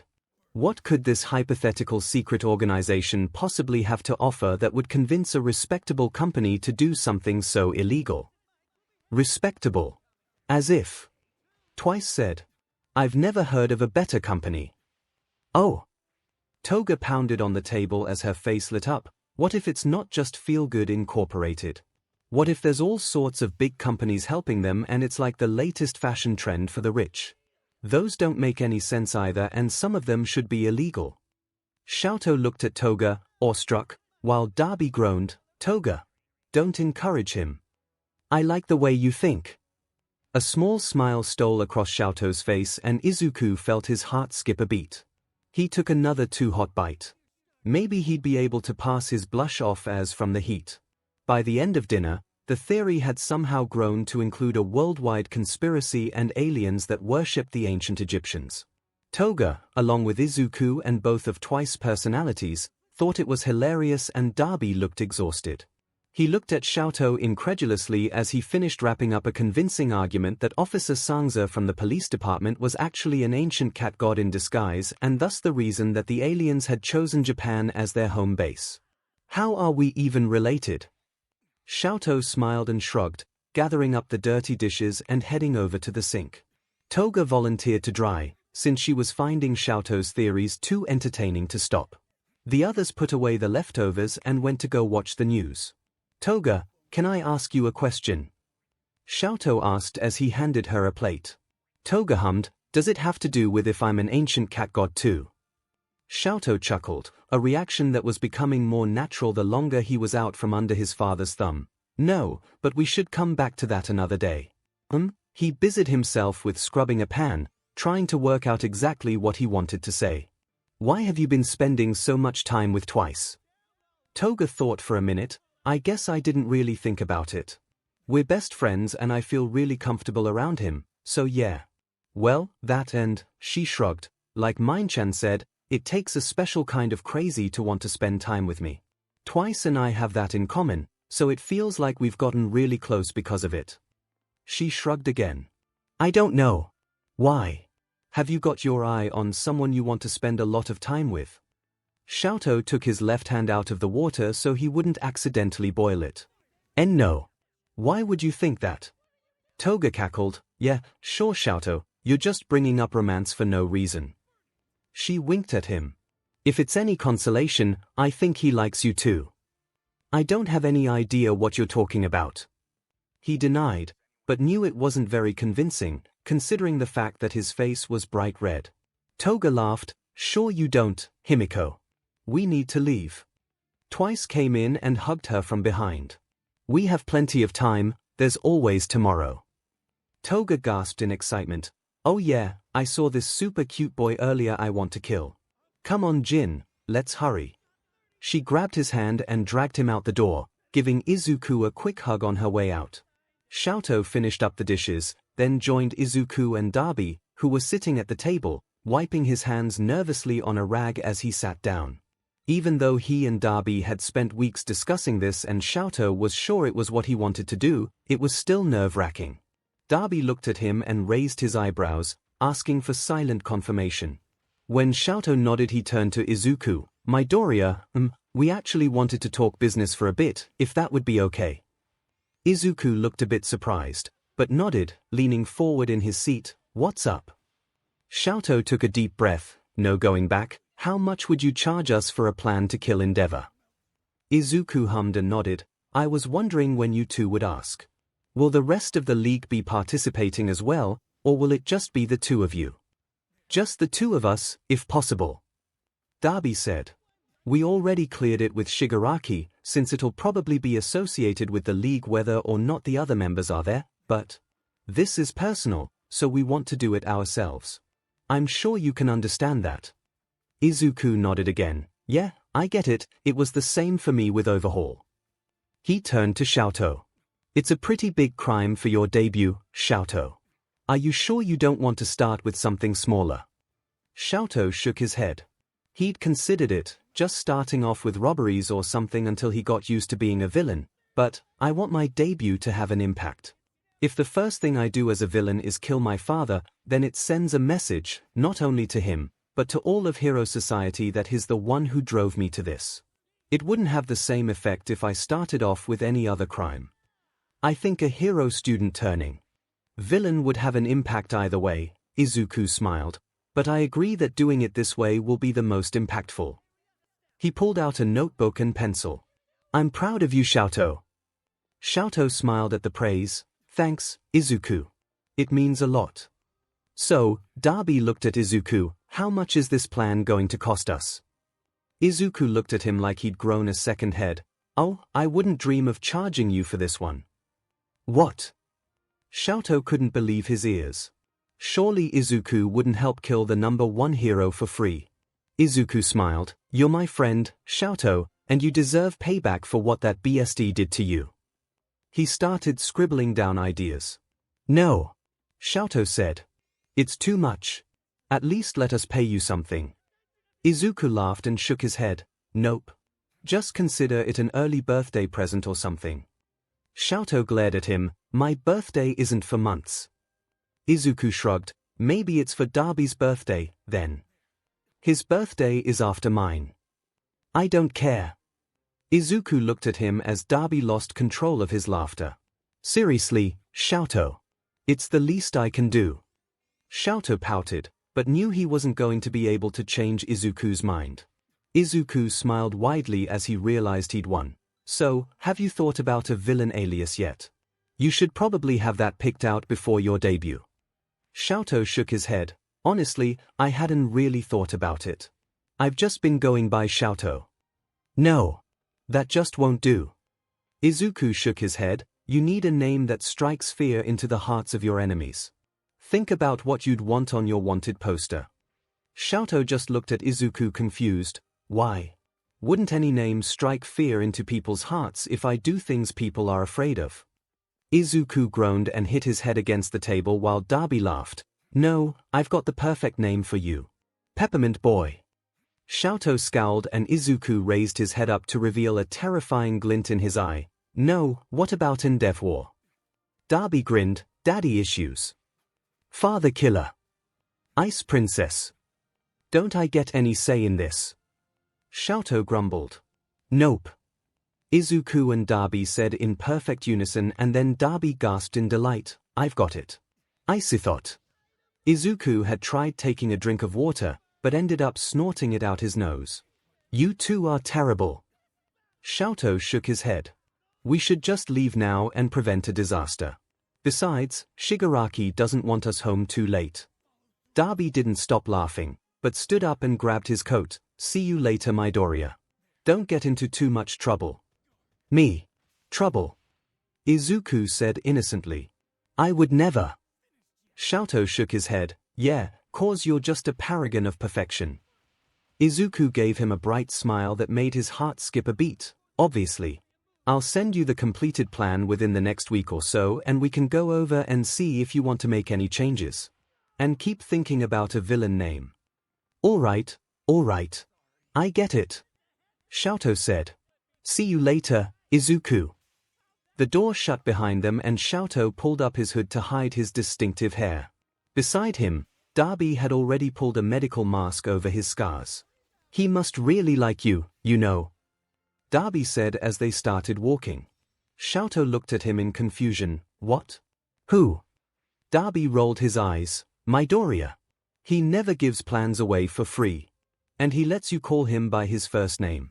If that isn't love, I don't know what is. 𝐿𝐴𝐷 sighed. With our family, I don't think either of us would know love if it bit us in the butt. Darby shrugged. Fair enough. But still, he must really care about you, even if it's just as a friend. 𝐿𝐴𝐷 paused and looked up, back at Izuku's apartment building. I hope you're right. Endeavor was hosting a press conference. He practically growled when yet another reporter had the audacity to question his property damage. Seriously. Who cared if a few buildings burned down as long as he put those villains somewhere they belonged? He wouldn't even be holding this press conference, but his PR team insisted that it was important to be visible if he wanted to maintain his place as the #1 hero, especially since some idiot wannabe reporter had released his sealed property damage reports yesterday. He was going to find whatever idiot thought that was a good idea and ruin their career, but first, he had a press conference to get through. Endeavor, what do you have to say about your missing son, 𝐿𝐴𝐷? Are you any closer to finding him? Endeavor grit his teeth. Of course they were trying to bait him by reminding him that his masterpiece was still missing. There have been no leads at this time, but I assure you that I will find 𝐿𝐴𝐷 and bring him home. Those villains are going to regret taking my son. Well, that's rather rude, isn't it, father? All eyes went to the speaker and Endeavor's eyes widened as he saw his son walking up behind the mass of reporters, the villain Darby smirking beside him. If you wanted to talk to me so badly, you could have just asked.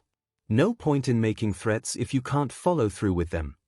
The reporters parted to let 𝐿𝐴𝐷 and Darby through, most scrambling to get out of the way of a known villain while the braver ones shoved mics in 𝐿𝐴𝐷's face.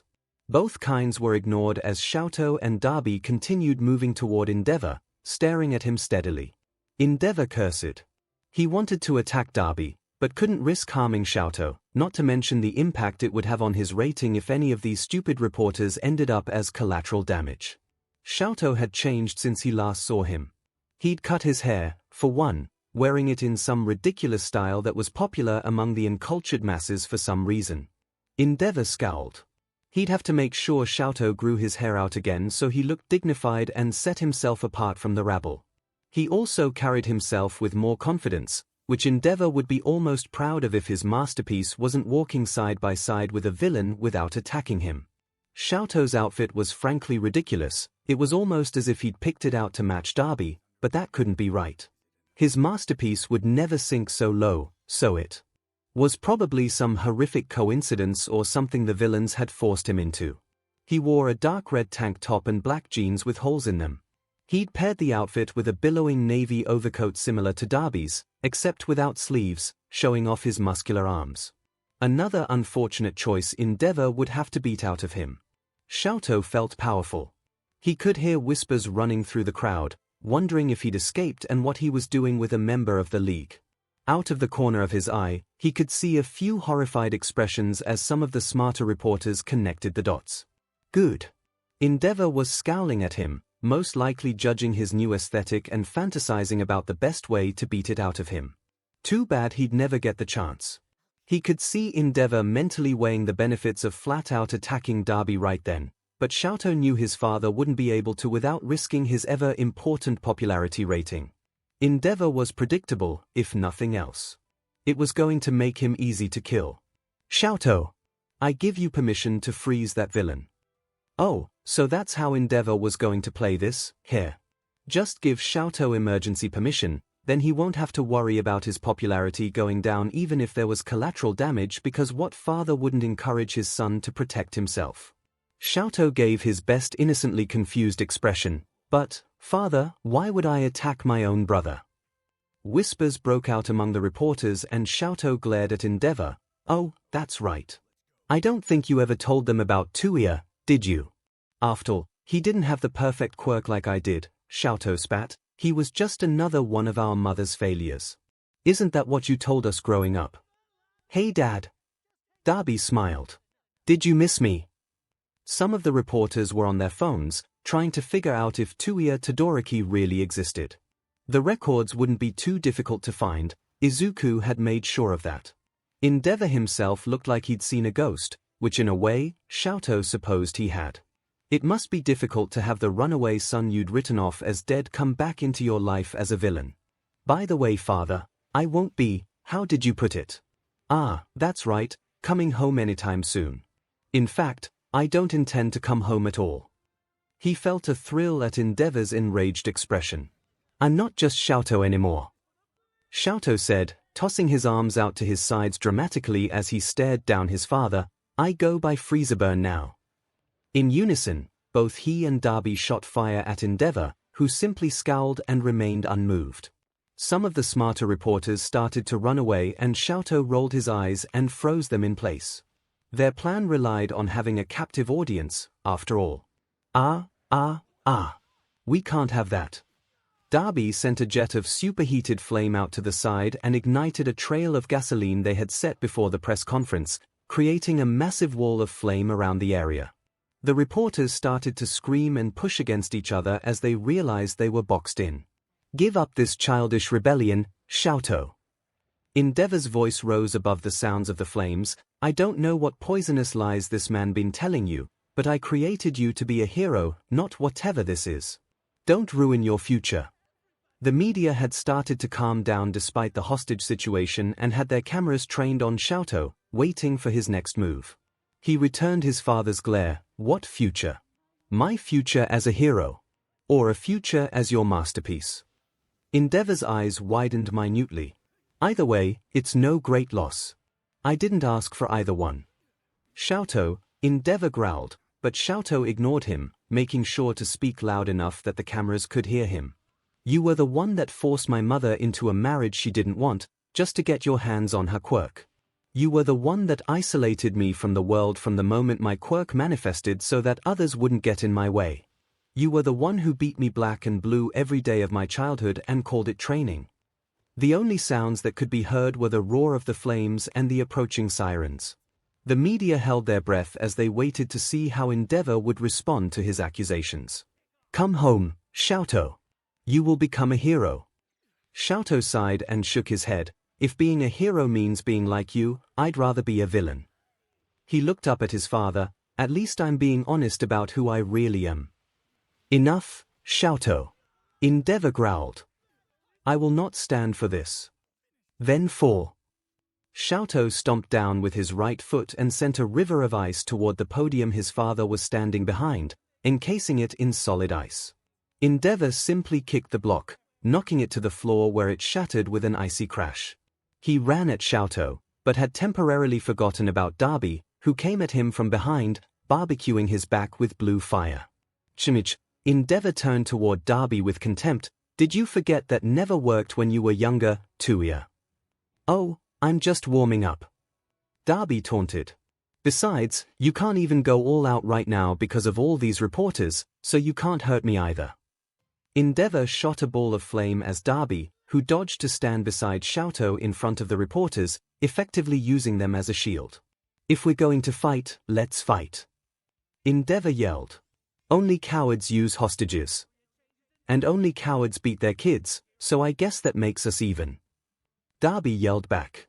The sirens were getting closer now. They'd probably arrive in under a minute along with at least a handful of heroes. 𝐔𝐬𝐽 and Darby exchanged a look before turning around and firing into the crowd, superheating the air, but being sure to keep their attacks weak enough that the reporters would only be injured, not killed. Arriving heroes wouldn't be distracted by rescuing corpses, after all. 𝐿𝐴𝐴 tackled Darby, obviously seeing him as the bigger threat. 𝐔𝐬𝐽 rolled his eyes swayed to ice. Might as well create a variety of injuries for the heroes to deal with when they arrived. Darby and 𝐿𝐴𝐴 grappled on the ground for a few moments before the fire trucks arrived and water started falling. A few hoses focused on carving pathways through the wall of flames, allowing some heroes through. They took one look at the 100 or so injured, screaming reporters and cursed. Let's take this elsewhere, yeah. Darby smiled. You wouldn't want to get in the way of the rescue efforts, would you? He got up and ran away with 𝐔𝐬𝐽 on his heels, letting 𝐿𝐴𝐴 chase after them. Apparently the area of the city they were in had already been evacuated, because they didn't run into anyone else. The other heroes apparently trusted that 𝐿𝐴𝐴 could take care of his sons and didn't come to help. Everything was going according to the plan. 𝐔𝐬𝐽 caught Darby's eye and they headed into an evacuated office building, making it a few floors up before turning around and letting 𝐿𝐴𝐴 catch up to them. 𝐿𝐴𝐴 burst in through the door, rage mixing with betrayal in his eyes, which just made 𝐔𝐬𝐽 angrier. What right did he have to feel betrayed after what he had done to them? You're weak, boys. 𝐿𝐴𝐴 advanced with flames in both his hands. I thought I raised you better than this. Oh, Dad. Darby replied, this is what you raised us for. 𝐿𝐴𝐴 sent a stream of fire at Darby, who returned it with one of his own. The enclosed space turned into an oven as the flames burned hotter and the heat was unable to escape. 𝐔𝐬𝐽 used his right side to cool both himself and his brother, but left 𝐿𝐴𝐴 to overheat. I've indulged you for far too long. Let's finish this. 𝐿𝐴𝐴 said. It's a shame to have to damage my masterpiece, but it's worth it to get you back on track. Flashfire fist, prominence burn. 𝐔𝐬𝐽 created a massive dome of ice just in time to shield them from the attack, but it was vaporized almost instantly. The jet of fire ripped through the wall behind them and pushed both him and Darby out onto the street. 𝐔𝐬𝐽 could dimly hear a helicopter recording the fight from above. Darby, are you okay? 𝐔𝐬𝐽 crouched next to his brother, who was kneeling on the ground, and cooled the air around them. I'm fine, 𝐔𝐬𝐽, he grunted, standing up. It's not like I'm not used to it. Surrender now. 𝐿𝐴𝐴 ordered, jumping down to the street and walking toward them. He was breathing hard and sweat had soaked through his costume, which was only made worse by the raging fire behind him. 𝐔𝐬𝐽 gave Darby a small smile, who returned it with a grin and created a firewall around the three of them. Seems like you're looking a little worse for the wear there, Dad. Darby taunted. Isn't prominence burn one of those special moves that makes you overheat? It doesn't matter, villain. 𝐿𝐴𝐴 kept advancing. This fight won't last much longer. Are you sure about that? 𝐔𝐬𝐽 stood up straight and frosted over his left side. I can go on for hours. 𝐿𝐴𝐴 scowled and shot another fireball at 𝐔𝐬𝐽, who blocked it with an ice wall. The more you use your fire, father, the more I can use my ice.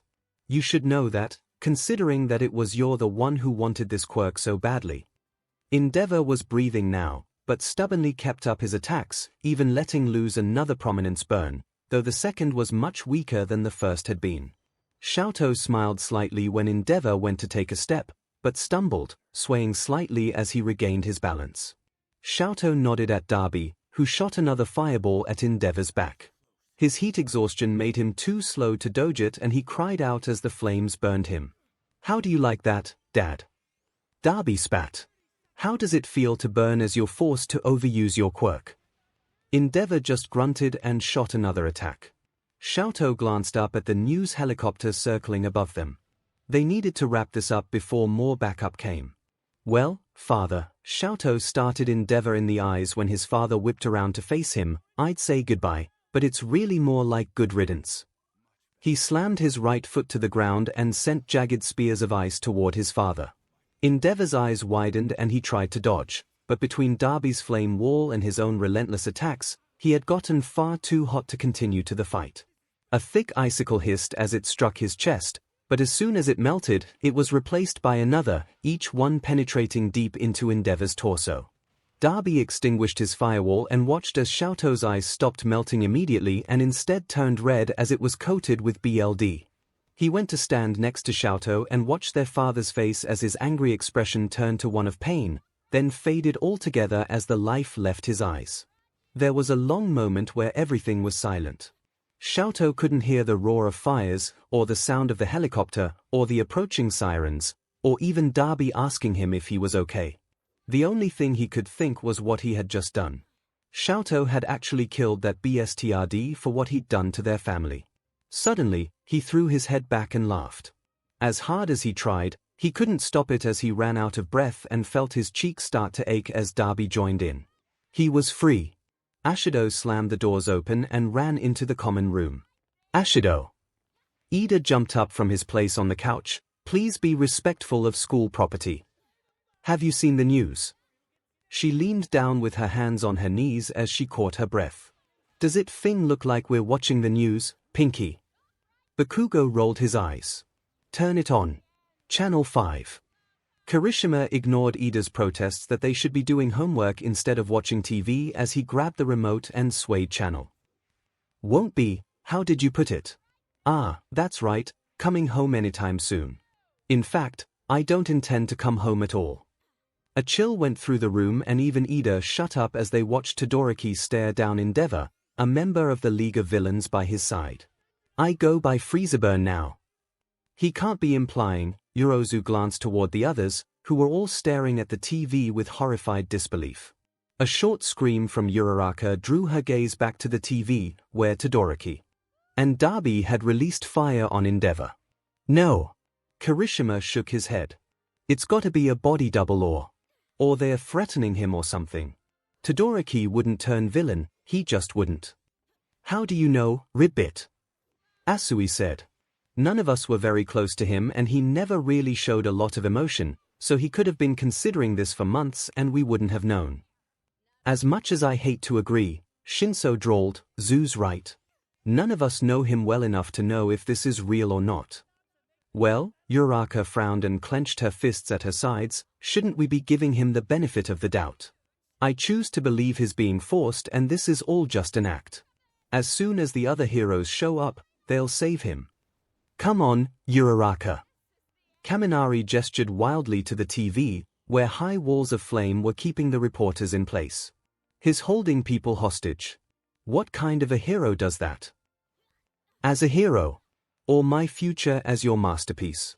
Either way it's no great loss, apparently a hero who doesn't see himself as one." ♀said.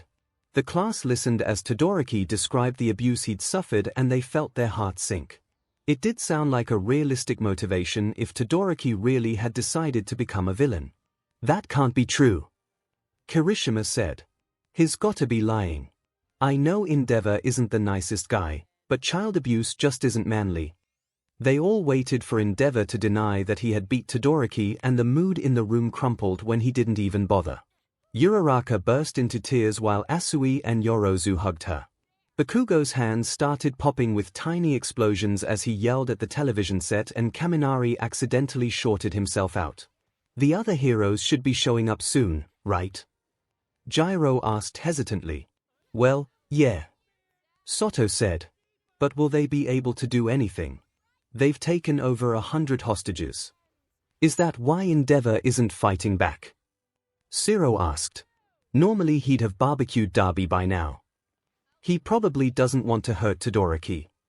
Doesn't sound like that stopped him in the past. ♀♀ grumbled.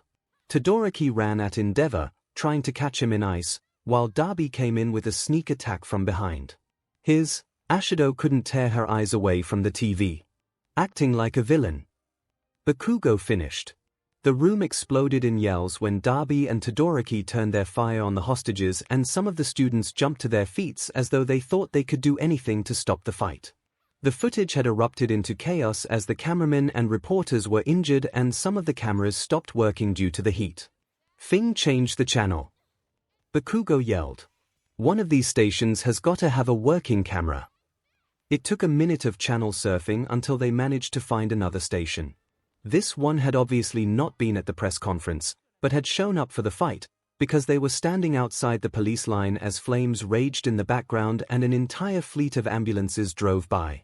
There do not appear to be any fatal injuries at this time, although from what we are seeing almost everyone present was injured.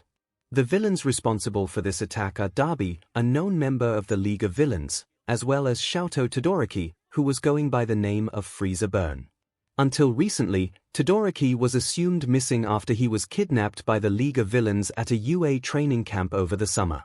All previous attempts to rescue him have ended in failure, and well, now I guess we know why. The reporter held a hand to her earpiece for a moment, then nodded. Dabi and Frieza Burn fled the scene shortly after opening fire on the hostages.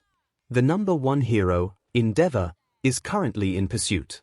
We'll take you now to our chopper for a bird's eye view. Well, we currently have eyes on a building that Endeavor chased the villains into just a few minutes ago. It appears that the fight is taking place inside. Oh my god. A massive jet of flame erupted from the side of the building and Endeavor jumped down onto street level. The camera zoomed in on Todoroki and Sh―, who were both crouched down the street, looking a little worse for wear.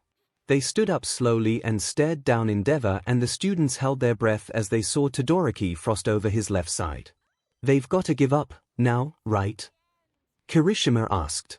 I mean, they are facing Endeavor, they can't win. Endeavor shot a fireball at Todoroki, who blocked it with an ice wall and created an opening for Dabi to attack Endeavor. The students gasped when the attack not only landed, but appeared to hurt Endeavor. I hate to say this, the reporter in the helicopter said, but it looks like Endeavor might need a little help with this one. Where are the other heroes? Are they all still on rescue? That's what we're all wondering. ♀♀ said. That's probably why they attacked the reporters in the first place. Oh my god. The reporter couldn't even bring herself to give any commentary as Todoroki slammed his right foot down and shot knives of ice at Endeavor, who couldn't dodge fast enough. The dorm room went silent, the only sound the reporter's frantic muttering at the scene below her. At first, Endeavor was burning hot enough that the ice melted, but after a few seconds, the ice stuck, and from the angle the helicopter was recording at, they could clearly see the massive icicles going in his chest and coming out his back coated in blood. Todoroki stood still for a long moment after Endeavor went limp, and the class wondered what he was going to do. Would he regret it? Would he turn himself in? Would he just disappear? On the screen, Todoroki threw back his head and laughed. He was surrounded by ice, fire, and blood, standing in front of the person he had just killed, and he laughed. The class sat frozen as Dabi joined in his laughter and pulled him through a familiar purple portal just moments before heroes arrived at the scene. They looked at each other as the horror and realization of what had just happened set in. That was the first time they'd seen him laugh. Tsukochi straightened his tie and let out a long exhale as he sat down across from a reporter from the most popular newspaper in Japan. Normally in a situation like this he'd hold a press conference, but well, many of the nation's top reporters were still in the hospital being treated after yesterday's attack, and the rest were understandably nervous about being targeted, so a private interview it was. Hello, Detective Tsukochi. The reporter was a pretty woman with blue skin, lavender hair, and perfectly straight teeth that looked vaguely threatening from Tsukochi's spot in the hot seat. My name is Chaitos Kazuki. Thank you for having me today. 𝐒𝐭𝐚𝐲 nodded. Thank you for coming. I understand the media's hesitance to attend a press conference considering the situation. You mean how the reporters on scene were viciously targeted by 𝐷𝐵 and 𝐹𝐴𝐵 during yesterday's attack? She laughed. It's an occupational hazard. If you're chasing the biggest stories, you're always going to be the biggest target. We all knew that when we signed on. 𝐒𝐭𝐚𝐲 was slightly taken aback by her slightly laissez-faire attitude toward the injury of her colleagues, many of whom were undoubtedly her friends as well as rivals, but nothing she said registered as a lie, so at least she was honest about her attitudes. All right, so let's begin. Kazuki leaned forward eagerly. So, there were a few juicy revelations yesterday, weren't there? What do you have to say on the subject of 𝐷𝐵's identity? We are unable to confirm or deny 𝐷𝐵's claims of being a Todoroki at this time. 𝐒𝐭𝐚𝐲 replied calmly. 𝐸ndeavor did have a son named 𝐒𝐴 Todoroki who was reported missing about 5 years ago. 𝐒𝐴 did have a fire quirk similar to 𝐷𝐵's cremation as well as a similar eye color, but his scars make facial recognition impossible. So, there is a possibility 𝐷𝐵 really is 𝐸ndeavor's oldest son, but there is no way to know for certain until we can obtain a sample of 𝐷𝐵's DNA. But don't you have a lie detection quirk? Kazuki asked with a gleam in her eye. Surely you can tell if he was telling the truth from the footage. Normally, that would be the case. 𝐒𝐭𝐚𝐲 nodded. His words registered as true according to my quirk, but there is always the possibility that he is delusional and simply believes that he is 𝐒𝐴 Todoroki, in which case he wouldn't be lying, at least from his own perspective. Therefore we are waiting on genetic testing before we can confidently confirm 𝐷𝐵's identity. Kizuku nodded, satisfied. All right, next question. Both 𝐷𝐵 and 𝐹𝐴𝐵 accused 𝐸ndeavor of abusing them as children, including accusations of him participating in a quirk marriage. Did 𝐸ndeavor abuse his family? 𝐒𝐭𝐚𝐲 sighed heavily. Unfortunately, according to the evidence we have gathered in the past 24 hours, those accusations do appear to be accurate. We are still in the process of taking official statements from 𝐸ndeavor's 2 remaining children as well as his wife, but the evidence as well as my quirk indicate that 𝐷𝐵 and 𝐹𝐴𝐵 were telling the truth. He didn't want to give those details to the media. Already there was huge public outcry against the Hero Commission and the Hero system at large even without confirmation of 𝐸ndeavor's abuse, but the fallout would be so much worse if they were tried to cover it up and it got out anyway. 𝐒𝐭𝐚𝐲 knew that there would be inevitable changes in the Hero system as a result of 𝐸ndeavor's abuse and Todoroki's turn to villainy, but hopefully they would be able to do enough damage control in the next few months that they could curb the worst of it. Kizuku was smiling slightly and he could see the hunger in her eyes. So I guess here's the million-dollar question: how did a child abuser get to be the #1 hero? We are currently running internal investigations of both the police force and the Hero Commission to find the answer to that question. 𝐒𝐭𝐚𝐲 said. That being said, it appears to have been a mixture of bribery and people's willingness to turn a blind eye out of the belief that 𝐸ndeavor could not be guilty of crime simply because he was a hero. His violent attitude, which would have been a red flag under other circumstances, was glorified and popularized in the media because we most often saw his violence directed toward taking down villains. It is also important to remember that the hero ranking system is based not on the Hero Commission's data, but on popular opinion polls. We, as law enforcement, have to take responsibility for the fact that 𝐸ndeavor was allowed to remain a hero in spite of his crimes, but society at large is responsible for putting him in the #1 spot. So, 𝐒𝐭𝐚𝐲, you said that the responsibility lies both with the Hero Commission and with the people who voted for them. Kizuku leaned forward. Do you believe the hero system is broken? I would not go that far. 𝐒𝐭𝐚𝐲 replied. But I can confidently say that reforms are obviously needed if we expect the system to fulfill its responsibility to keep the people of Japan safe. Part of the purpose of our ongoing investigation is to determine what reforms need to happen so that nothing like this happens again. Kizuku smiled. Next question. In the last year and a half, a majority of hero deaths have been linked to Mastermind, most notably the death of the former #1 hero, All Might. Do you believe that Mastermind was behind 𝐸ndeavor's murder as well?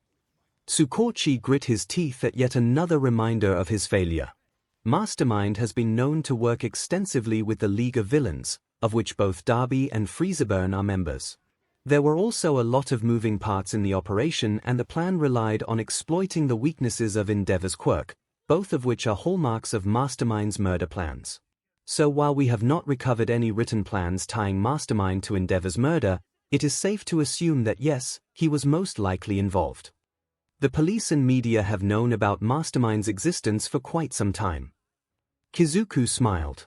So why hasn't he been caught yet? He is obviously a serious threat to society, and isn't it the hero's job to eliminate those? Tsukochi clenched his fists. He couldn't let her get to him. We have people working around the clock to uncover Mastermind's identity, because we believe that is the only way we will be able to safely resolve the situation without risking more lives, especially since Mastermind has proven time and again that he is willing and able to kill both heroes and civilians. However, the same qualities that have enabled him to kill so many top-rated heroes are the ones that make him so difficult to find and catch. He is highly intelligent and extremely careful, but we have heroes working the case that are able to match him in intelligence, so it is only a matter of time before we catch him. All right, Kizuki said. I believe we are almost out of time, so this will be my last question. In the last 6 months, we have lost 2 number 1 heroes to Mastermind, who is beginning to be called the number 1 villain in Japan. How do you think this bodes for hero society as a whole and, more specifically, Hawks, who is next in line for the number 1 spot? Tsukochi shook his head. I honestly can't say. Both heroes were killed by villains who had a distinct reason to target them, All Might because he was the symbol of peace and Endeavor because of a personal grudge. Mastermind himself, however, is not purposely going after number 1 heroes, so I do not believe Hawks is in any more danger now than he was a few months ago. As for society, we will simply have to wait and see. Kizuku nodded and stood. Perfect. Thank you again for this opportunity, Detective. I hope to see you again. Tsukochi gave a strained smile and walked her out. He gave a sigh of relief as she got into a car that was waiting for her at the curb. He never wanted to do that again. He went back inside and got out the Mastermind file, even though he'd practically memoized it at this point. It had been months since All Might's death and still they were no closer to catching him. Nezu had complained that his fur was losing its shine because of the stress of the case, but he was the only one capable of getting inside Mastermind's head. Tsukochi shook his head and closed the file. Maybe it was time he got a little sleep. Xiaotou adjusted his beanie one more time before entering the train station to make sure it covered all his hair. His scar was a bit more difficult, but thankfully in this age of quirks, it wasn't terribly odd to see someone wearing an oversized eye patch. He got a few weird looks, but no one started gasping or screaming about a member of the League of Villains, so he figured his disguise must be at least somewhat convincing. He picked a random bench within sight of the platform and sat down, reading a newspaper. He was all over the front page, but then again, he knew that already. He and Darby had wanted to make an impact, so he would have been disappointed if they'd failed. Part of him wished he was like Izuku though, a faceless villain who could go about daily life without worrying about being arrested.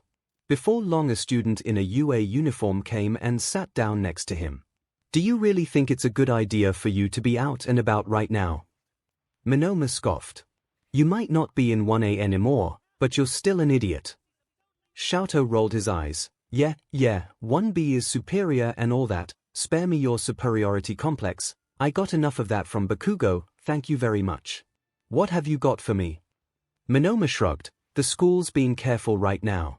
They're planning the school festival, which my class is totally going to win by the way, but I'm pretty sure Gentle and La Brava called disrupting that, so the league going as well would probably just get everyone caught. Other than that, I think they've started suspecting there's a traitor, they'd be idiots if they didn't, but they're looking into the teachers first, so we don't have anything to worry about on that front. How are things at the league? I heard you guys lost Kurogiri. Tough luck there. Xiaotou groaned, the new base is too small and we're running low on funds. I'm pretty sure most of the money used to come from All for One, but the heroes froze a lot of his assets when they arrested him. We were doing fine still when Kurogiri was around, since he could just warp money in from literally anywhere, but it's a lot more complicated now. So far, we've been robbing some rich-looking houses, but a lot of them are fronts for cults and the like, so they don't have a lot of sellable assets either. Monoma looked at him like he was an idiot. With all the powerhouse quirks you've got, are you telling me you haven't even tried robbing a bank? 𝐿𝐿 huffed, we thought about it, but part of the reason we're so big right now is because of the ideals we embody, and those will crumble if we openly turn to petty crime. Then just find a bank that does something sketchy or whose CEO is racist or something. Monoma said haughtily. You can say you're only attacking those who go against your ideals or something, but at the end of the day, you still have cash. It's a win-win. 𝐿𝐿 thought about that for a moment. That would probably work. But how would we know which banks to attack? Monoma stood. That, my dear 𝐿𝐿, is above my pay grade. Good luck. Do try not to get caught. 𝐿𝐿 mumbled an affirmative as Monoma hurried off to catch his train. Rob a bank, here. If they could find the right target, it might even further their cause. He was sure Izuku or La Brava could probably point them in the right direction if they got a cut. And that'd give him an excuse to talk to Izuku again. Not that he was trying to find reasons to talk to him. Why would he do that? Either way, he got out his phone and dialed Darby. He should probably call Shigaraki for something like this, but the guy still got on his nerves. He hadn't been allowed to play video games growing up, so half the time Shigaraki may as well be speaking Greek for all 𝐿𝐿 could understand him. His brother was much easier to talk to. Don't tell me you got caught. 𝐿𝐿 huffed. Come on, Darby. Try to have a little bit of faith in me. I haven't even been recognized. What? Do you want me to give you a pat on the back or something for doing your job? No. 𝐿𝐿 said. It's just the copycat gave me an idea on how to get funds and I need to talk to Izuku about it, so I won't be home for a while. You could have just said you had a date. Darby laughed. It's not a, wait, you've got a date. Toga had apparently stolen the phone. Why didn't you tell me? I didn't tell you because it's not a date. 𝐿𝐿 growled. His face was turning red and he was starting to get strange looks. He stood up and started speed walking out of the train station. Even if they didn't recognize him, he still didn't need an audience to his humiliation via annoying older sibling. Yeah, sure. Darby drawled. It's not a date, just like you don't perk up every time you hear about Mastermind on the news. Gotta hand it to you, 𝐿𝐿, you sure set your sights high. 𝐿𝐿 groaned. Shut up. We're just friends. Sure. Darby laughed. Well, be safe, use protection. Then he hung up before 𝐿𝐿 could yell at him. 𝐿𝐿 glared at his phone for a long moment before checking the time and calling Izuku. He should have just gotten home from school, unless he'd let his bullies chase him around today. The phone rang a few times and 𝐿𝐿 was just about to hang up when Izuku answered. Hiya, 𝐿𝐿. Sorry it took so long for me to answer, I had to lose my daily thugs. 𝐿𝐿 sighed. I don't understand why you still let them bully you, Izuku. You could kill any of them without even breaking a sweat. Izuku laughed. Oh, but that wouldn't be nearly as much fun as letting them think they're stronger than me. Besides, it's not like I don't know what I'm doing. It's all part of the plan. 𝐿𝐿 pouted slightly. Fine, have it your way, still doesn't mean it makes any sense to the rest of us, genius. He paused for a moment. Hey, is there any way we could meet up for a coffee this afternoon? There was silence on the other end for a long moment. Is this about business or is the great Freezeburn asking me on a date? 𝐿𝐿 knew he was bright red. Business. Izuku didn't respond and 𝐿𝐿 took a deep breath. But, it can be a date. I mean, if you want it to be. What I'm saying is that, if you wanted to see it that way, then, I guess I wouldn't be opposed. 𝐿𝐿 cringed. Well, if Izuku had wanted it to be a date, he certainly wouldn't now. Oh 𝐿𝐿. Izuku said finally. You sound so cute when you're nervous. I think my habit of ramblings rubbed off on you, though. 𝐿𝐿 smiled sheepishly, even though he knew Izuku couldn't see it. So, about that coffee, I can make it to that new cafe on Hero Boulevard in 20 minutes. Does that work for you? 𝐿𝐿 looked at where he was. It should only take him about 15 minutes to make it to the cafe. Yeah, that works. Okay. He could practically hear Izuku's bright smile. It's a date. And to think that 𝐿𝐼 had been finally starting to regain his original color. Why? It's a date. See you soon, 𝐿𝐼. 𝐒𝐿𝐼 hung up, leaving 𝐿𝐼 frozen, listening to a dial tone as he tried to process what just happened. Finally, someone bumped his shoulder and yelled at him for just standing in the middle of the sidewalk like an idiot, which jarred him from his thoughts enough to get him moving again. He dialed yet another number as he started walking toward the cafe. Hi cutie. This is Himiko. He said it was a date. What am I supposed to do? Toga squealed, oh my goodness everyone. Our little 𝐿𝐼's going on a date. 𝐿𝐼, you on speakerphone, come on. What happened? I need details, now. Slow down, Toga. Darby groaned. You're gonna make him freeze up. He sighed. So 𝐿𝐼, what happened? I don't even know. 𝐿𝐼 whined. I was just trying to meet up to talk about business and then he asked if I was asking him out. Please tell me you said yes. Twice exclaimed. You should have turned him down. I said no, what? Toga yelled. Darby, kick some sense into your brother. Kick it into him yourself. Darby grumbled. But seriously, 𝐿𝐼, you're an idiot. 𝐿𝐼 groaned, I know, but then I said that I wouldn't be mad if he thought it was a date. Nice save. Shigaraki said, and everyone was silent for a long moment. What?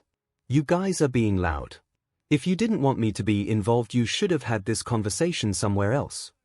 Oh, Dusty. Darby teased. I didn't know you cared about our dear 𝐿𝐼's love life. I don't. Shigaraki denied. Like I said, you guys are just being loud. So, anyway, 𝐿𝐼 said, then he gave me a time to meet him and said it was a date. So that means it's a date, right? Oh. Our cute little 𝐿𝐼's becoming a man. Himiko squealed. But what am I supposed to do? I'm gonna ruin this. You're not going to ruin it, 𝐿𝐼. Darby said. He asked you out, so he's not going to just drop you just cause you're a dork. Gee, thanks. You'll do amazing. Twice yelled. He's going to hate you. You should stab him. Toga said. Tell him how cute he looks in BLD. Do not listen to anything Toga says. Shigaraki groaned. Play video games with him. 𝐿𝐼 got more and more overwhelmed as they kept throwing out more and more ridiculous suggestions of how he should get Izuku to notice him. Enough. Spinner growled. Just be yourself, 𝐿𝐼. If he didn't like who you were, he wouldn't be asking you on a date. Just go and talk with him how you always do and ignore the rest of these idiots. Good luck. He hung up and 𝐿𝐼 put the phone away and tried to calm his breathing. He was pretty close to the cafe now, which wasn't helping his nerves at all. He had to resist the urge to take off the hat and fix his hair. Izuku wasn't going to see that his hair was a mess, but 𝐿𝐼 would get caught if anyone else saw and then he wouldn't be able to go on his date because he would be too busy running from the heroes. He took one final deep breath before opening the door to the coffee shop. It was busy but not terribly so. Izuku waved to him from one of the tables and held out the coffee he'd bought him. I could have bought my own coffee. 𝐿𝐼 mumbled as he took it. You didn't have to do it. Izuku laughed, I wanted to. Besides, this is a date, and I can afford to treat you. 𝐿𝐼 blushed again at the reminder and he cleared his throat. So, how are you today? I'm good. Izuku said softly. Sorry if you didn't want this to be. You know, no. 𝐿𝐼 winced at how loud he was, but it made Izuku laugh, so it must not have been too bad. I'm happy you said something. I guess I was too nervous. Izuku nodded and sipped his coffee. It makes sense. With your upbringing, I'd imagine it's kind of hard to openly display emotion. 𝐿𝐼 nodded and Izuku gave him a bright smile. Then I'm glad I said something. So, you did say you wanted to talk shop too, right? We don't have to do that today. 𝐿𝐼 said. It can wait for another day. Izuku gave him a look. We're both nervous, 𝐿𝐼. Business is good for breaking the ice, since it's something we're both comfortable with. Unless you'd rather sit here in a meaningless loop of endless small talk because neither of us has ever been on a date before. Wait, you've never been on a date before? 𝐿𝐿 said, shocked. 𝐒𝐿𝐼 chuckled wryly, quirkless, remember. Turns out, not many people want to date the freak of evolution. I don't think you're a freak. 𝐒𝐿𝐼 smiled, thanks 𝐿𝐿, but it's okay. I get it. I'm not as evolved as the rest of you. Still, I always wished people could see me as more than just a quirkless kid. He took a long drink of his coffee. And now they do. So it's all good. 𝐿𝐿 nodded and smiled. I was wondering if you knew of any banks with corrupt or abusive CEOs. Our group is a little short on funds right now, but we don't want to do anything that'll go against our ideals. We'd be willing to give you a cut as payment for the info. 𝐒𝐿𝐼 hummed, I think the real question is which banks don't have terrible CEOs at this point. I'll do some digging, though, and see what I can come up with. Will you be wanting a full plan? 𝐿𝐿 shook his head, I don't think so. As long as the place isn't super secure, I'm pretty sure my brother and I can handle it. He can melt through most metal and I can easily keep people from escaping. 𝐒𝐿𝐼 nodded. I'm so proud of you, 𝐿𝐿. I was scared that you might lose your conviction after your father's death, but you seem to really be coming into your own. You really are amazing. 𝐿𝐿 blushed but gave a small smile. I'm not really that special, 𝐒𝐿𝐼. I mean, I haven't even accomplished anything compared to what you've done. You're already one of the most powerful people in Japan and you're only my age. And you're so caring. 𝐿𝐿 trailed off when he realized he'd been rambling and hesitantly looked at 𝐒𝐿𝐼, who was staring at him like he'd hung the stars. It just means a lot, you know, 𝐿𝐿 said, that, you were willing to help me out of that house and help me go after what I want. I don't think I'll ever be able to repay you. 𝐒𝐿𝐼 smiled brightly. I don't want you to pay me back, 𝐿𝐿, I want you to be happy. As long as you're living your best life, that's all I need. And that's what you're doing, so it's perfect. 𝐿𝐿 smiled, an action that was becoming easier the longer he was out from under his father's thumb. Thanks for helping me. 𝐒𝐿𝐼 nodded. So how are you adjusting to your life now? I can imagine it's probably kinda difficult. 𝐿𝐿 shrugged. I can't really go anywhere, so there's that, but I couldn't really go anywhere before either. It's just higher stakes now. 𝐒𝐿𝐼 hummed. That's not really what I meant, he thought for a moment. You don't have to answer this, you know, if you don't want to, but I know that when I first made this career choice, I felt really guilty for the first few months. Has that happened to you? His eyes widened. Not that it has too. You know, everyone's different and there's not really an good or bad, and I'm sorry if I made it seem like, 𝐒𝐿𝐼. 𝐿𝐿 interrupted. It's fine. My brother's already kinda talked to me about it, and, honestly, I don't really know. I don't really feel guilty for what I did, you know. He deserved it. Even the media deserved it, because they're the ones that put him there. He shrugged. I think the hardest part's been adjusting to the idea of the future. I'm afraid that one day, I'll have to hurt someone who doesn't deserve it, and then what'll I do? What happens if I freeze up? If it comes down to me or them, will I be able to do what I need to stay free, you know? 𝐒𝐿𝐼 looked at him softly. I understand completely. I mean, maybe not completely because I never really had that moment of truth. Pretty much everything early on, it wasn't a matter of who deserved it as much as it was if I was capable. But maybe that's why I felt so guilty until I embraced my role. He gave a sheepish smile. Sorry, I don't have anything better to tell you. This life is messy, it always has been and probably always will be, but at least we get to make our own decisions, right? 𝐿𝐿 smiled and lifted his cup. I'll drink to that. 𝐒𝐿𝐼 laughed and raised his own. Yeah, 𝐿𝐿 thought, it might not be the most conventional conversation for a first date, but it suited them just fine. 𝐒𝐻𝐻 was considering quitting. In the last month, not only had villains managed to infiltrate the UA cultural festival, but the Todoroki brothers had started robbing banks.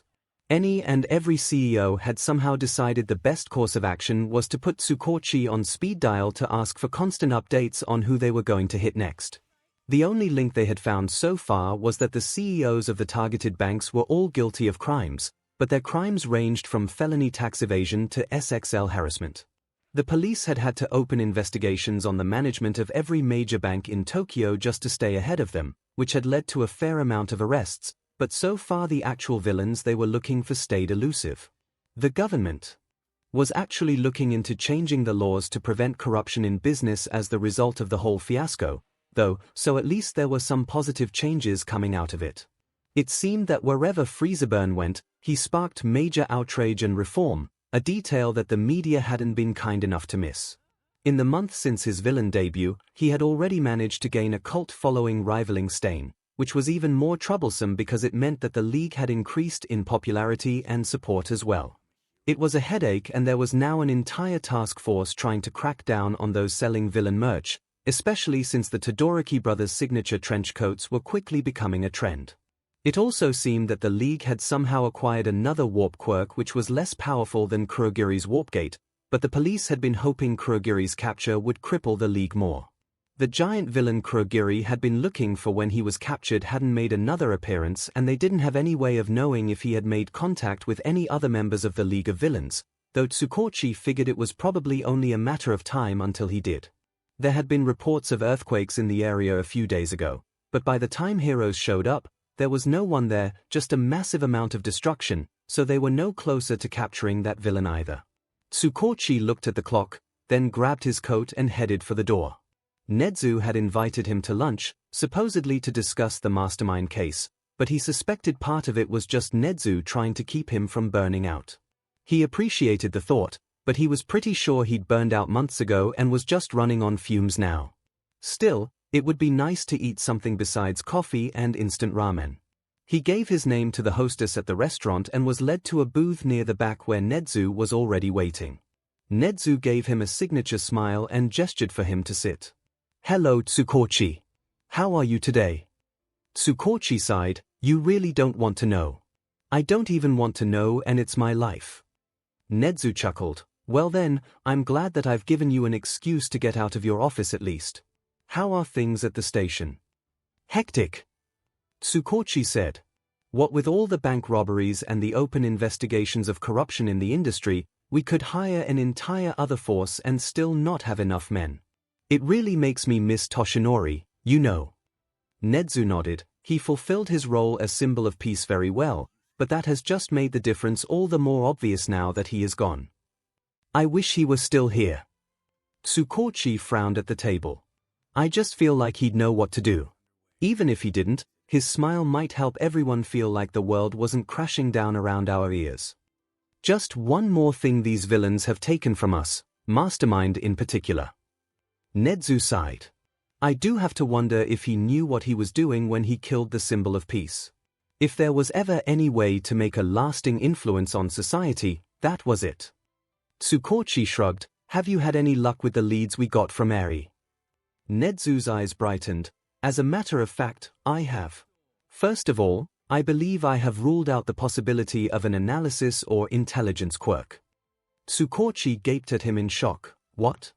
How is that even possible?" Nezu smiled. "My quirk makes me more intelligent than most humans, not all. It is within the realm of possibility that there are humans naturally just as smart as I am, regardless of quirk."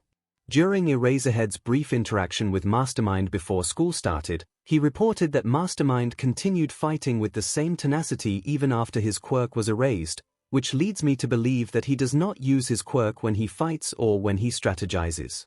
This, combined with the indications we received from 𝐼𝐼𝐵 that Mastermind was abused, leads me to believe that he most likely has a very weak or undesirable quirk. He met 𝐒𝐭𝐴's eye. There is even the possibility, however slight, that Mastermind might be quirkless. "Quirkless?"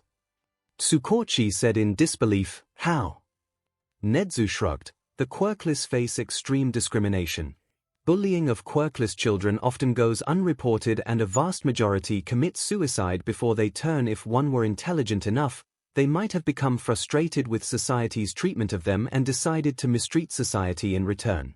I sincerely hope that is not the case, but we would be wise to not discount the possibility." 𝐒𝐭𝐴 sighed. "All right, so Mastermind likely has a weak quirk, or none at all, which is crazy. What else can you tell me?" "Well, since he likely has a weak quirk, Mastermind's short stature is most likely not due to his quirk," Nezu said. "Which means that we are almost definitely dealing with a teenager." This is only more likely if Mastermind turns out to be quirkless because of the high suicide rate. 𝐒𝐭𝐚𝐲 ran his hands through his hair. You mean we've been being outsmarted at every turn by a child? 𝐻𝐻𝐿 was no longer smiling as he nodded. That does appear to be the case. I only wish that I could have met him before he turned to villainy. Such a brilliant mind deserves to be nurtured, and I would have loved to teach him. He sighed. But unfortunately, I have to catch him instead. A light, 𝐒𝐭𝐚𝐲 said, still reeling. Any luck with the overhaul lead? 𝐻𝐻𝐿 shook his head. There are still too many possibilities. He threatened a lot of people during his short life, which, though impressive, means we will have to narrow our search by other criteria before that particular clue can prove useful. 𝐒𝐭𝐚𝐲 nodded. Anything else? Nope. 𝐻𝐻𝐿 chirped. That's everything I know for now. 𝐒𝐭𝐚𝐲 sighed. Well, it's double what we had before. Is it bad that I kinda wish we didn't know? He shook his head. I can't believe that Mastermind is a kid. Seriously, what drives a teenager to kill hundreds of people? I'm sure it wasn't just one thing. 𝐻𝐻𝐿 shrugged. It was most likely a variety of little failings that all added up until he just couldn't take it anymore. But it does raise a very uncomfortable question. Oh? 𝐒𝐭𝐚𝐲 asked. And what's that? 𝐻𝐻𝐿 met his eyes with intensity. Are we responsible for creating the very villain that will destroy us? I was right. 𝐂𝐿𝐽 slammed open the door to 𝐒𝐿𝐽's base with zero preamble, and 𝐒𝐿𝐽 was off the couch with a knife in his hand before he realized who it was. Oh, it's just you. 𝐒𝐿𝐽 put the knife away and sat back down. And what were you right about? His boyfriend looked at him intensely. It's a conspiracy. Another conspiracy. 𝐒𝐿𝐽 laughed. Is this the one Officer 𝐒𝐭𝐚𝐲 being a cat god? No. Yes. Maybe. That part hasn't been proved yet. 𝐂𝐿𝐽 took off his hat and ran his fingers through his hair.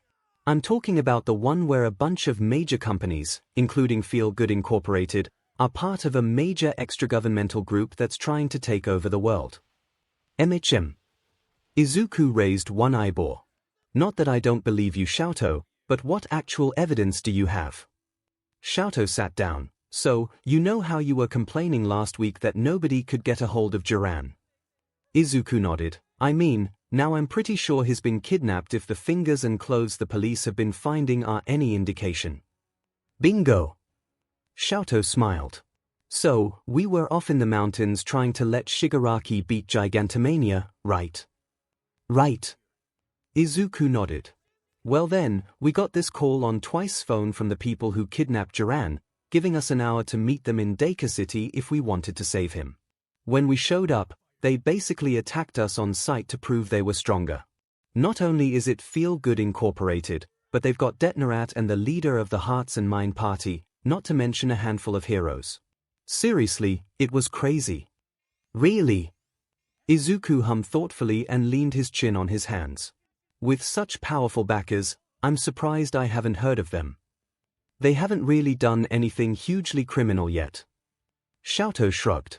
Just some black market support items and stuff like that. They call themselves the 𝐂𝐽 struggled for a moment. Oh, that's right. They call themselves the Meta Liberation Army. 𝐒𝐿𝐽's eyebrows shot up. You mean like Destro? I thought that cult died out decades ago.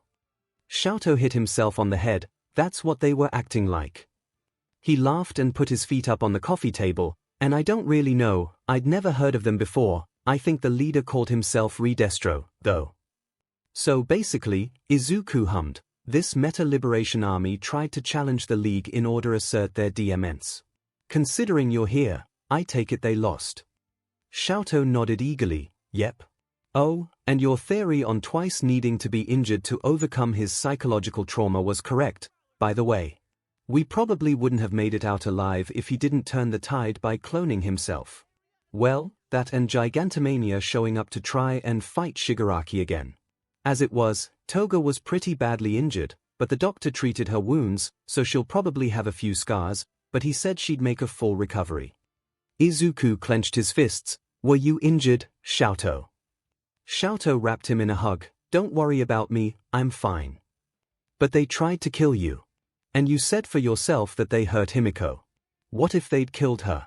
I don't have that many friends, 𝐿𝐼. Izuku's voice cracked. I can't afford to lose any of you. Yeah, 𝐿𝐼 said softly, but I'm strong and so is Toga.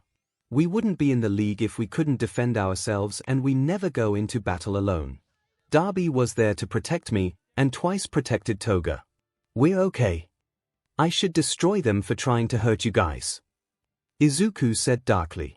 We can take care of ourselves, Izuku. 𝐿𝐼 gave him a look. I mean, you can do what you want, but for right now we won and they lost, and they agreed to give us access to their resources.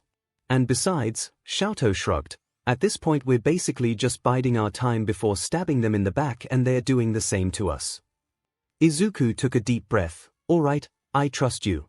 But if they try to hurt you again, they're dead, okay? 𝐿𝐼 nodded, smiling. Thanks, Izuku. They also want to meet you. They apparently already know who you are, since they are basically running a surveillance state behind the scenes, but they said they had some questions for you. Izuku looked at him skeptically. They have questions or they have a job? Because those are two completely different things. 𝐿𝐼 shrugged and leaned back further into the couch. They didn't specify. I do know, though, that they aren't lacking for cash. They can afford even your ridiculous prices. Fine. Izuku huffed. I'll meet with them, but if I don't like them, I reserve the right to kill them. 𝐿𝐼 laughed and kissed him. I wouldn't expect anything less. Now, since this part of the conspiracy has been proven true, I just need to find undeniable evidence that 𝐒𝐽 was present in ancient Egypt. 𝐒𝐲 𝐤𝐿 frowned as he looked in the mirror after his meeting with Darby. He'd begged the Hero Commission to pull him out after Endeavor's death, but they argued that he'd already laid the groundwork and it was too late to send in anyone else. 𝐒𝐲 didn't think it was good for the number one hero to even pretend to be a villain after what happened to the last number one. But maybe he'd be able to catch a glimpse of Mastermind or even identify him, considering his close relationship with the League. The latest JP Hero billboard announcement had been tense, for lack of a better word. After he'd been announced number one, the other heroes kept glancing at him like he'd been given a death sentence, which maybe he had. Hawk sighed and began washing his face. It was just so frustrating. The point of having popular heroes was to reassure the public. But with Mastermind on the loose, the more popular heroes were having the opposite effect.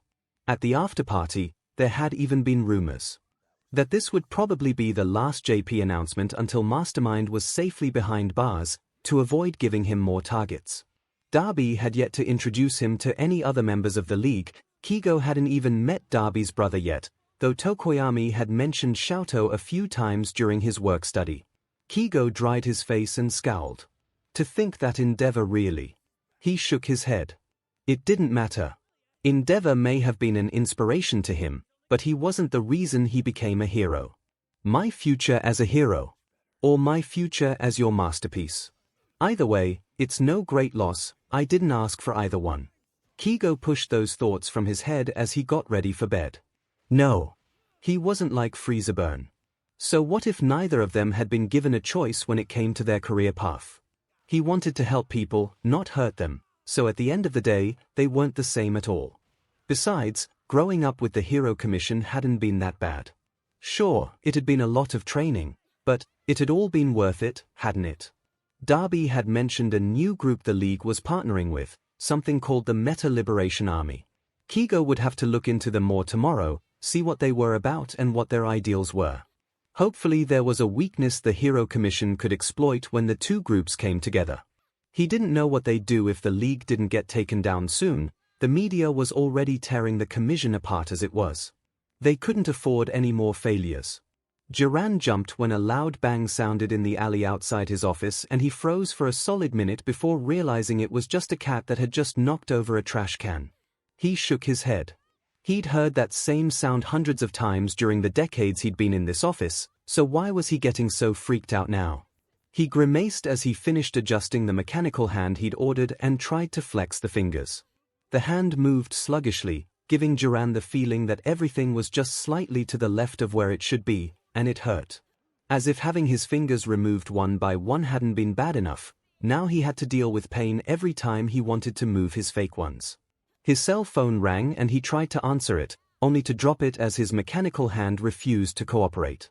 He tore the hand off and threw it down on the desk in frustration, glaring at it for a long moment before using his left hand to answer the call. "Hey Dragon, what can I do for you?" Jiran tried to smirk like he usually did, but the expression slipped from his face almost immediately. "Glad to hear you're all right after your kidnapping, Jiran. You had us worried there for a minute." Dragon's voice was harsh and somewhat gravelly, a side effect of his fire breath quirk.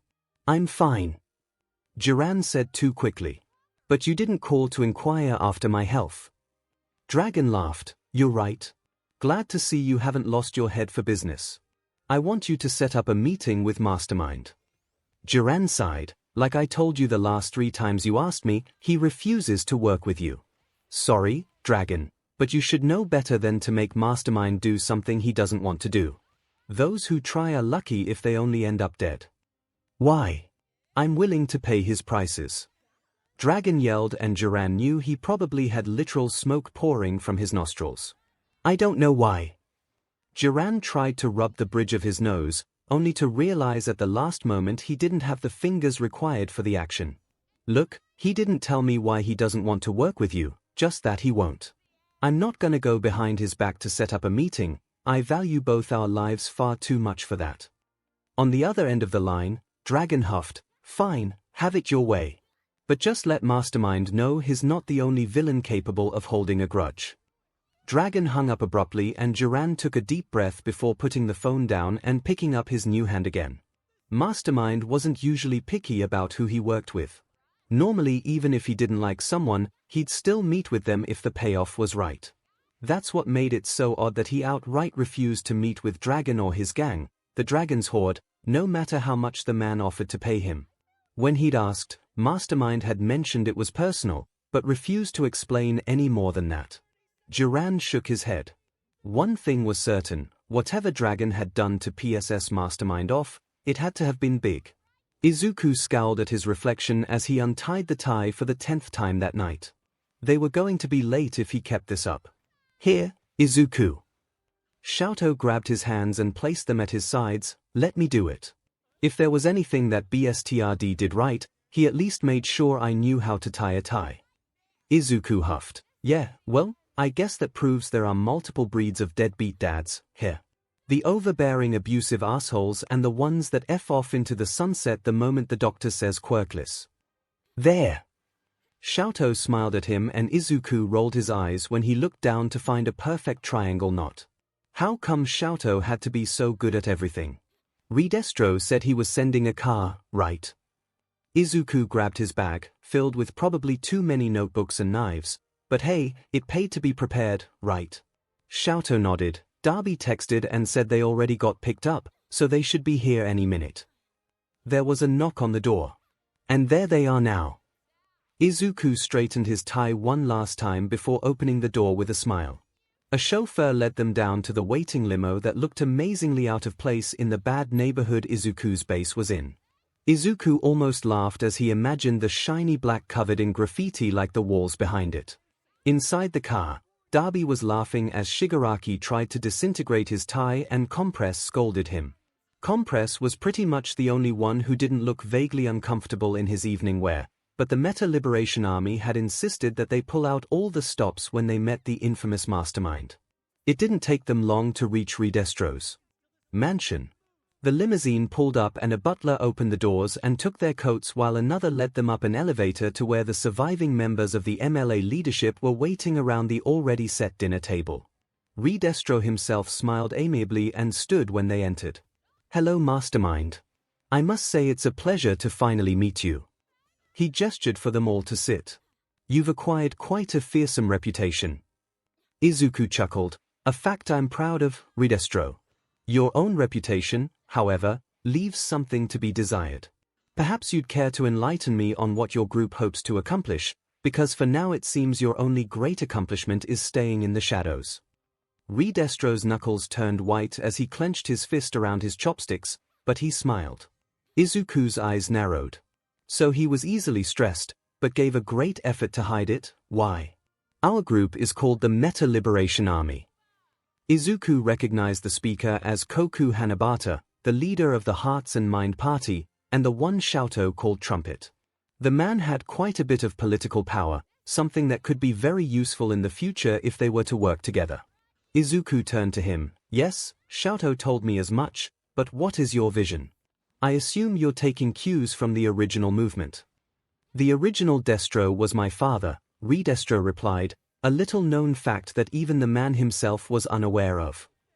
Izuku laughed. Well, I can understand the perils of absent fathers, but normally you'd expect a kid like that to avoid anything to do with their father, not follow in his footsteps.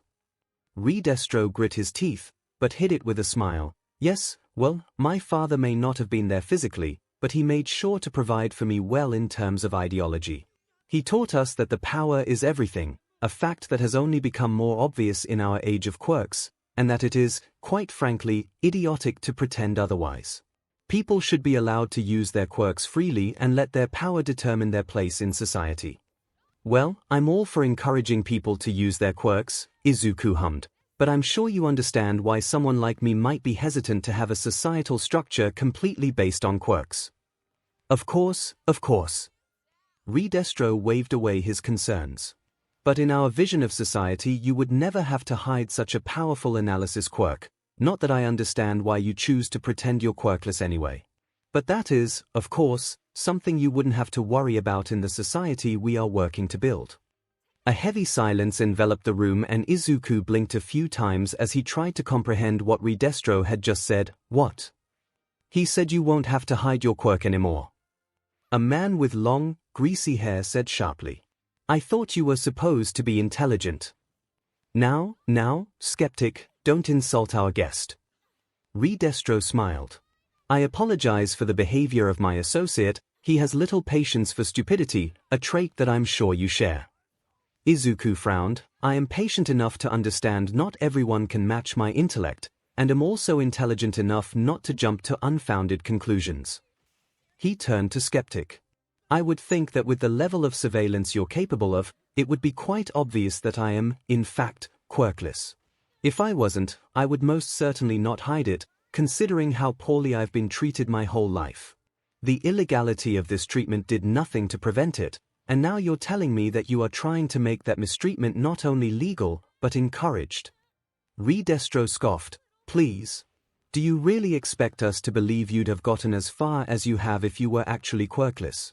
You're one of the most powerful men alive, Mastermind, so you obviously have a powerful quirk that has catapulted you to where you are now. If you were, in reality, quirkless, there is no way you would have risen through the ranks of the villain world as quickly as you did. The quirkless are worse than useless, so no, Mastermind, I refuse to believe you're quirkless.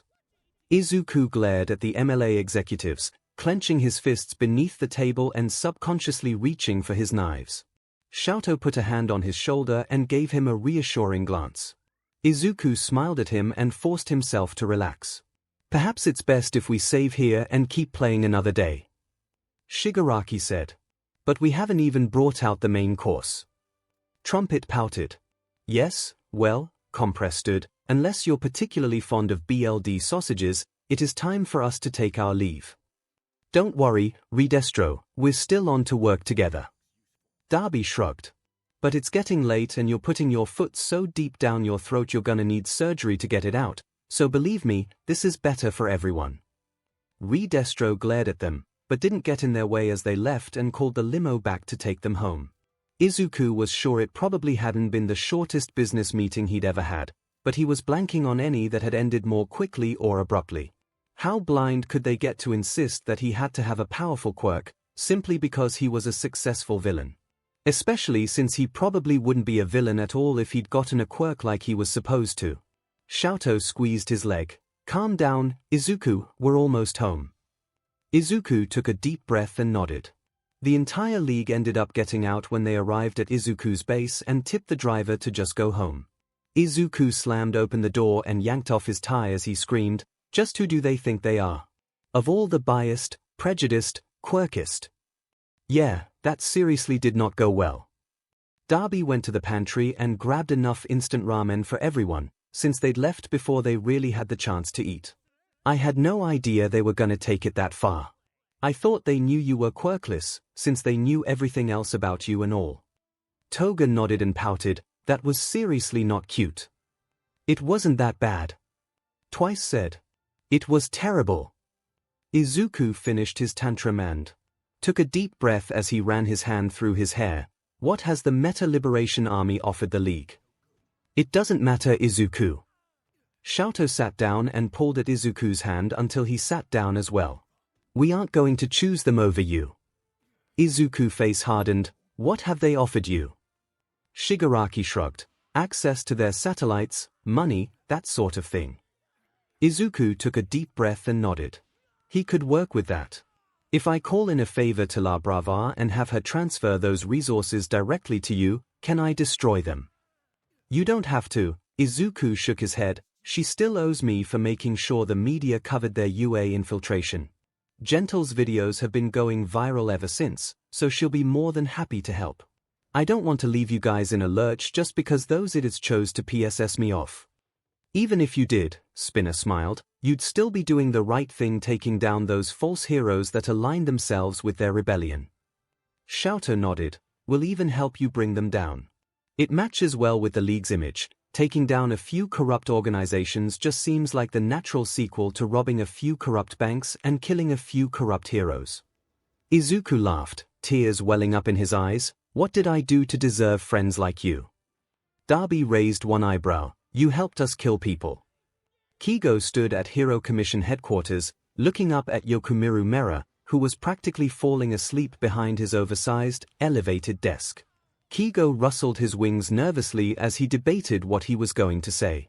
The League has invited me on a mission, he said finally. Mera raised his eyebrows. That's a good thing, Hawks. It means you're finally making progress and gaining their trust. I know, but... Kigo hesitated. People are probably going to die on this mission. The League might even ask me to kill someone as proof of my loyalty. If that happens, what are my orders? As the #1 hero, I can't in good conscience let people die, not when I have the ability to save them, much less actually kill them myself. Do I have your permission to pull out? Mera's gaze hardened. If you do that, you'll have wasted months of time and effort.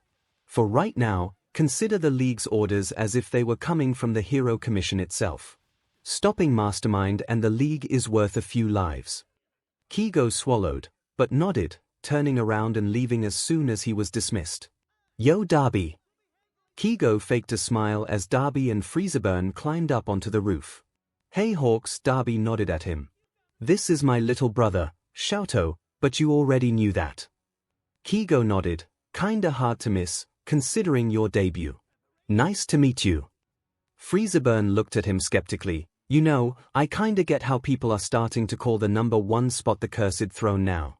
2 #1s get murdered and the next gets assigned to infiltrate the League. Kinda bad luck if you ask me. Kigo sputtered for a minute. I'm not assigned to infiltrate the League. I have reasons to be here, same as you. Freezeburn rolled his eyes. Yeah, sure. And if the Hero Commission just happens to get inside information, you had nothing to do with it. Darby cuffed Freezeburn over the head. Ignore him, Birdie. 𝐤𝐷's just a little too fond of conspiracy theories. That being said, we may have invited you on this mission, but don't think that means we trust you yet. Kigo nodded. So what's the plan, boys? Darby and Freezeburn both smirked and Kigo felt his stomach drop. That couldn't be good. Just some good old-fashioned arson. Darby said. There's a rival group that we were going to partner with, but they made the mistake of seeing off 𝐤𝐷's boyfriend, so we're taking them out instead. Kigo looked at them curiously. Boyfriend? He hadn't been told Freezeburn was dating anyone. That could be valuable information. Freezeburn rolled his eyes, his referring to Mastermind. Oh. Kigo blinked a few times before smiling. Now that was valuable information. Should I be saying congratulations, or is this one of those sibling teasing things I never got to experience? Because I was an only child, you know. Freezeburn laughed. We're still pretty new, so yeah, you can say congratulations if you want. It's not like the League doesn't know, but it's hard to have a more open relationship when he has a secret identity and I don't. Makes going out a little more difficult, if you know what I mean. Kigo nodded. Yeah, I can understand that. Can't just go to the movies in full villain attire, right? Darby laughed. Please try it, 𝐿𝐿. That would be hilarious. 𝐿𝐿 smiled. We'd have to go to the All Might Memorial documentary. Mastermind would love that, if only to see people's faces. 𝐒𝐲 schooled his expression. It wasn't much, but a few letters of a name could be valuable in the right hands, so if it's arson today, then why am I here? He ruffled his feathers. I really hope barbecue wings aren't on the menu. You're actually here to be a hero, Hawks. Darby said. Part of the League's power comes from the ideology we inherited from Stain in that we go after false heroes and corruption. Killing a lot of innocents could potentially damage that reputation. 𝐒𝐲 raised an eyebrow. You two didn't seem to care about that during 𝐿𝐿's debut. That was different. 𝐿𝐿 said. We targeted the media to send a message about who put that bastard in the number 1 spot, so they weren't innocents in the traditional sense of the word. Darby nodded. But today, 𝐿𝐿 and I'll be setting fire to Detnerat headquarters, and it's really only the higher-ups that are involved. Detnerat. 𝐒𝐲's eyes widened. The support company. Darby laughed. Yeah, turns out the CEO's running a cult called the Meta Liberation Army. Don't worry about it too much, it'll be all over the news tomorrow. Your job is to just happen to fly by at the right time to save the people working inside. These people, however, he handed 𝐒𝐲 a paper with around 20 photos, you just weren't fast enough to save. Understand. 𝐒𝐲 swallowed thickly as he looked at the faces of the people he was supposed to let die. He was a hero, it was his responsibility to save people, right? He couldn't just let them die. But the Hero Commission said that his mission was worth a few lives. He supposed it was easy for them to say, since he didn't have to be the one to kill them. He gave the paper back to Darby and nodded, I understand. Darby smirked. So let's go, Birdie. The building's just a few blocks away, we can get there through the alleys so we're not seen. 𝐒𝐲 nodded and followed Darby and 𝐿𝐿 down the fire escape. The alleys were narrow, but he was able to get through them no problem as long as he folded his wings just right. The Todoroki brothers were both thin enough that they didn't even seem to notice how small the alleys were. 𝐒𝐲 wondered if that was a genetic thing or if it was a result of the training Endeavor had put them through when they were younger. So, 𝐒𝐲 said when they finally stopped in the alley beside Detnerat headquarters. What was it like growing up with Endeavor? They glared at him and he panicked slightly. I mean, I know it's scared, but you didn't really go into detail and Endeavor used to be one of my favorite heroes when I was kid, so I was just curious about what it was that made the both of you go villain, you know. 𝐿𝐿 blinked at him a few times, then scoffed, yeah, I get it.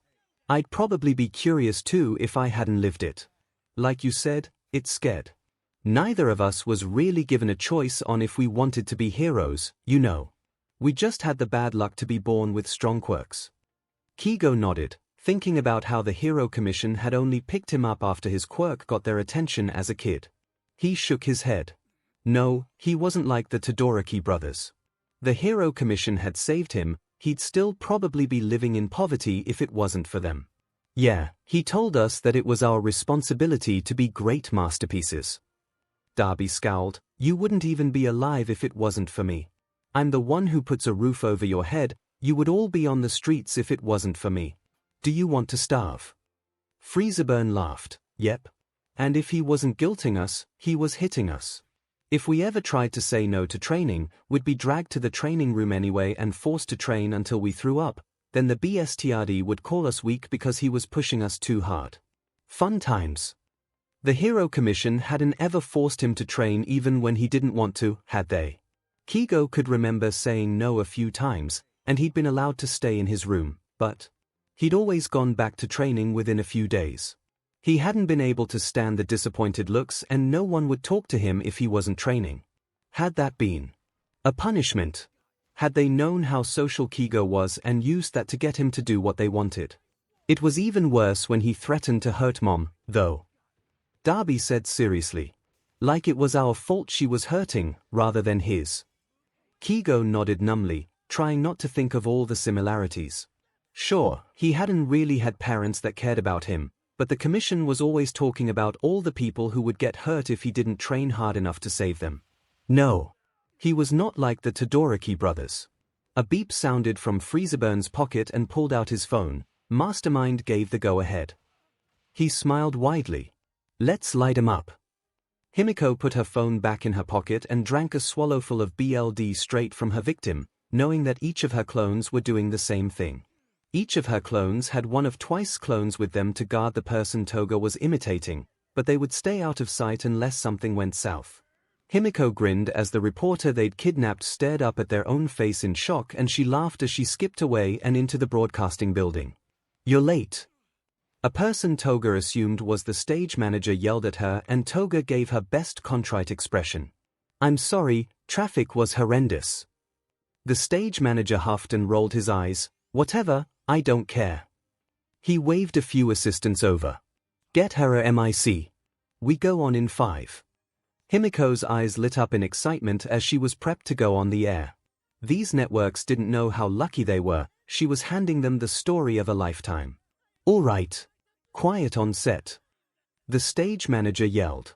He used his finger to count down from 5 and pointed to Himiko, who followed the teleprompter for a few minutes before going off. "Oh, and for our next story, multiple broadcasting stations have actually been hijacked, including this one, and their news anchors have been kidnapped so that I could impersonate them." She smiled, enjoying the gasps from the crew as her personality shone through. Now, on to the real story, the Meta Liberation Army. Did you know that they were trying to make a comeback? They tried to challenge the League of Villains, but she flipped the newcaster's ponytail off her shoulder. "We won, obviously. It wasn't really even a contest. So, now we're going to out their leadership to the world. Not that you'd have had to worry about them after today anyway, considering they'll be dead." La Brava had hacked into the newsfeed and was showing photos of the MLA executives. Let's start with Rikiya Yotsubashi, the CEO of Detonarat. He calls himself Re-Destro and claims to be the son of the original Destro. She giggled. Hopefully there's enough of him left at the end of this to confirm those claims. They've been flooding the black market with illegal support items for the past few months. You know, those ones that self-destruct as soon as the villain's caught. Yep, that's them. Next, Feel Good Incorporated. She pointed to the picture of Skeptic. Tomoyatsu Chikazoku, besides being guilty of horrendously bad hygiene, has been using his company's satellites to spy on all of you. Isn't that amazing? Then, of course, there's Koku Hanabata, leader of the Hearts and Minds Party. Just remember during the next election that he's one of the leaders of a movement designed to completely destroy the Japanese government. The image changed and Himiko grinned wider. And then there are these heroes, all of whom are on the payroll of the Meta Liberation Army and have been working to hide their existence from both the Hero Commission and the world. Memorize those faces, ladies and gentlemen. These are the heroes who are supposed to protect you from villains, not villains from you. There was a commotion behind the cameras and Miruko and a handful of police officers scowled as they ran onto the stage. Himiko let her transformation melt away before pulling out a knife and stabbing herself in the gut. "This is Toga Himiko from the League of Villains, signing off." By the time Miruko reached her, Himiko had already dissolved into goop. "We have a problem." Skeptic entered the boardroom at Detonarat headquarters, where the other MLA executives were already waiting. Re-Destro glared at him. "What's wrong?" "Someone hacked us." Skeptic put his laptop down on the table and began to type. "They drained our assets and put spyware in our satellite feeds. I'll be able to reverse it if given enough time, but I knew you'd want to be informed." Re-Destro nodded. "Good. Get to work on fixing it and find out what weakling thought that was a good idea. We don't need any problems. Our partnership with the League of Villains is tenuous as it is. Actually, at this point I'd say it's non-existent." Shigaraki effortlessly disintegrated the wall they were hiding behind and grinned. Izuku smiled behind his mask as he took in the shocked faces of the executives. "Serves 'em right. Quirkist BSTRDS. Hello there." Compress waved cheekily, then ran at Trumpet, compressing a large chunk out of his abdomen. "It's a shame to kill a fellow showman like yourself, but you know what they say, the show must go on." Skeptic tried to do something on his laptop, no doubt trying to turn the security system against them, but 𝐒𝐿𝐴 wouldn't give up control of that easily. Not that it mattered much, since the fire alarm chose that moment to go off. Good, Darby and 𝐂𝐿𝐴 must not have run into any complications. 𝐒𝐿𝐴 ran forward and slit Skeptic's throat while he was distracted, leaving only 𝐷estro who was hulking with the power of his stress. 𝐒𝐿𝐴 went to lean against the wall next to Compress so they wouldn't get in Shigaraki's way. This would be good practice for fighting Gigantomachia, at least. It was like watching a high-stakes version of whack-a-mole. 𝐷estro would smash his fist where Shigaraki was standing, but he would either dodge or just disintegrate the floor beneath him, then pop up and land a hit on him. 𝐷estro might have been stronger than Shigaraki was, but his bulk slowed him down and made the fight a very poor matchup for him. Before long, the various patches of disintegration had grown together, making his arms practically useless, and 𝐒𝐿𝐴 could tell that 𝐷estro wouldn't last much longer. Shigaraki could tell too, because all of a sudden, he swayed from defense to offense, slipping past 𝐷estro's literally crumbling defense and shoving both his hands in his face.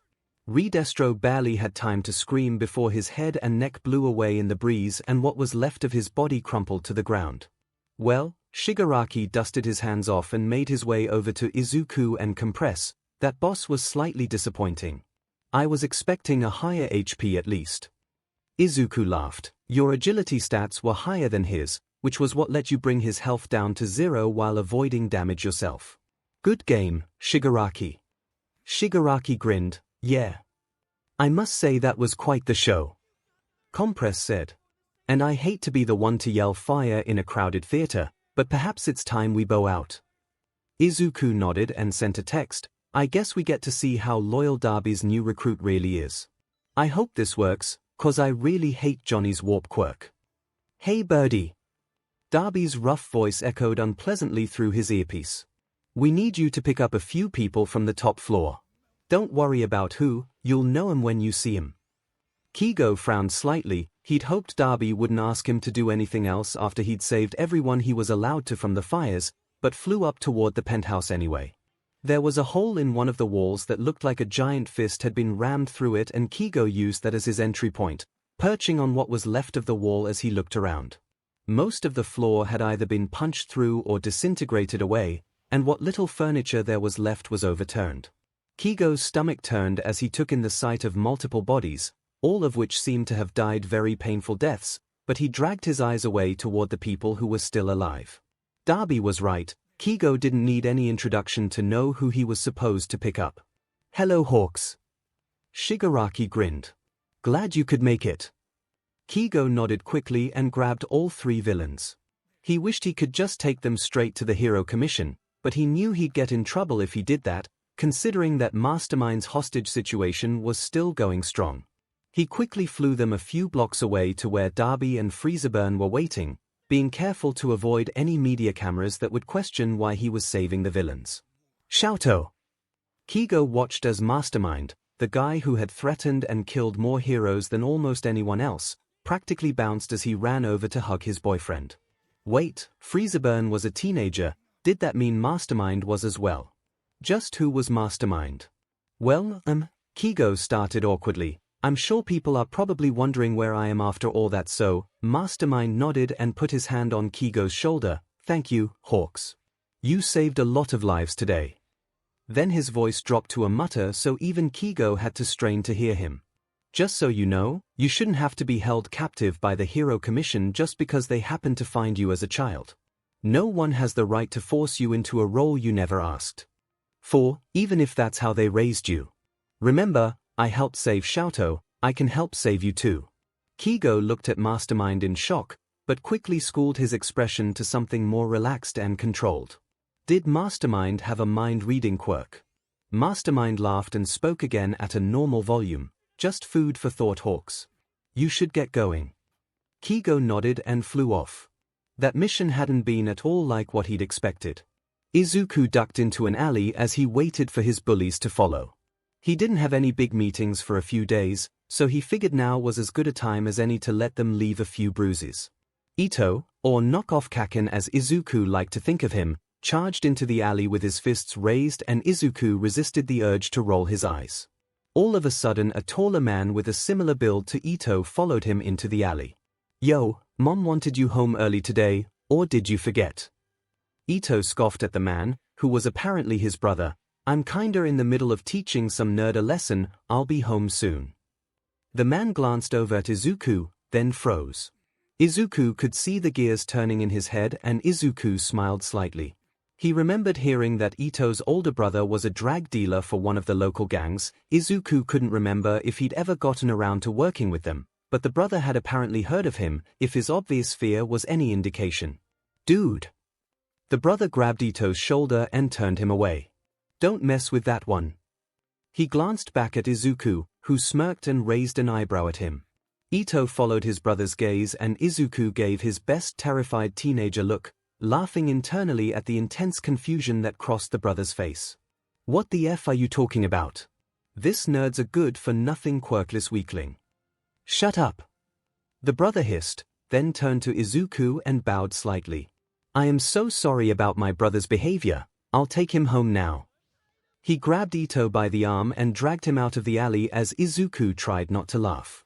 As he climbed the fire escape to take a shortcut to his base, he could still hear Ito yelling, "What was that? Why did you protect that DMN nerd?" Izuku shook his head. "Looks like he might need to find a new bully." "Ua!"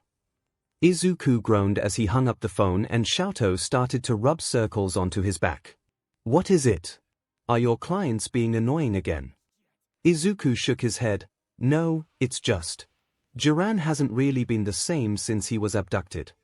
𝐿𝐴𝐷 nodded. "Yeah, I mean they did torture him for no good reason, but he refused to talk, so I mean, he's still Jiran, right?" Izuku huffed. "You'd think so, but I think staying silent took the last bit of backbone he had left." He dragged a hand down his face. "I hate to say it, but I think Jiran's gone soft." 𝐿𝐴𝐷 sighed. "That's annoying, he was one of the best brokers in the underground. It's a shame to lose someone like him." Izuku looked at 𝐿𝐴𝐷. "Have you been having any problems with him recently?" 𝐿𝐴𝐷 shrugged. "I remember Shigaraki complaining about some of our shipments being subpar, but then again, it's Shigaraki, so he's always complaining about something." Izuku nodded absently. "I remember hearing he dropped a few clients too." "I mean," Izuku thought for a minute, "I feel bad, because he really helped me get on my feet when I was just starting out, but I've been finding clients almost entirely on my reputation most of my career, so I don't really need him anymore, especially not if he keep going this way." "So you're going to drop him?" 𝐿𝐴𝐷 asked. Izuku frowned. "Yes, it's just," he groaned. "I'm concerned that things are going to get worse. I've heard of what happens to villains who start going soft. First it's just subpar work, then it's losing the conviction to do what needs to be done, then soon enough, they're turning to the heroes and asking for a plea deal." 𝐿𝐴𝐷's eyes widened. "You think that Jiran's going to betray you?" Izuku shrugged. "I don't know. What I do know is that he knows too much, and that he could destroy me if he really tried." He groaned. "What am I supposed to do, 𝐿𝐴𝐷? You could always take him out." Izuku searched 𝐿𝐴𝐷's face for any indication that he was joking, but couldn't find any. "You can't be serious. Why would I take him out?" 𝐿𝐴𝐷 shrugged. "It seems to me that right now, Jiran is more of a liability than an asset, and it might only be a matter of time before he betrays you, but if you play your cards right and send a message, he could be worth more to you dead than alive." Izuku frowned, but his brain started running through the possibilities. He didn't really need Jiran anymore. He had enough of his own connections that it wouldn't hurt his business if Jiran were to die suspiciously. He had La Brava's program to run his hostage situation, so he didn't even need Jiran for that anymore. It had been a while since he set up his hostage situation, and he did need to make sure the police remembered he was the one calling the shots here. Izuku smiled slightly at his boyfriend. "It just might work. Detective 𝐒𝐿𝐴𝐷. We just received an anonymous tip about a broker who might know Mastermind's identity." 𝐒𝐿𝐴𝐷 looked up from his notes and stared at Officer 𝐒𝐿𝐴𝐷 in shock for a few moments. "What? How soon can we bring him in?" 𝐒𝐿𝐴𝐷 smiled. "We already had a team go pick him up. He should be here in a few minutes." 𝐒𝐭𝐚𝐲 nodded and stood, straightening his tie and making sure he had everything he needed for the interrogation. The Mastermind case had outgrown its case file and had been transferred to a box, so 𝐒𝐭𝐚𝐲 gathered only the most important pieces of evidence before heading to the interrogation room. When he got there, the broker was already sitting, handcuffed to the table. 𝐒𝐭𝐚𝐲's eyes widened when they fell on the mechanical fingers of his right hand, and he was willing to bet this was the guy whose fingers they'd found placed around the city last month. Had Mastermind been responsible for that? Hello, my name is Detective 𝐒𝐭𝐚𝐲. My quirk, yeah, I know who you are. Detective lie detector. The broker twitched nervously. That still doesn't explain why I'm here or how you found me. 𝐒𝐭𝐚𝐲 sighed. Since you know my quirk, I should let you know that it is always active and I will be using it during the course of this interview, which is being recorded. Can you state your name for the record? Jiran. 𝐒𝐭𝐚𝐲's eyes widened. He'd heard of Jiran. He was one of the most successful brokers in the underground, but from what he'd heard, Jiran was always smirking and was unconcerned with everything. That just didn't match with the man in front of him, unless… 𝐒𝐭𝐚𝐲's eyes flicked to the mechanical hand that was on full display on the table between them. An experience like that probably left more mental scars than physical. All right, Jiran. Are you going to give me a real name? Jiran scoffed and 𝐒𝐭𝐚𝐲 rolled his eyes. Okay then, what can you tell me about Mastermind? I can tell you that only an idiot would turn on him. Jiran gave a strained smile. And I'm not an idiot. 𝐒𝐭𝐚𝐲 sighed. Any information you give us will be invaluable, Jiran. I'm sure we'd be able to negotiate time off your sentence. Your black market dealings come with quite the penalty. We'll even protect you from Mastermind. Jiran looked at him skeptically, like you protected Wash. 𝐒𝐭𝐚𝐲's blood ran cold at the reminder. Even though it had been months, he still hadn't completely gotten over watching the hero he was supposed to protect die in front of him while he couldn't even move. He took a deep breath to clear his head, and Jiran laughed humorlessly. Look, I've known the kid since the beginning, and in all the time I've met him, I've never seen him fail at something that was important to him. You don't mess with someone like that, detective, not if you want to stay alive. 𝐒𝐭𝐚𝐲 schooled his expression as he realized Nezu had been right about Mastermind being a teenager. Jiran hadn't seemed to notice he'd let Mastermind's age slip, so if 𝐒𝐭𝐚𝐲 played his cards right, he might be able to get him to slip up again. Izuku quietly slipped out of the ventilation and made his way toward the security room at the police station. At this time of day, there should just be one officer assigned to watch the monitors, so the first order of business was to make sure he couldn't raise the alarm. The door opened silently and Izuku kept his footsteps light as he slid his favorite knife from its sheath and slit the officer's throat before noting which interrogation room they'd put Jiran in. He cleaned the knife and put it away, adjusting his gloves and medical mask before heading back out into the hall. He was dressed as an intern today, with simple gray slacks and a dark blue button-up, and he'd put charcoal powder in his hair so it looked more black than green. All in all, it was a meager disguise, but Izuku was plain-looking enough that it wouldn't matter. He made sure to act confident as he made his way to the coffee machine, but not so confident as to draw attention to himself. He grabbed one of the paper cups from the stand on the table before taking a black Sharpie from his pocket and writing something on the bottom of the inside and filling it with coffee. Finally, he took a small packet that looked enough like sugar to not cause alarm and stirred in the contents with a fork, then hunched his shoulders slightly and made his way to the interrogation room. Oh, Officer Sangza, yes sir.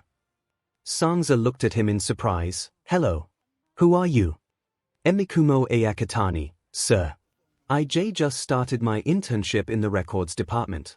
I thought the suspect might be thirsty, sir. He bowed slightly as he held out the coffee. Sangza nodded. Good work, Akatani.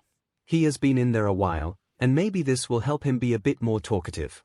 In the future, though, it's probably best to wait for the detective to make the call.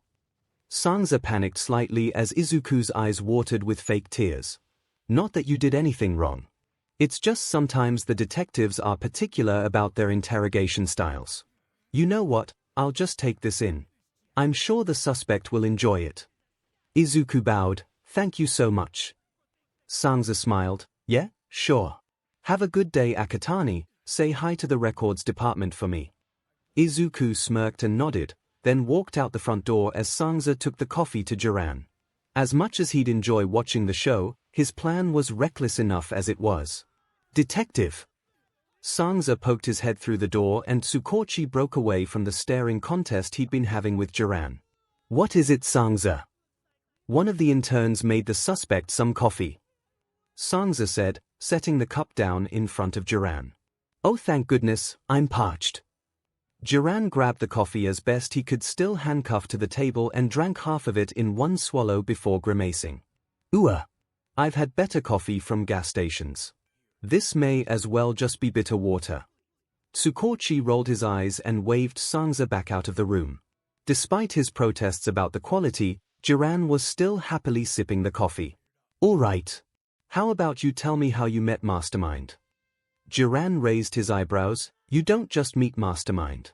You only find him if you're looking for him, and even then you won't realize it's him the first 3 times you see him. 𝐒𝐭𝐴₄ nodded as Jiran took another drink. So you sought him out. Was this before or after he started having face-to-face meetups with clients? What's it matter? Jiran dissolved into a coughing fit and frowned when he caught his breath again. It's not like that changes who he is. 𝐒𝐭𝐴₄ sighed. It matters for you. Say, if you forced him to escalate, it might be worse for you than if you'd met him afterwards. Jiran rolled his eyes and coughed again. If I encouraged him to meet face-to-face with clients, I'd be proud, not scared. Besides, Mastermind scares me more than you do. He downed the coffee and did a double take as he took in the empty cup. I can have 𝐒𝐿𝐲 get you more coffee if you'll be agreeable. 𝐒𝐭𝐴₄ said. Jiran's eyes widened and he threw the cup down on the table. Like it had burned him as he stared at it with something akin to betrayal. Who gave you the coffee?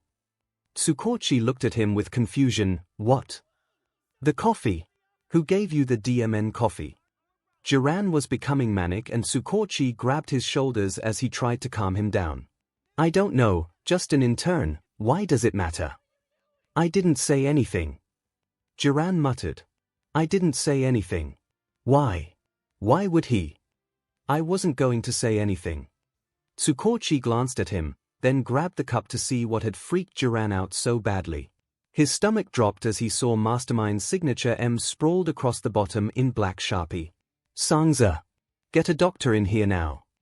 𝐒𝐿𝐲 threw open the door and took in the scene before running off as 𝐒𝐭𝐴₄ knelt beside the frantically muttering Jiran. Jiran, listen, he obviously doesn't care about you. I don't know how much time you have left, but tell me about him. It isn't going to make any difference at this point. Tell me.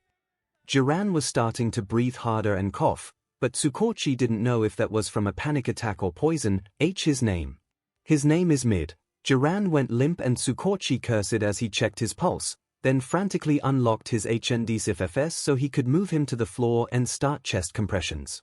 Don't you dare die on me, Jiran. He muttered, knowing that it was probably useless to do chest compressions on a poison victim. Don't you dare die. The medical examiner, the closest thing they had to a doctor in the station, burst through the door. What happened?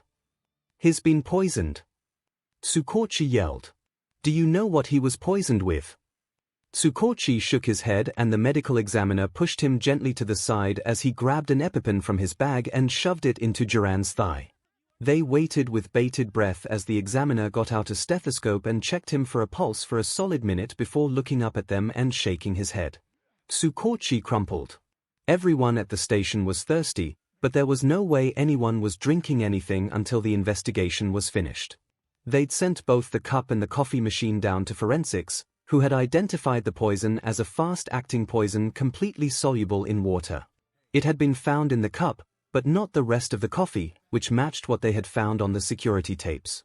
𝐒𝐿𝐲 had checked with the records department and they had confirmed that there was no Mikumo Akatani interning there, and in fact, all their interns had started months ago.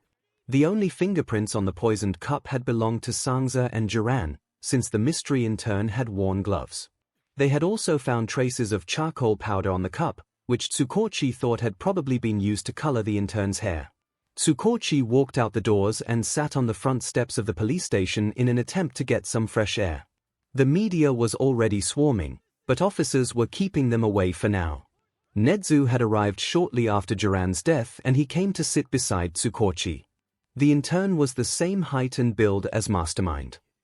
𝐒𝐭𝐴 said numbly. The same age as well, since Jiran basically confirmed we're looking for a teenager. 𝐻𝐻𝐻 nodded. I suspected as much. 𝐒𝐭𝐴 groaned, he was right here. He was in the police station and we still couldn't recognize him. 𝐻𝐻𝐻 put his paw on 𝐒𝐭𝐴's shoulder. I know, but we're getting closer. We know his age, and we caught him on camera. We know his hair isn't black, otherwise he'd have used charcoal powder. And you and Hawks have both obtained some letters from his name. We have all the pieces to the puzzle, we just need to find out how they go together. 𝐒𝐭𝐴 took a deep breath and nodded. You're right. He gave a weak smile. Let's catch the guy. Hisoshi Midoriya let out a breath of smoke as he watched the news. So Jiran was dead, here. It was probably for the best, he hadn't been quite the same since his abduction. It was time to get some new faces in the brokerage business anyway. On a more personal note, now that Jiran was out of the way, there was nothing holding Hisoshi back from meeting with Mastermind. He'd been in the villain game long enough to have gained a fearsome reputation, and Mastermind wasn't known for being picky about his clients, so Hisoshi had no doubt that the one he'd somehow offended was Jiran, not Mastermind. Still, it wouldn't have been wise to go behind the broker's back, but that wouldn't be a problem anymore. Hisoshi called in one of his underlings. I need you to find out what meetings Mastermind has coming up. He grinned. I think it's time we reach out, don't you? I seriously don't know how you can eat that stuff. Darby wrinkled his nose in disgust as 𝐒𝐲 destroyed yet another chicken wing. You're eating them too? 𝐒𝐲 said, not bothering to cover his mouth. If Darby was already disgusted, why waste the extra effort? Well, I'm not. Darby gestured to his wings and 𝐒𝐲 rolled his eyes. What? Did you think that actual hawks only eat mice or worms or something? Newsflash. 𝐒𝐲 took another bite. They eat birds, so I can eat all the fried chicken I want, okay? Darby shook his head and went back to his own plate. 𝐒𝐲 didn't know exactly why Darby had invited him over for takeout and video games, but he'd said it was something about building trust. 𝐒𝐲 wasn't complaining. Any time he spent with the League was an opportunity to gather more information on how they worked and what they might do next. He'd personally been hoping to spend some more time with other members of the League today as well, but so far it was just him and Darby. Freezeburn was apparently on a date with Mastermind and 𝐒𝐲 couldn't help but be a little disappointed he hadn't arrived in time to see Mastermind's unmasked face. Maybe Darby just invited him over so he wouldn't have to be alone. Did villains get lonely? So, Birdie, Darby said finally, what was it like growing up with the Hero Commission? 𝐒𝐲 froze. What? I mean, sorry if I'm overstepping my boundaries, Darby held up his hands placatingly. But Mastermind let slip about. Well, your upbringing, I guess. Sorry if that's something you're not comfortable with discussing or. Just forget I said anything. 𝐒𝐲 blinked a few times. On the one hand, the fact he was raised by the Hero Commission was classified info, on the other hand, he might be able to use it to cement his place in the League. Maybe if he gave himself a convincing enough backstory, Darby would finally believe that he was an ally, not an infiltrator. It's okay, man. 𝐒𝐲 smiled. I don't mind, ask away. Darby nodded. How old were you when they picked you up? There really wasn't any way of knowing how much Mastermind knew, or how much he'd told the League, so honesty was probably the best policy for now if 𝐒𝐲 really wanted this to work. I think I was like 7 or 8. It was a few years after I got my quirk. My parents weren't really around a lot, and when they were drunk, so I spent a lot of time either alone or with my friends, playing and messing around with our quirks. So you had a powerful quirk and knew how to use it. Darby said. Sounds to me like the perfect combination for the Commission to take advantage of. 𝐒𝐲 nodded, because that was what Darby expected, but that wasn't what the Commission had been thinking when they took him in, was it? So, anyway, yeah, I ended up saving a bunch of people from a car accident and when the heroes arrived, well, 𝐒𝐲 frowned, I don't really remember exactly, it was a long time ago, but these guys in suits went to go talk to my parents, told them they'd make sure I had a good life away from the poverty. Darby scoffed. I'm sure they offered your parents a pretty comfortable life too, right? 𝐒𝐭𝐲 looked at him in confusion. What do you mean? Darby stared at him for a moment. Do you really expect me to believe the commission didn't give those besties anything to let them take you away or to stay silent about the whole thing? He shook his head. Let's be honest, Birdie, your parents probably sold you to the commission for a six-pack of beer. 𝐒𝐭𝐲 sputtered for a minute. The commission hadn't bought him. That was wrong, illegal, it was. Exactly what Endeavor had done to get his hands on Darby's mother. Thinking about it, it was kinda odd that his parents had never said anything about the whole thing, wasn't it? Wouldn't a mom and dad who thought they were giving him the best chance at life, like the commission told him? Wouldn't they step forward when he became a hero? Wouldn't they brag to their friends when he rose in the ranks and became #1? How much had the commission paid them for their silence? Darby was looking at him sympathetically. I guess you hadn't figured that part out yet, had you? He awkwardly put his hand on 𝐒𝐭𝐲's shoulder. Don't worry about it, Birdie, those BSs at the commission never deserved you anyway. I'm guessing they trained you relentlessly, like Endeavor trained me and 𝐿𝐴𝐼𝐽. 𝐒𝐭𝐲 nodded numbly, then remembered he was supposed to be playing this up to get Darby to trust him. Yeah, actually. I basically trained every day, practicing strength and control with my feathers. They even made me hit targets blindfolded until I didn't have any feathers left to use. They said using all my feathers like that would help both with my control and with how fast they grew back in. Darby raised an eyebrow. Did it? 𝐒𝐭𝐲 shrugged. I don't know. I mean, it definitely helped with my control, but I'd never really used all my feathers at once before the commission took me away, so I don't really know if it really made them grow any faster. Darby nodded. Makes sense. I'm sorry you had to go through that. 𝐒𝐭𝐲 didn't really know how to react to that. No one had ever pitied him for his upbringing before. The commission always just told him how lucky he was they'd found him as early as they did. So which was it? Did he have a blessed upbringing, or was he bought and raised to what? Be the commission's personal weapon? Don't worry about it, man. 𝐒𝐭𝐲 said finally. I mean, it made me who I am now, right? Darby frowned. Doesn't mean it didn't 𝐒𝐿𝐴𝐼𝐽. He sighed and gestured to his scars. I mean, these scars might look pretty bad and add to my aesthetic, but that doesn't mean getting them didn't hurt. 𝐒𝐭𝐲 studied the burned scars for a moment, his stomach sinking as he connected the dots. Did Endeavor give those to you? Darby chuckled. It wasn't his fire that burned me, if that's what you mean. But it was still the BSDRD's fault. He paused and frowned. I may have been born with my father's fire quirk, but my mom was an ice user. 𝐿𝐴𝐼𝐽 got lucky with his perfect quirk. As long as he uses both sides, his quirk won't hurt him. Me, however, Darby ran his hand along his collarbone, fingering where his scars attached to the flawless skin on his chest. I was born with the skin of an ice user. Every time I used my quirk as a kid, it hurt and I risked burning myself beyond repair. One day, after Mom got sent away, 𝐿𝐴𝐽 was being stubborn, so Dad decided to train me instead. He took a deep breath. He pushed me too far. He was angry and frustrated and just kept attacking me, even though he could see how much pain I was in. I seriously thought I was going to die. So, I did what I had to survive and I went beyond my limits. 𝐒𝐭𝐲 watched as Darby clenched his fists, seeing the way his skin, scars, and staples stretched. The scars. That was just Darby. 𝐒𝐭𝐲 had never thought about how he'd gotten them, how much it must have hurt. Why was that? Was it just because he was a villain? Did that really make Darby's pain less than his own for some reason? Darby exhaled slowly. Anyway, I ran away not too long after that. My scars are probably only as bad as they are because I didn't really have access to a hospital while they finished healing.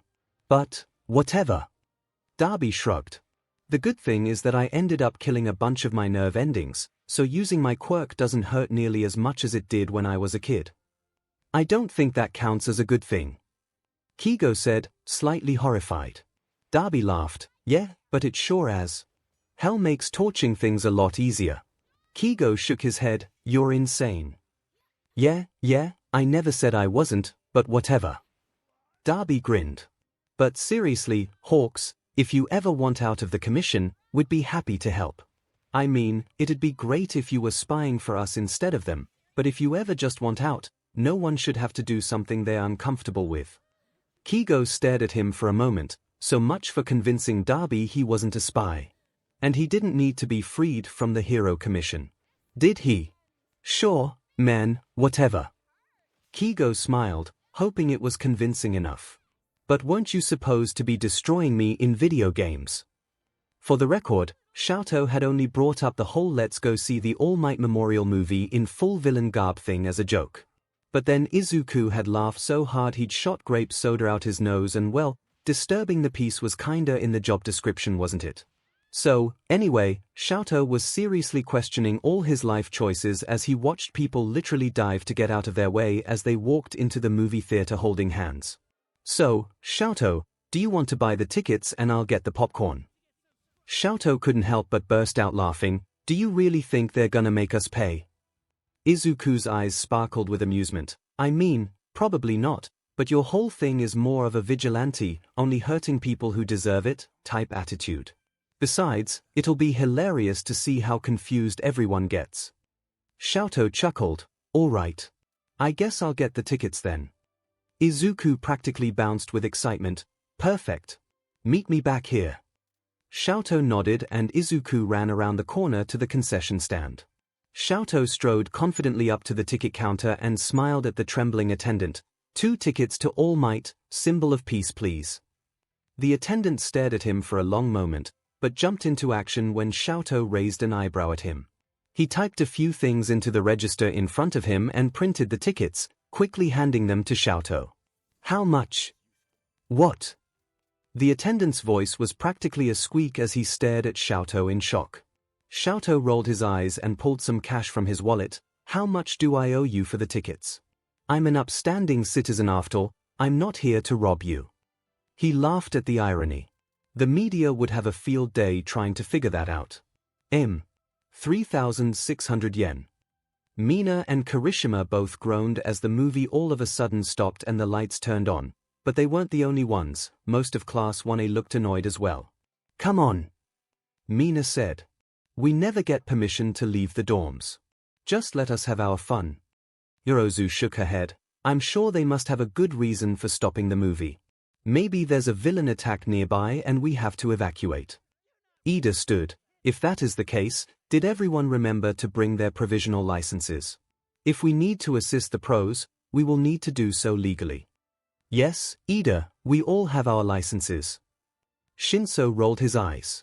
Or did you forget Aizawa checked them all before we left? We wouldn't have been allowed to leave UA if we didn't have them. It's still kinda 𝐒𝐻𝐽𝐵 Bakugo has to go through anger management therapy before they'll give him his. Kirishima sighed. Yeah, well, they can't risk any other heroes going Endeavor. Kaminari said. That'd 𝐒𝐭𝐴. Could I have everyone's attention, please? A nervous-looking usher raised her voice and the theater went quiet. They'd better have a good reason for stopping the movie.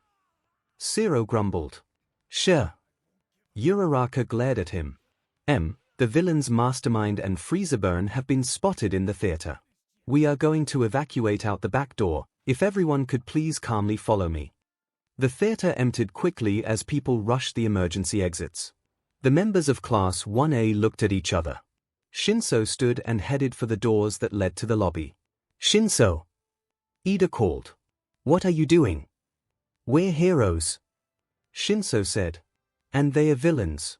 It seems pretty simple to me. Wait. Yorozu said. We aren't authorized to capture Mastermind, we could just make things worse. Then we won't catch Mastermind. Kirishima said.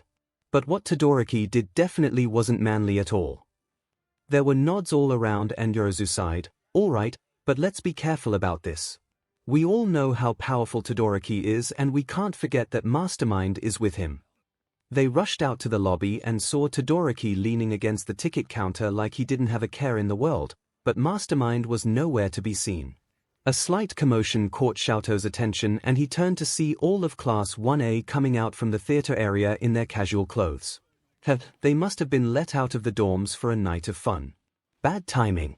He scanned his classmates' faces, ignoring the hurt, betrayal and anger he saw there. They'd ignored his pain, hadn't they? He smiled cheekily at them. Hey guys, Are you here to see the All Might movie too? Uraraka was practically growling at him, but nobody made a move. Yet. So, where's your boyfriend? Kaminari asked. 𝐿𝐼 tilted his head. Word must travel fast. Considering this was his and Izuku's first date in public, you mean Mastermind? What? No. To his surprise, Kaminari looked confused. But then again, maybe he shouldn't have been surprised. This was Kaminari, after all. Isn't Darby your boyfriend? Everyone stopped glaring at 𝐿𝐼 to gape at Kaminari in disbelief. 𝐿𝐼's nose crinkled in disgust. You, no. Darby's my brother, you idiot. Just. No. Gyro hit Kaminari in the eye with one of her earjacks. How did you even miss that, you idiot? I don't know. Kaminari said. I guess I wasn't paying attention. You know how I get when I go over my wattage limit. Wait. Ashido said. Does that mean Mastermind is your boyfriend? 𝐿𝐼 chuckled. Why else did you think we were here? We're on a date. We thought it'd be funny to go to the All movie, don't you agree? You bstrd. Ida ran at him full speed, but 𝐿𝐼 simply froze. The floor so he'd slip and fall, freezing the rest of the class to the floor while he was at it. Does this mean we're not going to be able to watch the movie? He pouted. We were looking forward to it. You sick, 𝐿𝐼 glared at him. It isn't bad enough that you joined the guys that killed him, now you have to mock his memory too. 𝐿𝐼 returned his glare. All Might wasn't a hero. A real hero wouldn't have been too blind to see what was right underneath his nose. And I'm not even the only one All Might could have saved, could have given hope, but chose to crush instead. Oh. And who else is that? Shinso asked. 𝐿𝐼 opened his mouth to answer, then slammed his jaw shut again, making Shinso curse. All of a sudden he was knocked off balance by Dark Shadow, who obviously hadn't been frozen to the ground like his classmates. He rolled to his feet only to receive a hardened punch from Kirishima, who had managed to break through his ice. Soto broke the ice, trapping him soon after, and joined in the assault. 𝐿𝐼 lit up his left side to keep them at bay and disable Dark Shadow, but that meant that the others broke through their ice that much easier. He dodged as Ashido skated by him and threw up an ice wall to block her acid attack, then had to shield his eyes as Yorozu threw one of her flashbang dolls at him, giving Kirishima another opening to punch him again. Stop! 𝐿𝐼 blinked his eyes open to see his classmates frozen, staring at Izuku, who had one of his knives at the throat of a terrified concessions attendant. He shifted the knife slightly, making a drop of blood slowly roll down the attendant's neck. Move again and she dies. Izuku growled, then glanced at Shinso. Same goes for if you speak. Nod if you understand. There was a round of nods from his classmates, none of which looked happy about it as they refused to take their eyes off Izuku's knife. His hostage whimpered slightly as Izuku chuckled. Right answer. Good to know you haven't forgotten the first rule of hero work. Come on, Shoto, it's time for us to go. He stepped forward, dragging the hostage roughly along with him. She's coming with us. If you all stay put like good little heroes, we'll let her go in a few blocks. Shoto followed Izuku to the door, feeling the frustration of his classmates as he left them behind. Why? Shoto glanced back to see tears in Yorozu's eyes as he looked at him imploringly. Why Todoroki? Why did you do it? Izuku stopped, letting Shoto take his time. He knew if he were to just walk away right now, Izuku wouldn't think any less of him, but he was leaving that up to Shoto. It was sweet. Shoto took a deep breath and looked Yorozu in the eye, because this is what it takes to be free. Then he and Izuku walked out the door. They'd have to find something else to do for their date. All right, I can work with this. Izuku put his notebook away as the future assassin in front of him stood and bowed. I'll get the plan to you by the end of the week. There you are, Mastermind. I've been looking for you. Izuku scowled as Hisoshi Midoriya, aka Dragon, aka Deadbeat Dad of the Year, walked into the room like he owned the place. It had only taken a few months in the villain world for Izuku to figure out the truth behind the whole working overseas thing he'd been told his entire life. The worst part was, he wasn't even surprised. Sure, Mom might believe that her loving husband was just working overseas because that was where his company needed him, But Izuku had always thought it was just a little too suspicious that he'd been unavoidably transferred right after Izuku was diagnosed quirkless. Izuku glanced at the man his meeting was actually with, who looked just as surprised to see Hisoshi as he was. Good, that meant he wouldn't have to kill him. Izuku put enough hatred behind his glare to send most seasoned villains running and turned to his father. "Get out of my way, dragon. I have no interest in talking with you." He moved to walk past Hisoshi, who stopped him by grabbing his arm. His father really was an idiot, wasn't he? Did he conveniently forget what Izuku did to those who crossed him, or did he just delude himself into thinking that couldn't possibly happen to him? Now, Mastermind. I just want to talk. Jiran was being an but and trying to keep us apart, but he's out of the way now, so there's no need to pretend you're not honored to work with a major player in the underground such as myself. I assure you, the decision not to work with you was entirely my own. Izuku growled. Maybe if the guy wanted to work with him, he should have stuck around to raise him. As it was, Hisoshi couldn't even recognize his own son's voice. Hisoshi frowned. "Come on, now, Mastermind, be reasonable. The Dragon's Horde is an extremely successful gang. We have the money to pay you for your services. There is no sum of money you could pay me to convince me to work with you." Izuku wrenched his arm out of Hisoshi's grip. "Now, if you'll excuse me, I have work to do." He kept a few knives ready in case Hisoshi's men tried to attack him on the way out, but apparently they were smarter than their boss because they let him pass. Someone followed him, but Izuku lost them easily enough on the rooftops. Izuku shook his head as he changed out of his villain outfit and walked home. Why his mom had ever married an but like Hisoshi, he would never know. Hisoshi knocked the papers off his desk in frustration. "Who does that? Snot-nosed kid think he is. I am Dragon. I am respected. Mastermind hasn't even been on the scene 2 years. What gives him the right to snub me like that?" Hisoshi took a deep breath. He wouldn't stand for this. Mastermind didn't have a monopoly on threats and blackmail. The people he had taken out were weak or new to the game, but Hisoshi had been doing this for 20 years and the Dragon's Horde was a force to be reckoned with. He wasn't about to take orders from some kid barely out of diapers. He just had to find something to hold over his head. "Boys, I need you to find everything you can on Mastermind." Hisoshi's face broke into a feral grin. "I think it's time that Brat learns his place." Hisoshi looked at the photo his lackey had handed him, crumpling the edges slightly from how tightly he was gripping it. "Are you sure this is Mastermind's civilian identity?" His lackey nodded. "Yes, sir. The brokers would only sell it to me if I proved I wasn't a cop. They did warn us not to get on his bad side, though." Hisoshi hadn't actually seen Izuku since just after his 4th birthday, when he realized his son was always going to be useless. If he'd thought it would work, he would have tried to convince 𝐒𝐭 the boy wasn't worth her time and dropped him off at the nearest orphanage, but 𝐒𝐭 had always been too attached to go for that idea, so Hisoshi had just decided to send child support checks and have done with it. But it seemed that the apple didn't fall far from the tree. Of course his son was cunning enough to become Mastermind, he really shouldn't have been surprised. But that just made Mastermind's refusal to work with him all the more confusing. Shouldn't Izuku have some respect for his own father? Maybe he didn't know. Well, this made things much easier.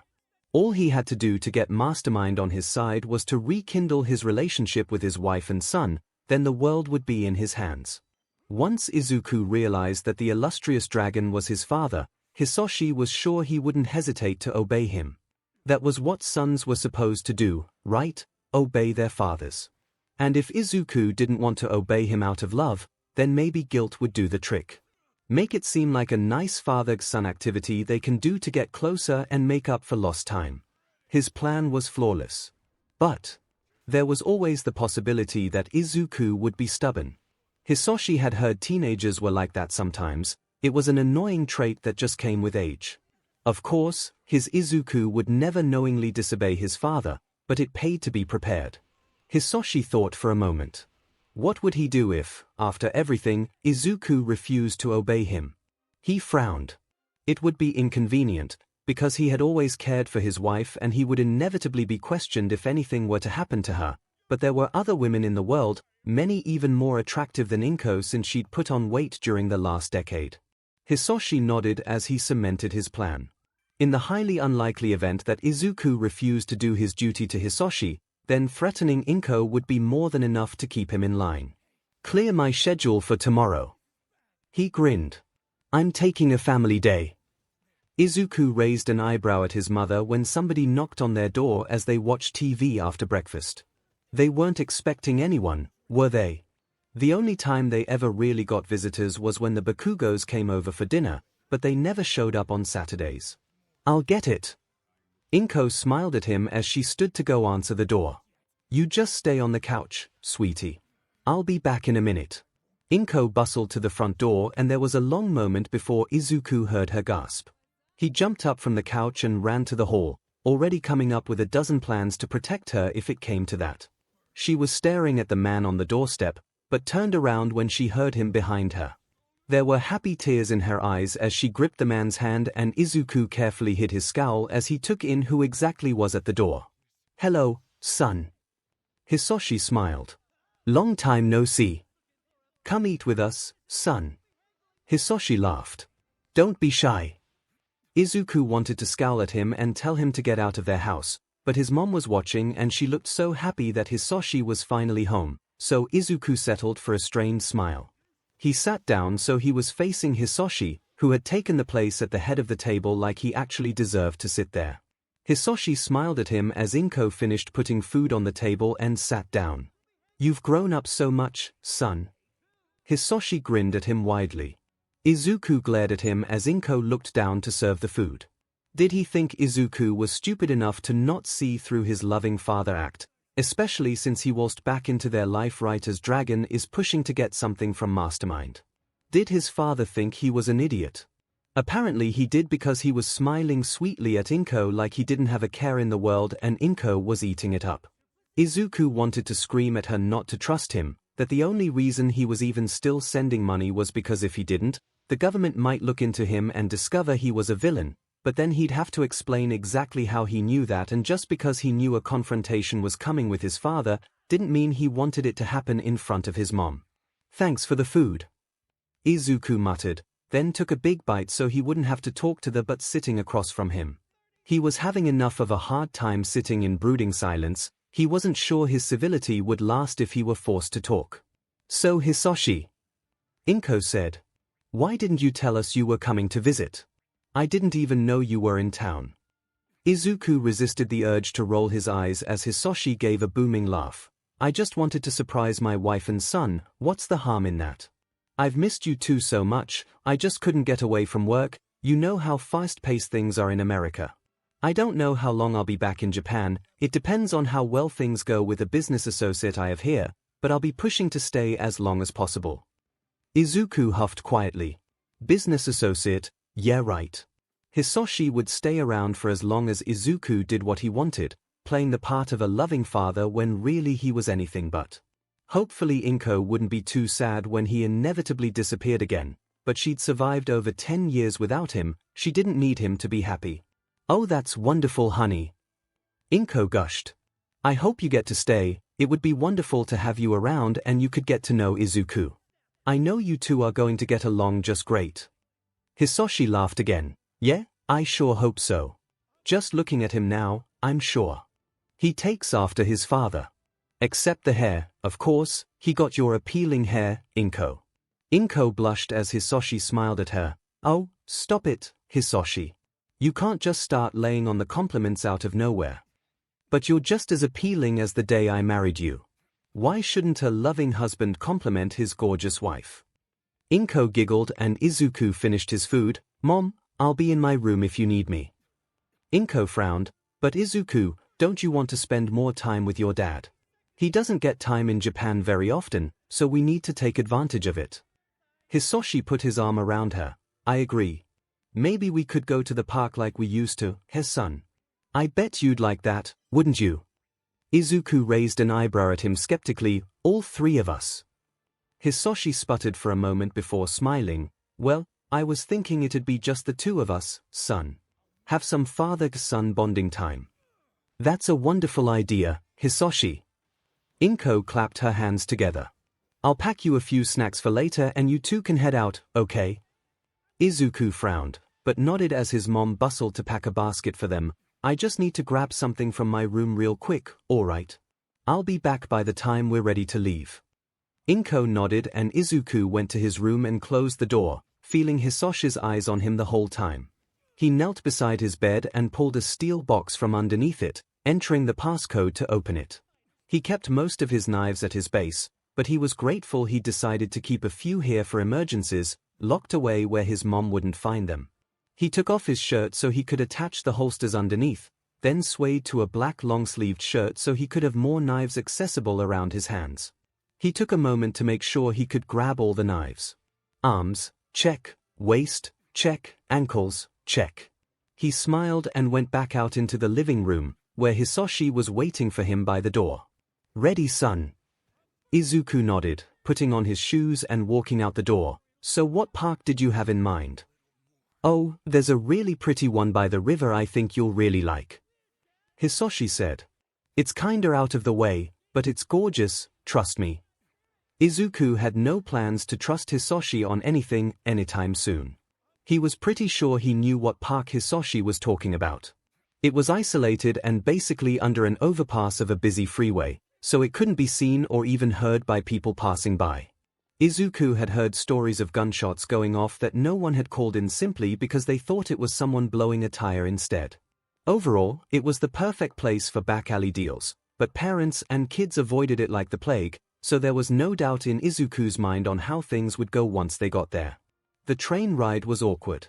Hisoshi tried several times to ask him about various hobbies he had, but Izuku just gave one-word answers until he finally stopped trying. After that, Hisashi tried telling him stories he probably thought were funny, but that were really prejudiced, racist, or some other kind of messed up. Seriously, the man was such a narcissist that he didn't even realize what and but he was. They got off the train and Hisashi led the way to the park Izuku had been thinking of. Izuku rolled his eyes when he saw it was busier than he'd ever seen it, but with adults, not a kid in sight. There were men pretending to talk to each other by the playground, and a few who were supposedly busy looking out over the water, but of course, no matter what they were doing, they all glanced up when Hisoshi and Izuku entered and then pretended they hadn't. How did the Dragon's Horde even become so successful when their plans were this transparent? Hisoshi led him over to a picnic table and they sat down. Now Izuku, I know that this may come as a shock to you, but we're really not so different, you and I. Izuku raised one eyebrow and gestured for him to continue. The sooner they got this over with, the sooner he could go home. Hisoshi smiled. Well, son, unlike your mother, I know what you've been up to. He paused for dramatic effect. I know your mastermind. Izuku clapped his hands slowly. Congratulations, dragon, but I knew that from the moment you decided to walk in the door this morning. The question now is, what are you going to do about it? Hisoshi spluttered for a moment. You knew who I was and you still refused to work with me. Izuku rolled his eyes. I refused to work with you because I knew who you were. What?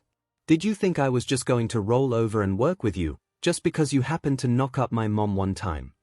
Hisoshi's face twisted in rage. I am your father, Izuku. I am the one who gave you life. You wouldn't even exist if it wasn't for me, so maybe, for once in your life, you should try showing a little respect. It is your duty as a son to obey me. My duty? Izuku laughed.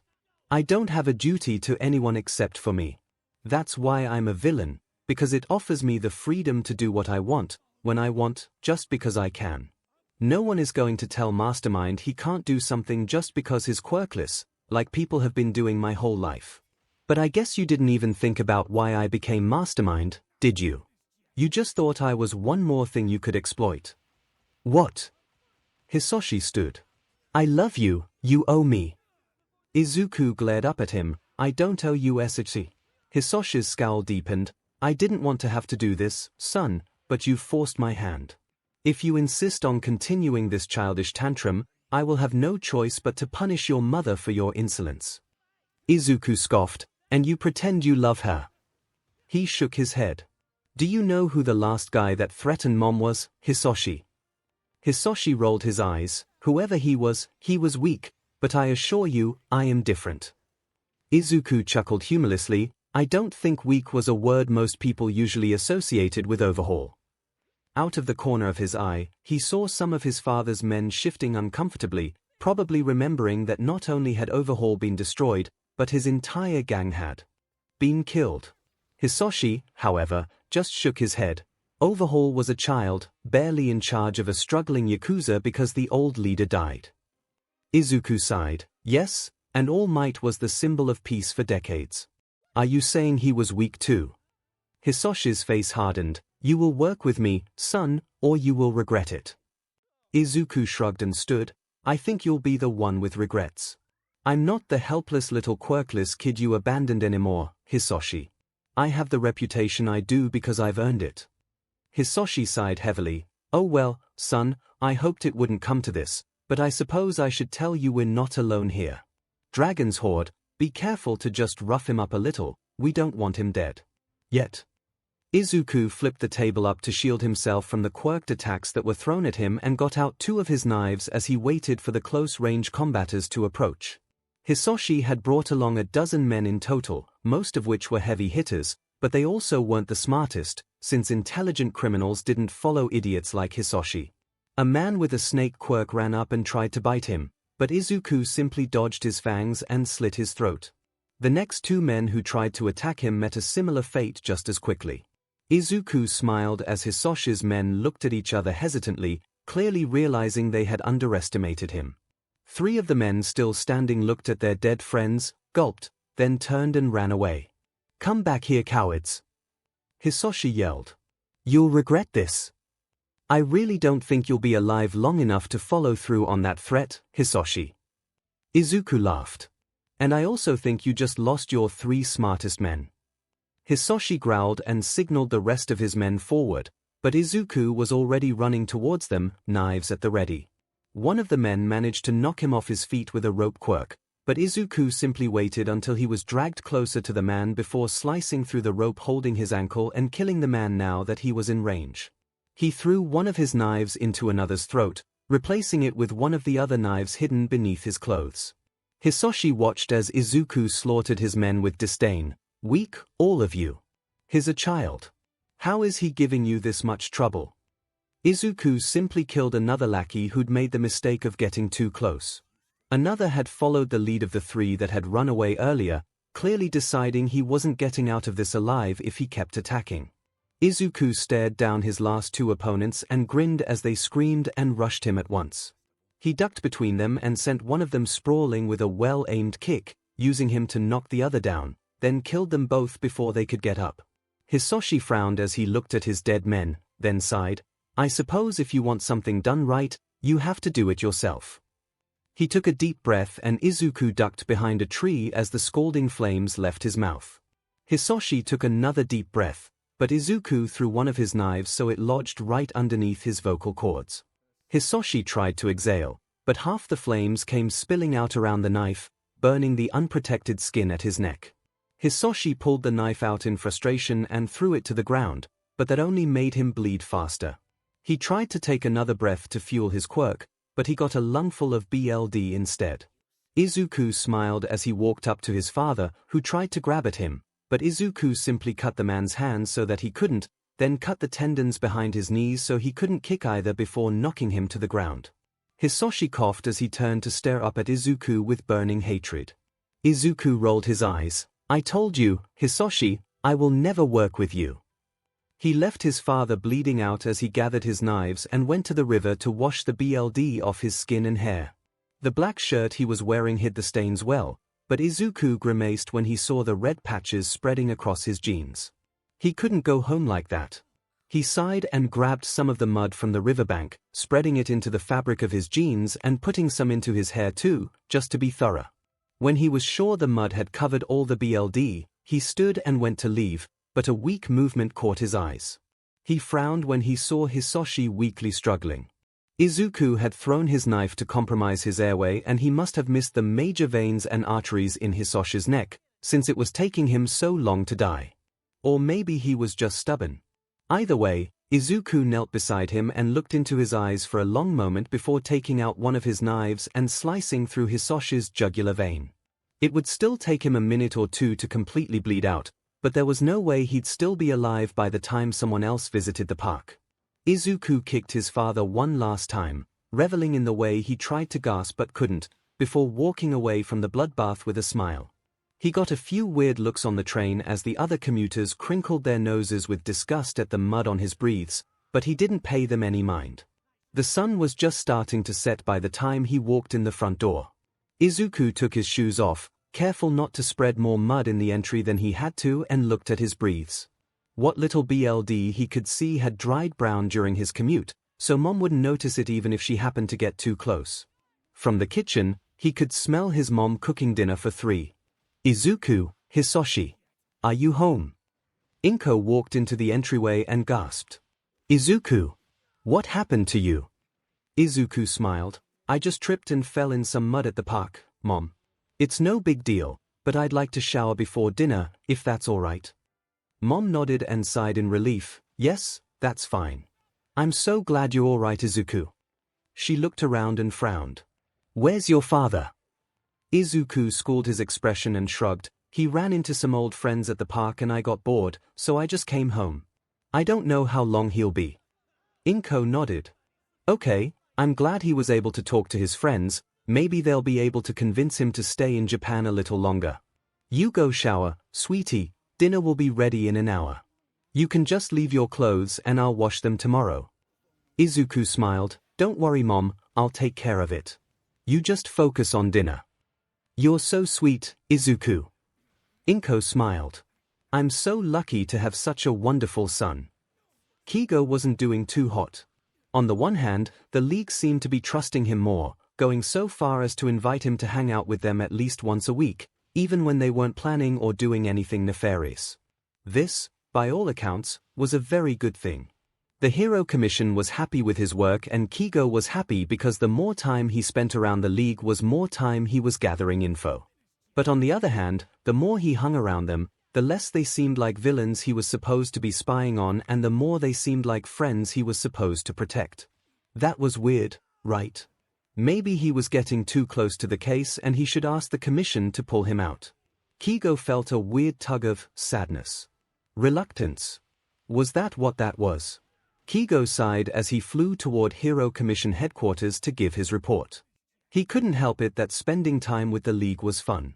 Getting crushed at video games by Shigaraki, debating conspiracies with Sh and Spinner, laughing with Darby as Twice argued with himself and Toga cheered him on, 𝐒𝐻𝐃 had never felt anything like it.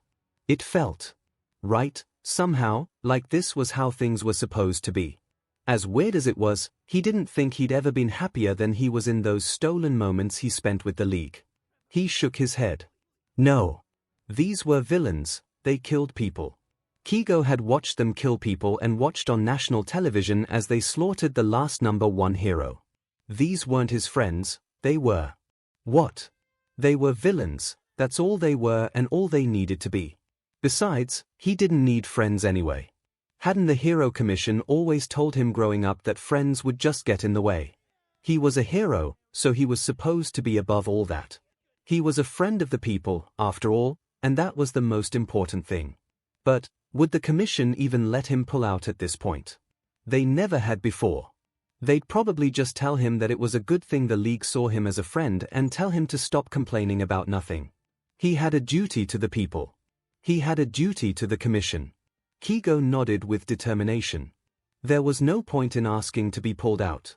He could still spend time with the League and he wouldn't be wasting the commission's time. It was a win-win.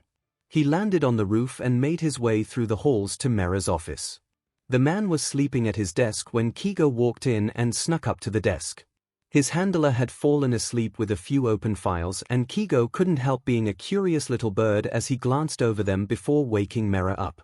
Why was Mera looking over files for little kids? Were they missing? No wonder Mera was always so tired if he was trying to do the police department's job in addition to his own.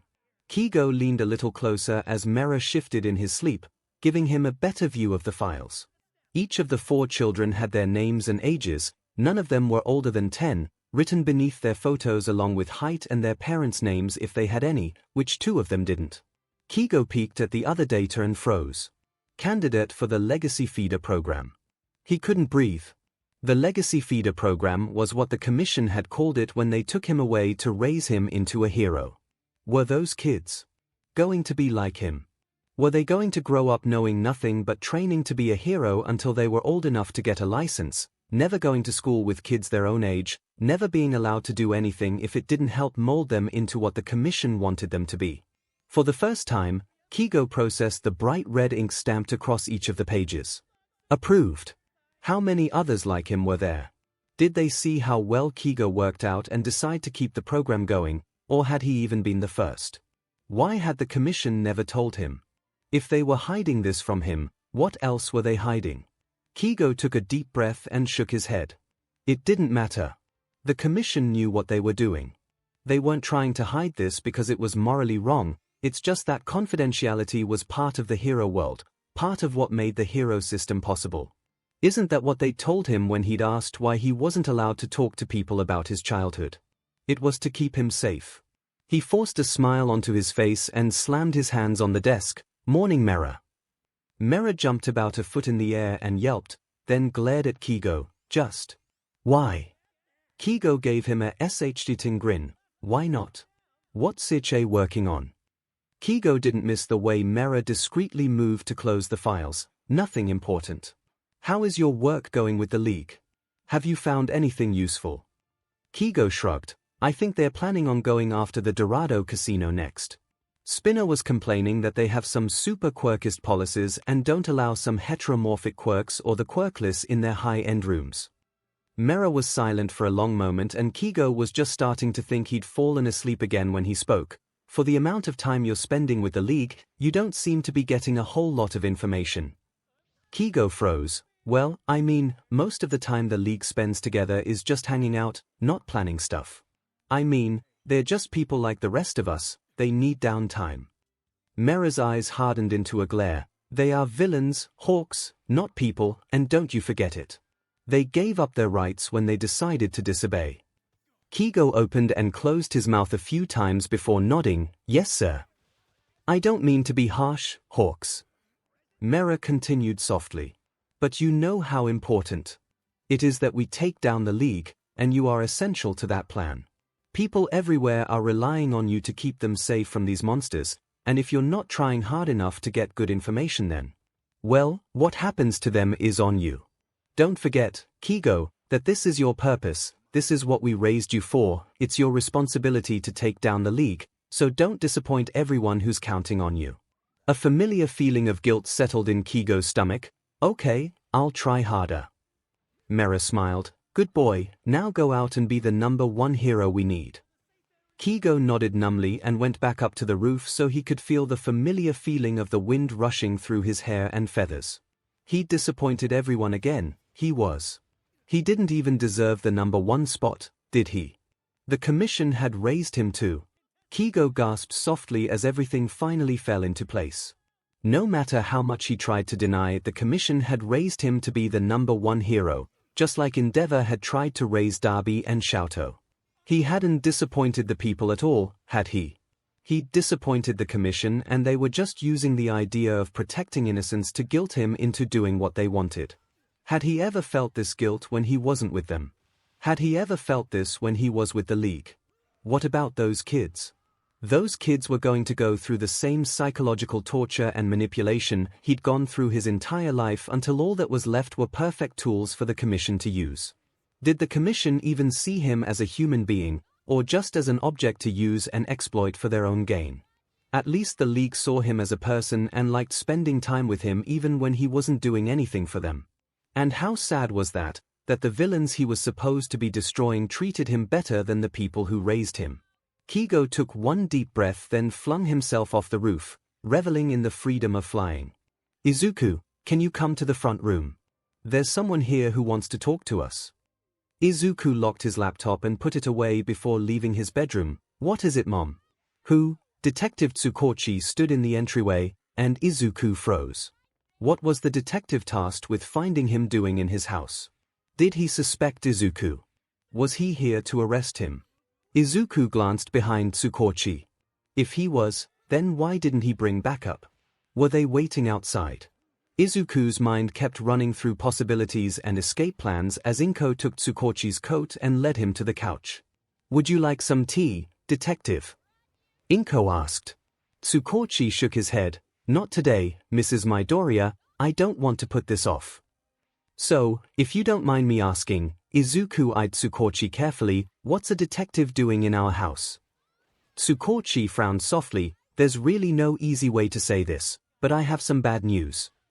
He looked at Inko. Your husband, Hisoshi Midoriya, was murdered sometime yesterday afternoon. I am so sorry for your loss. Inko gasped and tears started streaming down her face, but I thought. He can't be.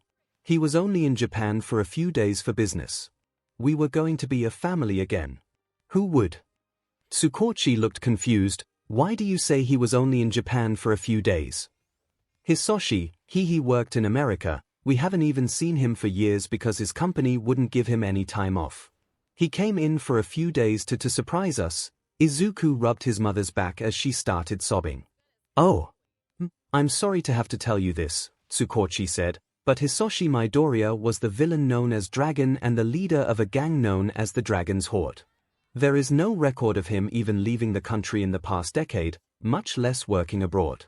I have to tell you this because we believe that it may have been one of his enemies in the underworld who killed him. Was he acting suspiciously at all yesterday?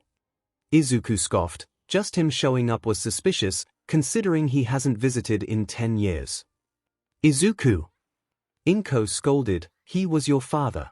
Have some respect. Well, I still need to ask you both a few questions, if possible, to help us find his killer. What time did you last see Hisoshi yesterday? He and Izuku left to go on a walk right after lunch. Inko said softly. They were supposed to be home in time for dinner and Izuku was on time. But Hisoshi, she cut herself off with a sob and Tsukochi turned to Izuku. So you went on a walk after lunch?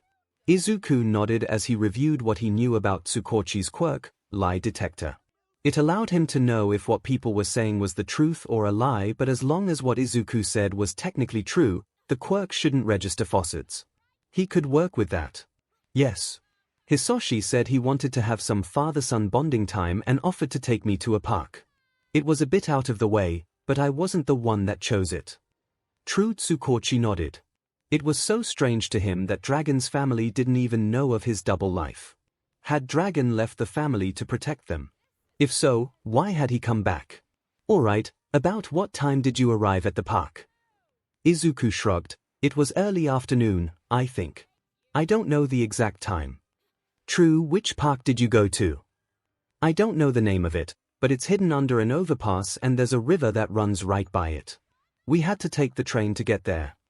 True, Tsukochi sighed. That was where Dragon's body had been found, which meant that Izuku was probably one of the last people to see him alive.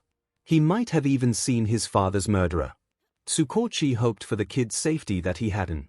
The intel they had on Dragon said that he'd been trying to push Mastermind for a deal, but Mastermind wasn't having it, so there was a good chance Dragon had been killed by number one villain in Japan. Izuku was an innocent kid who had just lost his father. He didn't need the danger that came along with being a witness in the Mastermind investigation. Do you know why your father took you to that park? Tsukochi asked. There are others closer to here. I think. It was because of how secluded it was. He had some things he wanted to talk to me about. True, do you mind telling me what those things were? He wanted me to join him. True, Izuku, Inko sobbed and wrapped her arms around her son. Baby, why didn't you tell me? Tsukochi frowned. Did you know that Hisoshi was Dragon? Izuku was silent for longer than Tsukochi thought was strictly necessary. He mentioned it when we got to the park. True, and how did you respond? Izuku scoffed. I told him there was no way I'd work with him. I have no interest in joining a gang. True, well that, at least, was a relief. And it seemed that Dragon hadn't really pressed the issue, since Izuku was here, alive and well. Your mother mentioned that you came home on time, but Hisoshi didn't. Did you leave the park together? No. Hisoshi ran into some friends while we were there, and since our conversation was over, I decided to leave him with them. True, poor kid, the dad wants him to be a villain, then runs into friends, probably also villains, so he gets bored and decides to go home. Seemed like a standard teenage reaction to a long-winded parent. Well, except for the whole recruitment situation. But these friends. Some of them were probably the other members of the dragon's horde that they found dead alongside Dragon, but there was also the possibility one of them had been Mastermind. These friends of his, would you mind describing them to me? Izuku shrugged. They were all just your standard street thugs. True, none of them were teenagers. Izuku looked at him strangely. No, they were all adults. Why? True, Tsukochi breathed a sigh of relief. We believe that Mastermind, who we have evidence may be a teenager, was involved with your father's death. If you had seen him, you would most likely be in a lot of danger right now. Oh, my poor baby. Inko hugged Izuku even harder. Tsukochi frowned. He'd asked all the questions he'd prepared, and it seemed like Izuku had already left the park by the time the fight went down, but something just seemed off. Maybe it was because most people told at least one white lie while talking to him, or maybe it was something about Izuku's behavior and how calm he seemed, but, well, it wouldn't hurt to ask just one more question, right? Just to make sure. Alright, just one last question and I'll leave you alone. He looked Izuku in the eye. Was your father still alive when you left the park? Izuku thought back to how he'd left his father bleeding out with no hope of rescue, and had to hold back a smile. Yes. True, Kigo threw his controller down on the couch after losing to Shigaraki yet again. The entire league was together and Shigaraki had called them all cowards for refusing to play video games with him. Darby, the traitor, had shoved a controller in Kigo's hands and abandoned him to the unbeatable boss that was Shigaraki, king of video games. Half an hour later, Kigo had died 5 times, and he was pretty sure Shigaraki was still on his first life. Don't feel too bad, Hawk sweetie. Toga leaned over the back of the couch and handed him a slice of pizza. Nobody can beat Shiggy here. He's basically the god of video games. Toga, don't give my brother any more ideas for conspiracy theories. Darby yelled. Xiaoto looked up from where he was writing something at the table. No, please, keep them coming. Kigo laughed as Twice decided to take up both sides of the argument, trying to convince everyone with nonsensical leaps in logic, and pretty soon, everyone had made their way to the couch to watch the show. This must be what family was supposed to feel like. He wanted this. Twice's argument ended as he realized that whatever side won, he was still the winner, so there was no point. The group fell into companionable silence and Kigo bit his lip. Maybe now would be a good time. Guys. Everyone turned to look at him as soon as he broke the silence, and Kigo tried to swallow his nerves. You know how you've accused me of being an infiltrator a few times. Xiaoto nodded. What about it? Kigo hesitated a moment. What if that were true? There was a long moment of silence as the league processed what he'd said.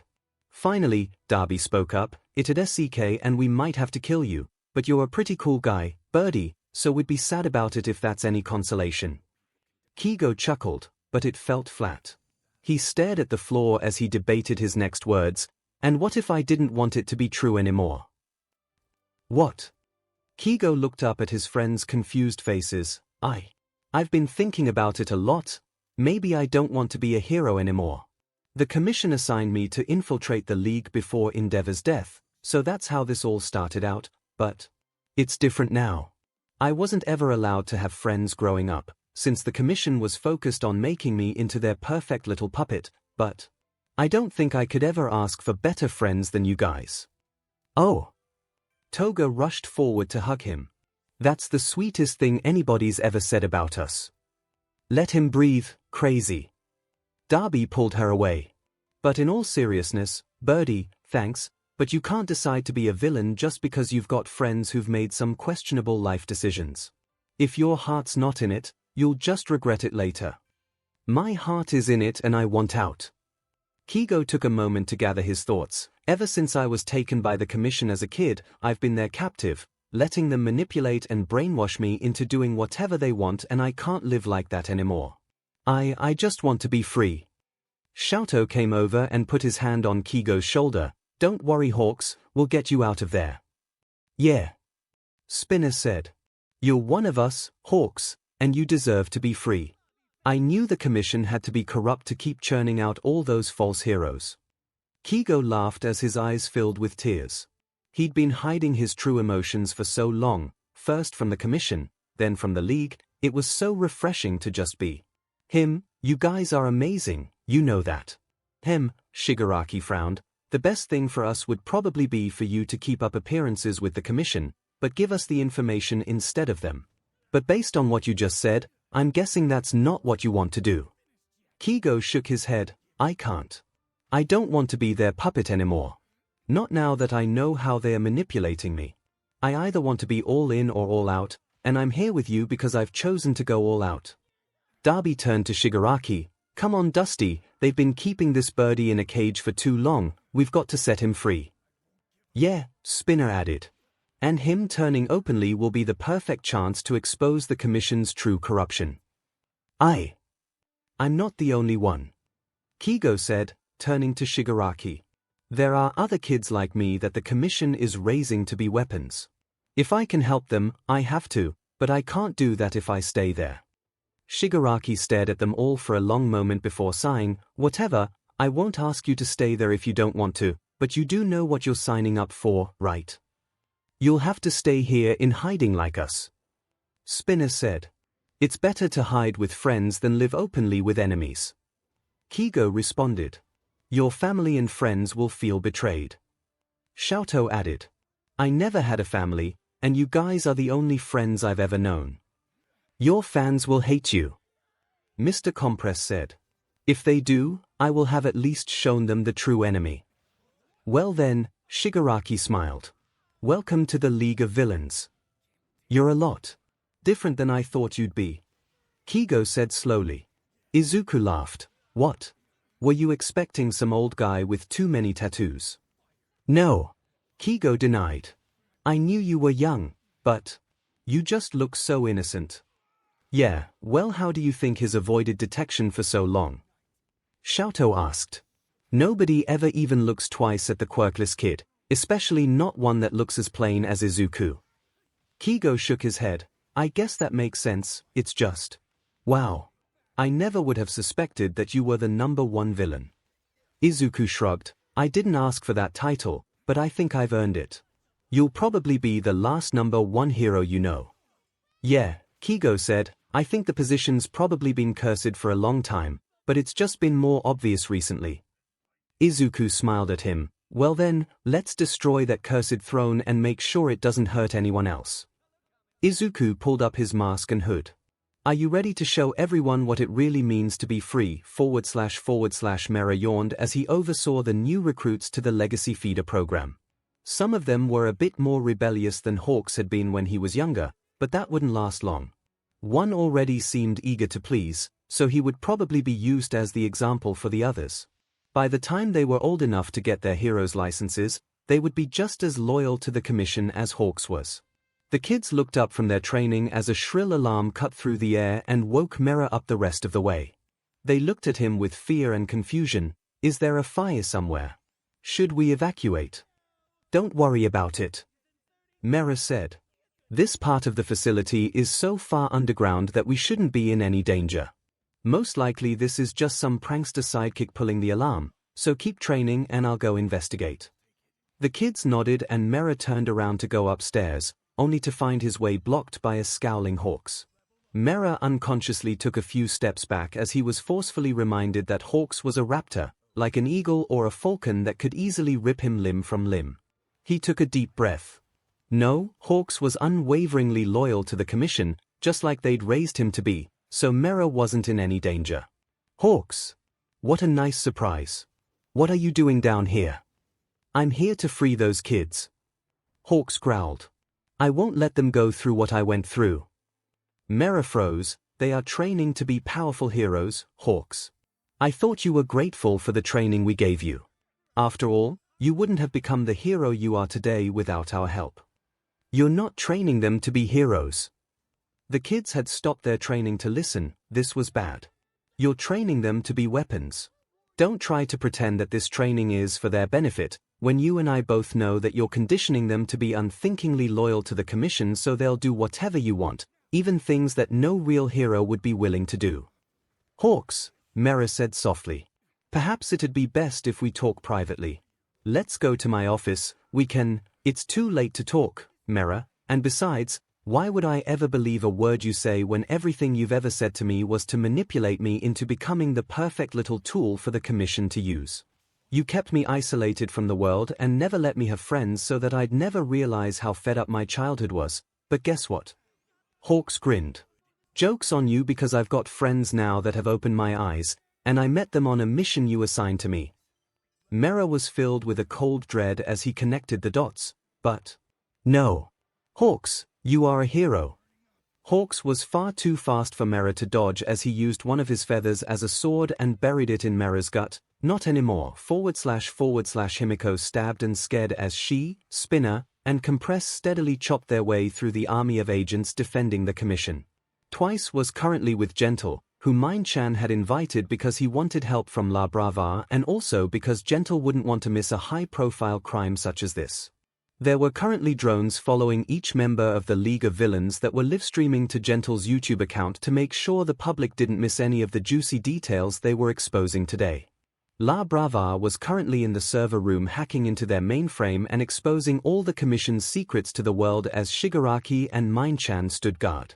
Spinner had pointed out that it was likely some of the Commission's dirty laundry was kept offline as a defense against hacking, which seemed complicated to Himiko, but she supposed it did make a certain kind of sense. That was why Twice was raiding the file room. The plan was to use Gentle's rubberizing quirk on the boxes and throw them out the windows to the reporters who were obviously going to congregate on the street below during the attack. Who knows what juicy secrets they would find. All at once, each of the opponents they were facing fell to the ground as feathers slashed through their hearts. Himiko looked up to see Hawks walking toward her with 4 little kids cowering behind him. "Ah, Hawks!" Compress exclaimed. "I see you're developing a taste for the dramatic." "What can I say, old man?" Hawks laughed. "I learned from the best.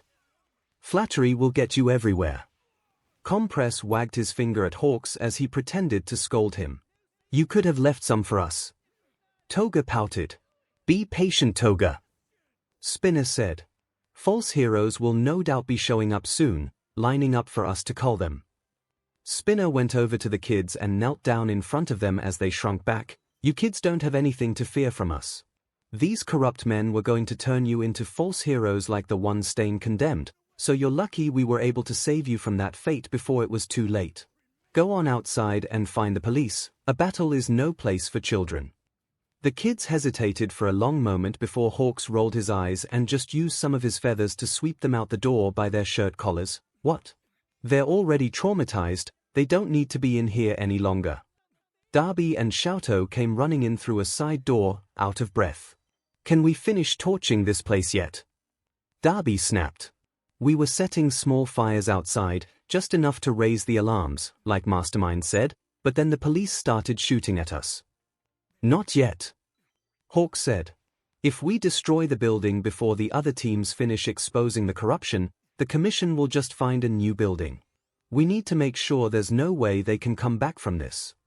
Darby chucked. "I'm pretty sure the number 1 hero turning villain would be enough on its own, but this is your revenge mission, so whatever." "We!" Twice yelled as he landed on a bouncy patch of air at the bottom of the stairs. "What was that, Gentle? Why'd you push me?" "I didn't push you, my dear Twice," Gentle said as he landed on the same patch. "Need I remind you that you jumped while yelling, 'Catch me, let me die'?" Himiko snorted. "Oh June. Did you have fun clearing out all those files?" "So much fun.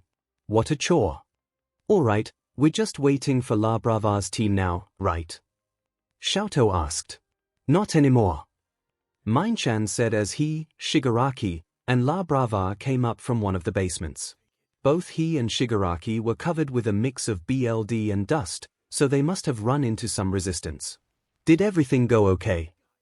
Everyone nodded and Mind-chan cracked his neck. What do you guys think? You want to stick around to fight some heroes, or just go home and celebrate? I believe it is time to take our final bows. Compress said. There was a round of agreement and Hawk smiled. Thank you guys for this. I know you weren't planning on attacking the commission, so it means a lot that you were willing to do this for me. Whatever, Birdie. Darby said. What are friends for? All right, Gentle, would you mind making a shield in front of us? Shigaraki, call the doctor and tell him to get Johnny ready. The group strode out the doors with Hawks at the front, bullets bouncing ineffectually off the rubberized air in front of them. Toga noticed Detective Tsukochi in the crowd and stuck her tongue out at him right before she started choking on the nasty grey gunk and found herself back home. Izuku, you're going to be late for school. Izuku cursed and finished up his notes. He normally wouldn't bring work home with him, but things had been crazy since the commission fell. Villain activity had been at an all-time high as society struggled to readjust and find where heroes were going to fit, so the demand for Izuku's services had been overwhelming. Izuku was about to shove the notebook in his backpack, but stopped at the last minute. His bullies often tried to steal his backpack and look through his nerd notebooks, and things were already suspicious enough since Ito had laid off bullying him a few weeks ago. If one of his bullies were to accidentally read his mastermind notes, that would be bad. Izuku! Hurry! He cursed and settled for just leaving it on the desk. Mom didn't come into his room often, and when she did, she respected his privacy enough to not open his notebooks. It'd be fine. Izuku! Mom opened the door as Izuku shouldered his backpack. You're going to miss the train. Alright, I'm going. He kissed Mom on the cheek as he closed the door to his room again. Love you. Mom smiled. Love you too, Izuku. Have a great day at school. Inko didn't normally clean Izuku's room. He was a tidy enough boy, and Inko firmly believed in giving children space and trust, but when she'd peeked her head in that morning, his room had been a mess. And Izuku had seemed so stressed lately. Inko didn't know if something had happened at school or if he was just worried over everything that had happened with the commission, but either way she figured it was her duty as a mother to do something nice for her baby. After she'd grabbed the mountain of dirty clothes from his floor, she could finally start vacuuming. She was just vacuuming by his desk when she accidentally got too close and bumped it with her hip, knocking off a notebook that had been balanced precariously on the edge. It landed open on the floor and Inko bent to pick it up and put it back. Before she closed it, she happened to glance at the page it had opened to. The best way to combat Mr. Brave's quirk is through a fire quirk. It's too risky to simply cut the hair, since he can still control it while it is detached. Either burn alive or... Inko never read Izuku's diaries. She knew they were all just rambling about heroes anyway, so... There was no need for her to invade his privacy that way, but this was different. This was... violent. Inko couldn't help herself as she numbly read through the book, the vacuum running forgotten beside her. What? What had her baby gotten himself into? Why was he writing things like this? These weren't just lists of some heroes' weaknesses, they were plans to kill them, sometimes by using specific quirks. Were these people threatening her baby? They must be. Izuku would never do something like this. Or maybe they had convinced him that they were his friends and this was peer pressure like the other parents had always warned her about. Maybe she should confront him about it. He wouldn't try to hide something like this from his mother, right? But if he really was being threatened... Inko made up her mind, put the vacuum away and walked out the door with the notebook in her purse. This was bigger than her and it was bigger than Izuku. If her baby really had fallen in with the wrong crowd, she needed help. Tsukochi stared at the ceiling above his desk unseeing. If someone had asked him 2 years ago what the biggest change would be in Japan in the next few years, he probably would have said it would be Toshinori retiring and allowing his successor to take up the #1 spot. He never would have predicted Mastermind's reign of terror and the fall of the Hero Commission. Japan would never be the same again. Crime was at an all-time high, as was vigilantism, which the police now didn't have any way to fight. What was vigilantism anyway? Doing hero work without a license. Since the commission had been responsible for issuing licenses, that was now everyone. Was it using your quirk in public? Well, lawmakers had been quick to repeal the law prohibiting that, since that was one of the main laws that allowed the commission to rise to power in the first place, and no one wanted a repeat of that disaster. There had already been several new hero licensing systems proposed, and analysts were predicting one would be in place by the end of the year, but in the meantime, it was chaos. However the licensing system ended up, though, it was clear that daylight heroes were a thing of the past. It had become far too obvious with Mastermind's hostage situation that being popular could get you killed, so most heroes had swayed to going out mostly at night, and support companies had been busy changing costumes to be more practical and less flashy. Hero schools were still running, but they were training their students to go underground and had stopped emphasizing popularity. Many students had dropped out and enrollment was at an all-time low. Even UA was only going to offer one hero class next year. But there was something else bothering him besides the general state of society. 𝐒𝐭𝐚𝐲 just couldn't stop thinking about the interview he'd had with Izuku Midoriya. By all accounts, the interview had been routine, just inform the family of the father's death and clear them of suspicion. It should have been an open-shut case and have done with it, but the more 𝐒𝐭𝐚𝐲 thought about it, the more it seemed like a puzzle was falling into place. Midoriya was quirkless, which Nezu had said was a very real possibility for Mastermind, as hard as that was to believe. That wasn't enough to DMN the boy, but it also wasn't the only piece of evidence that pointed to him. He was the right age to be Mastermind, and there were even the initials. Sure, they had no way of knowing if Mastermind's initials were I or M, but it fit. But then why hadn't it registered as a lie when Midoriya had said his father was alive when he left? Had he found some way to trick 𝐒𝐭𝐚𝐲's quirk, or had someone else killed Dragon? It just didn't make any sense. It felt like there was something just out of reach nagging at him, just one piece of evidence he was missing that would make everything come together. 𝐒𝐭𝐚𝐲. 𝐒𝐭𝐚𝐲 pulled him out of his voice. There's a woman here I think you might want to talk to. I put her in interrogation room 3 for you. 𝐒𝐭𝐚𝐲 nodded and stood, stretching out his back. Oh well, he'd have to come back to his Midoriya is Mastermind theory later.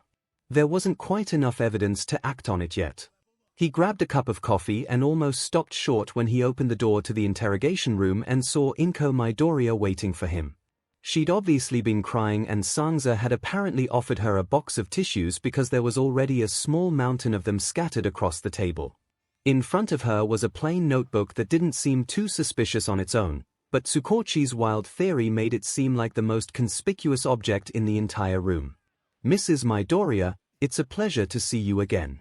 What can I help you with? Inko sniffed loudly. It's my son, Izuku. I think he may have fallen in with the wrong crowd and… Oh, detective. I don't know what to do. True. 𝐒𝐭𝐚𝐲 sat down across from her. Why do you think that? Has he been acting strangely? Inko shook her head. No, he's still the same sweet boy he always is, but… She pushed the notebook toward him. I found this in his room this morning. True. 𝐒𝐭𝐚𝐲 opened the notebook and gasped. After hours of poring over neatly written murder plans, he could recognize Mastermind's handwriting anywhere. This could be the last piece of evidence he was looking for. Unless Inko was right and Izuku had simply accidentally made friends with Mastermind somehow. Mastermind could have just asked him to hold on to the notebook for some reason. Mrs. Midoriya, I'm going to ask you something and I need you to be completely honest with me. 𝐒𝐭𝐚𝐲 said. Is this your son's handwriting? Yes. True. Are you sure? 𝐒𝐭𝐚𝐲 couldn't risk being wrong about this. Yes, it's definitely Izuku's handwriting. Why are you? True. 𝐒𝐭𝐚𝐲 stood. I need to check on a few things, Mrs. Midoriya, before I can tell you anything more, so sit tight. Just know that you did the right thing bringing this to us and we're going to help you. Is there anything we can get for you? I can have 𝐒𝐿 bring you a coffee if you'd like. Inko shook her head. Just protect my baby. 𝐒𝐭𝐚𝐲 turned away so she couldn't see his face and left, already dialing Nezu. And you're sure? Nezu asked as soon as he arrived.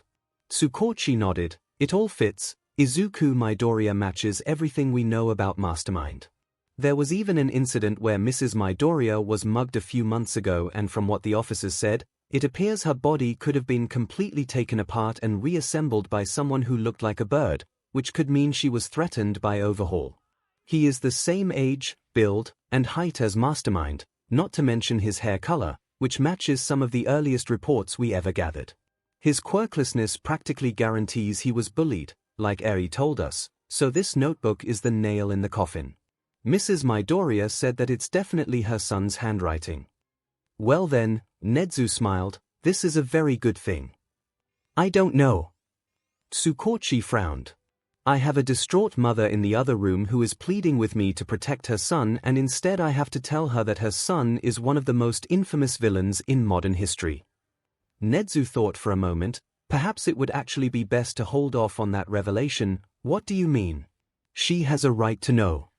Oh, undoubtedly, 𝐻𝐻𝐻 agreed, but the fact is that knowing Mastermind's identity does not resolve his hostage situation in and of itself. We may have won the battle, detective, but we have yet to win the war. 𝐒𝐭𝐚𝐲 sighed, I guess I just got so caught up in the euphoria of finally knowing that it's all right, detective. 𝐻𝐻𝐻 said pleasantly, it happens to the best of us, but the real question is where to go from here. And where is that? He probably doesn't keep the murder plans on him, since he said they'd be released automatically if he was ever arrested or killed. Yes, I agree. The word automatically makes me inclined to believe that they are most likely housed in some sort of computer program, especially with how closely he's been working with La Brava recently. It's very possible their partnership goes back much farther than we'd originally thought. 𝐒𝐭𝐚𝐲 let out a deep breath. All right, so if that's the case, he'll most likely have some sort of computer that he uses for work that we can get our hands on. 𝐻𝐻𝐻 nodded. We'll have to be cautious though. If Midoriya gets wind of what we're planning, he will disappear and find a way to punish us for getting too close. He sighed. This is a very precarious situation. 𝐒𝐭𝐚𝐲 looked up as 𝐒𝐭𝐚𝐲 and 𝐻𝐻𝐻 opened the door to the interrogation room. What's happening? Is Izuku going to be alright? Do you know who's trying to lead my baby down the wrong path? 𝐒𝐭𝐚𝐲 glanced at 𝐻𝐻𝐻. All we can say about it at this time, Mrs. Midoriya, is that your son has definitely fallen in with the wrong crowd. 𝐒𝐭𝐚𝐲 sobbed and 𝐒𝐭𝐚𝐲 awkwardly rubbed circles on her back as they waited for her to calm down. What am I going to do? He's my baby. We know, Mrs. Midoriya. 𝐻𝐻𝐻 said softly. Which is why we need your help. Izuku has connections to some very powerful villains, and if we aren't careful, a lot of people could get hurt. 𝐒𝐭𝐚𝐲 sobbed again and 𝐒𝐭𝐚𝐲 tried to ignore the guilt he felt. We're going to need your help, Mrs. Midoriya. Can you tell us if Izuku has his own computer? Maybe a laptop or a PC in his room. 𝐒𝐴𝐻 nodded. He has a laptop, hardly goes anywhere without it. When did he get it?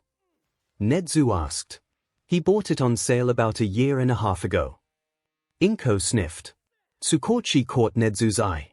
That was about when Mastermind had stopped using internet cafes. Mrs. Midoriya. 𝐻𝐻𝐻 said. We need you to do something for us. We need you to put this notebook back where you found it and don't tell your son that you read it or that you spoke with us. Can you do that? 𝐒𝐴𝐻 looked up at them with wide eyes. He's my son. I need to talk to him about this. Mrs. Midoriya, 𝐒𝐭𝐚𝐲 said earnestly, if your son notices anything suspicious, a lot of people could be in danger, including you. We know that it will be difficult for you to lie to him, but it's what we need you to do to keep a lot of people safe. 𝐒𝐴𝐻 sniffed again. Are you sure this is the best way? We believe it is possibly the only way. 𝐻𝐻𝐻 responded. 𝐒𝐴𝐻 nodded. Okay, if you're sure, I'll do it for Izuku. There's just one more thing we need from you, Mrs. Midoriya. 𝐻𝐻𝐻 said. If your son ever leaves his laptop at home, wait until you are sure he's gone, then call us immediately. We wouldn't ask you if it wasn't important. 𝐒𝐭𝐚𝐲 added. Mom, did you clean my room? Izuku yelled so Mom could hear him in the kitchen. There was a long moment before she responded. Yes, baby, I noticed you've been stressed lately, so I thought I'd do something to cheer you up. Izuku glanced at his desk and sighed with relief when he saw his Mastermind notebook hadn't been moved. Thanks, Mom. You're the best. Mom, do you want me to pick you up anything while I'm at the mall? No, baby, 𝐒𝐴𝐻 said nervously. I'm good. Have fun. Izuku smiled at her before closing the door and walking toward the train station. 𝐒𝐴𝐻 let out a breath of relief. Yes, it had been just over a week since she'd found his notebook, but it had been the hardest week of her life. She just wanted to lock him in his room and keep him safe, but the detective had said that more people were in danger than just her son, so she had to do the right thing no matter how difficult that was for her. She peeked out the window and saw Izuku walk around the corner, then hurried to his room. Sure enough, there was a black laptop bag sitting by his desk. She opened it and pulled out the laptop before grabbing her cell phone. Detective Tsukochi. You told me to call you if Izuku ever left his laptop at home. As Izuku walked from the train station to the mall, he wished his friends were able to go with him. Wasn't going to the mall something you were supposed to do with your friends? Too bad the League of Villains would be attacked on sight, but maybe he could pick them up a few things. Izuku had just been looking for an excuse to get out of the house, truthfully. Mom had been acting kind of strangely recently, probably because society was changing so much and she always was a worrier, but it made for an awkward atmosphere at home and today was Saturday. So Izuku had figured he'd go to the mall to get his mind off things. He'd heard rumors that villain merch had become more popular recently and he was excited to see how the stores were treating their Hawks collections now. Apparently quite a few stores had stopped selling it, since it was obviously qualified as villain merch now, but those that continued to sell it were apparently doing really well. Hawks had decided not to change his name or aesthetic when he went villain because he wanted people to remember where he came from. There'd apparently been a mass burning of his merch the day after their attack on the commission, but Darby had kind of ruined the spirit of it when he'd shown up to light the pile on fire. Xiaotou had texted him pictures of it while laughing his butt off. Izuku felt a tingle on the back of his neck as if someone were watching him and he glanced behind him. Where? Out of the corner of his eye, he noticed Tsukochi stop to look at a shop window. Had Tsukochi figured him out? He couldn't have, could he? Izuku kept walking toward the mall and Tsukochi always kept just a block or two behind him. He took a deep breath. Tsukochi couldn't touch him even if he'd figured out Mastermind's identity. Not without risking the lives of the country's top heroes. Izuku was still safe, so there was no reason for him not to have a little fun with the detective. When he reached the mall, Izuku turned and smiled as he caught Tsukochi's eye. He saw a look of fear pass over the detective's face as he opened the door. The poor guy was probably terrified because of how many hostages would be available to him once he got inside. Yeah, the mall was a target-rich environment, but Izuku wasn't planning on causing any chaos today. That might change, depending on what Tsukochi did, but for now, Izuku was content to simply tease him. What do you mean my son is Mastermind? Inko asked shrilly. You just said he'd fallen in the wrong crowd. We are deeply sorry for deceiving you, Mrs. Midoriya. Nedzu said. But we did not believe you would be able to continue acting naturally around your son if you knew. You must understand how important it was for us to get this right, since Mastermind is not in the business of giving second chances. But my baby. Inko crumpled to the floor and Nedzu motioned for some of the officers to comfort her as he opened the laptop, his paws flying across the keys as he began to hack his way through the password. Tsukochi kept his distance from Midoriya as he wandered the mall. He wished he could give the order to evacuate, but they couldn't let Midoriya realize how close they were to catching him. He'd almost had a heart attack when he'd been spotted, but Midoriya seemed to think he was untouchable, which at the moment he was.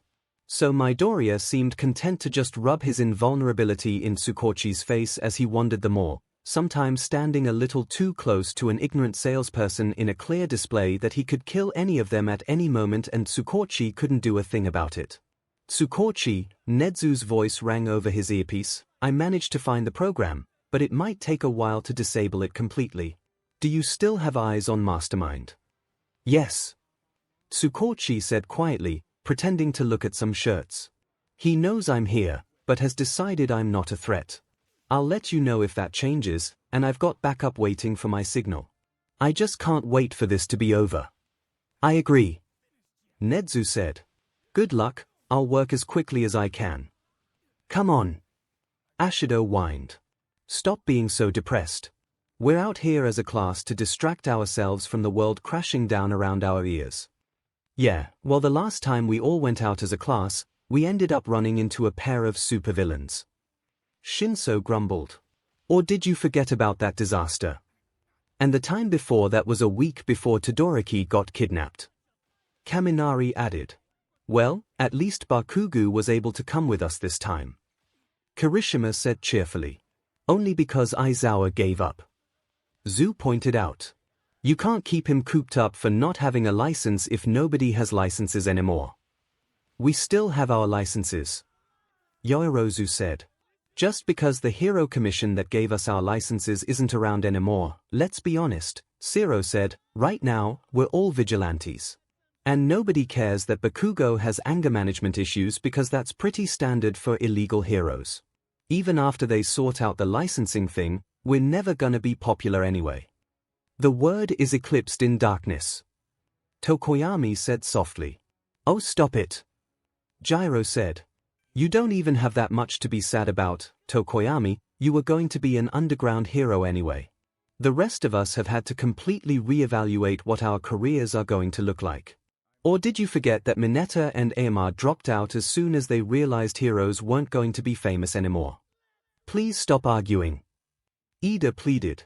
We are UA students, we should be an example during these dark times.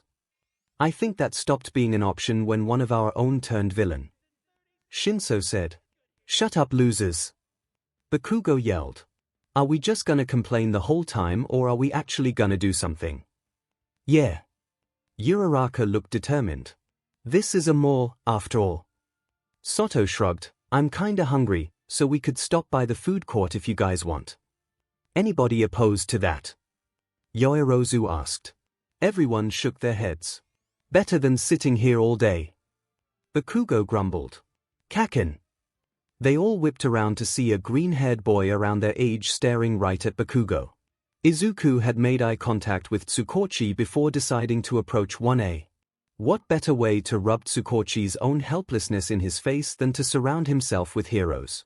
He knew he was probably having too much fun, but he couldn't resist. It was turning out to be a pretty great Saturday. What are you doing here, Deku? Bakugo growled. Izuku smiled sweetly. Shopping, Kaken, same as you. Kaken. Ashido squealed. That is so cute. Shut up, raccoon eyes. Ah. So Kaken's given you a nickname too. Izuku said. Oh, is Deku not actually your name? Uraraka asked. No, my name is Izuku Midoriya. Deku's just what Kaken calls me to make fun of me. Hey, at least it's better than soy sauce face. Zero laughed. Hey, since you already know Bakugo, Uraraka said, why don't you join us? That's a wonderful idea. Yoirozu said. We were just about to get something to eat. I wouldn't want to impose, Izuku said, knowing that would only make them try harder. Nonsense. Ida said. Any friend of Bakugo is a friend of ours. I'm not friends with this loser. Bakugo exploded, but the class just ignored him. Yeah. Ashido said. How long have you known Bakugo for? Do you have any juicy stories of him as a kid? Well, don't answer that, Deku. Oh. Kaminari grinned. That's a yes. Come on, guys. Gyro said. We've got to go get a table before it gets too full. Tsukochi watched as Midoriya interacted with 1A, who had no idea how dangerous he was. If Midoriya was trying to torture him, it was working, because it was getting harder and harder not to just arrest him on the spot as he got his food and went to sit with 1A, who had pushed several tables together in the center of the food court. He leaned against a wall, no longer pretending to shop, just trying to look natural as he waited for the signal. Any luck yet? He whispered. Not yet. Nedzu responded. La Brava really is quite good at what she does, but I'm close. Wait, is that Detective Tsukochi? He froze and saw Ashido waving at him. Hey detective. Come say hi. What should he do? On the one hand, getting close to Midoriya before he was cleared to make the arrest was risky, but on the other, it would raise more red flags for him to ignore the greeting. Midoriya smiled at him and raised an eyebrow in challenge, and Tsukochi walked hesitantly toward the table. Ashido, stop bothering the detective. Ida scolded. He might be on duty.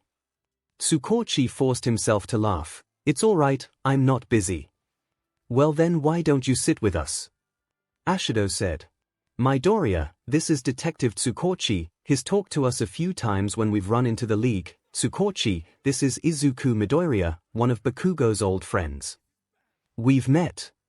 𝐒𝐭𝐴 said stiffly. Oh yeah. Midoriya smirked. I'd say the detective knows me pretty well by now, don't you?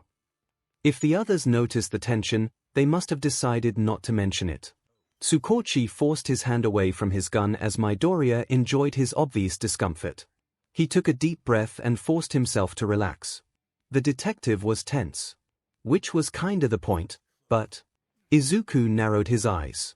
It almost seemed like the detective was waiting to make his move, but that was too risky. His program was on his laptop, which was at his house, F. Now it was Izuku's turn to act calm. He sent a quick text to 𝐵𝐻𝑜 telling him he loved him and instructing him to look in the box under the couch in his apartment, then deleted the text. Izuku put his phone back in his pocket and laughed at the stupid joke Kaminari had just told while eyeing 𝐒𝐭𝐴. Considering how long 𝐒𝐭𝐴 had been following him and assuming Nezu already had his laptop, he'd probably be getting the go-ahead to make the arrest any second now. His phone started buzzing in his pocket, but he couldn't risk pulling his eyes away from 𝐒𝐭𝐴. Could he even get out of this?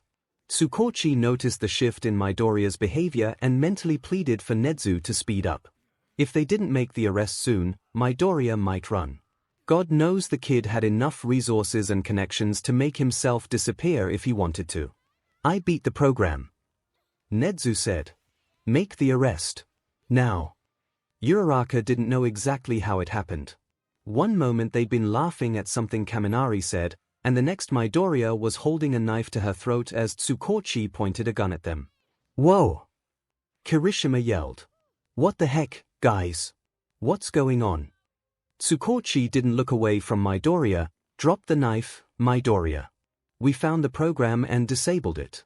We aren't going to let you get away again, so just give it up. Izuku tilted his head and shifted the knife so it was pressed even harder against Uraraka's throat. Are you really willing to let a budding future hero die, just to catch me, 𝐒𝐭𝐴? Aren't you supposed to be one of the good guys? 𝐒𝐭𝐴's face hardened. I'm afraid you don't quite understand your situation, Midoriya.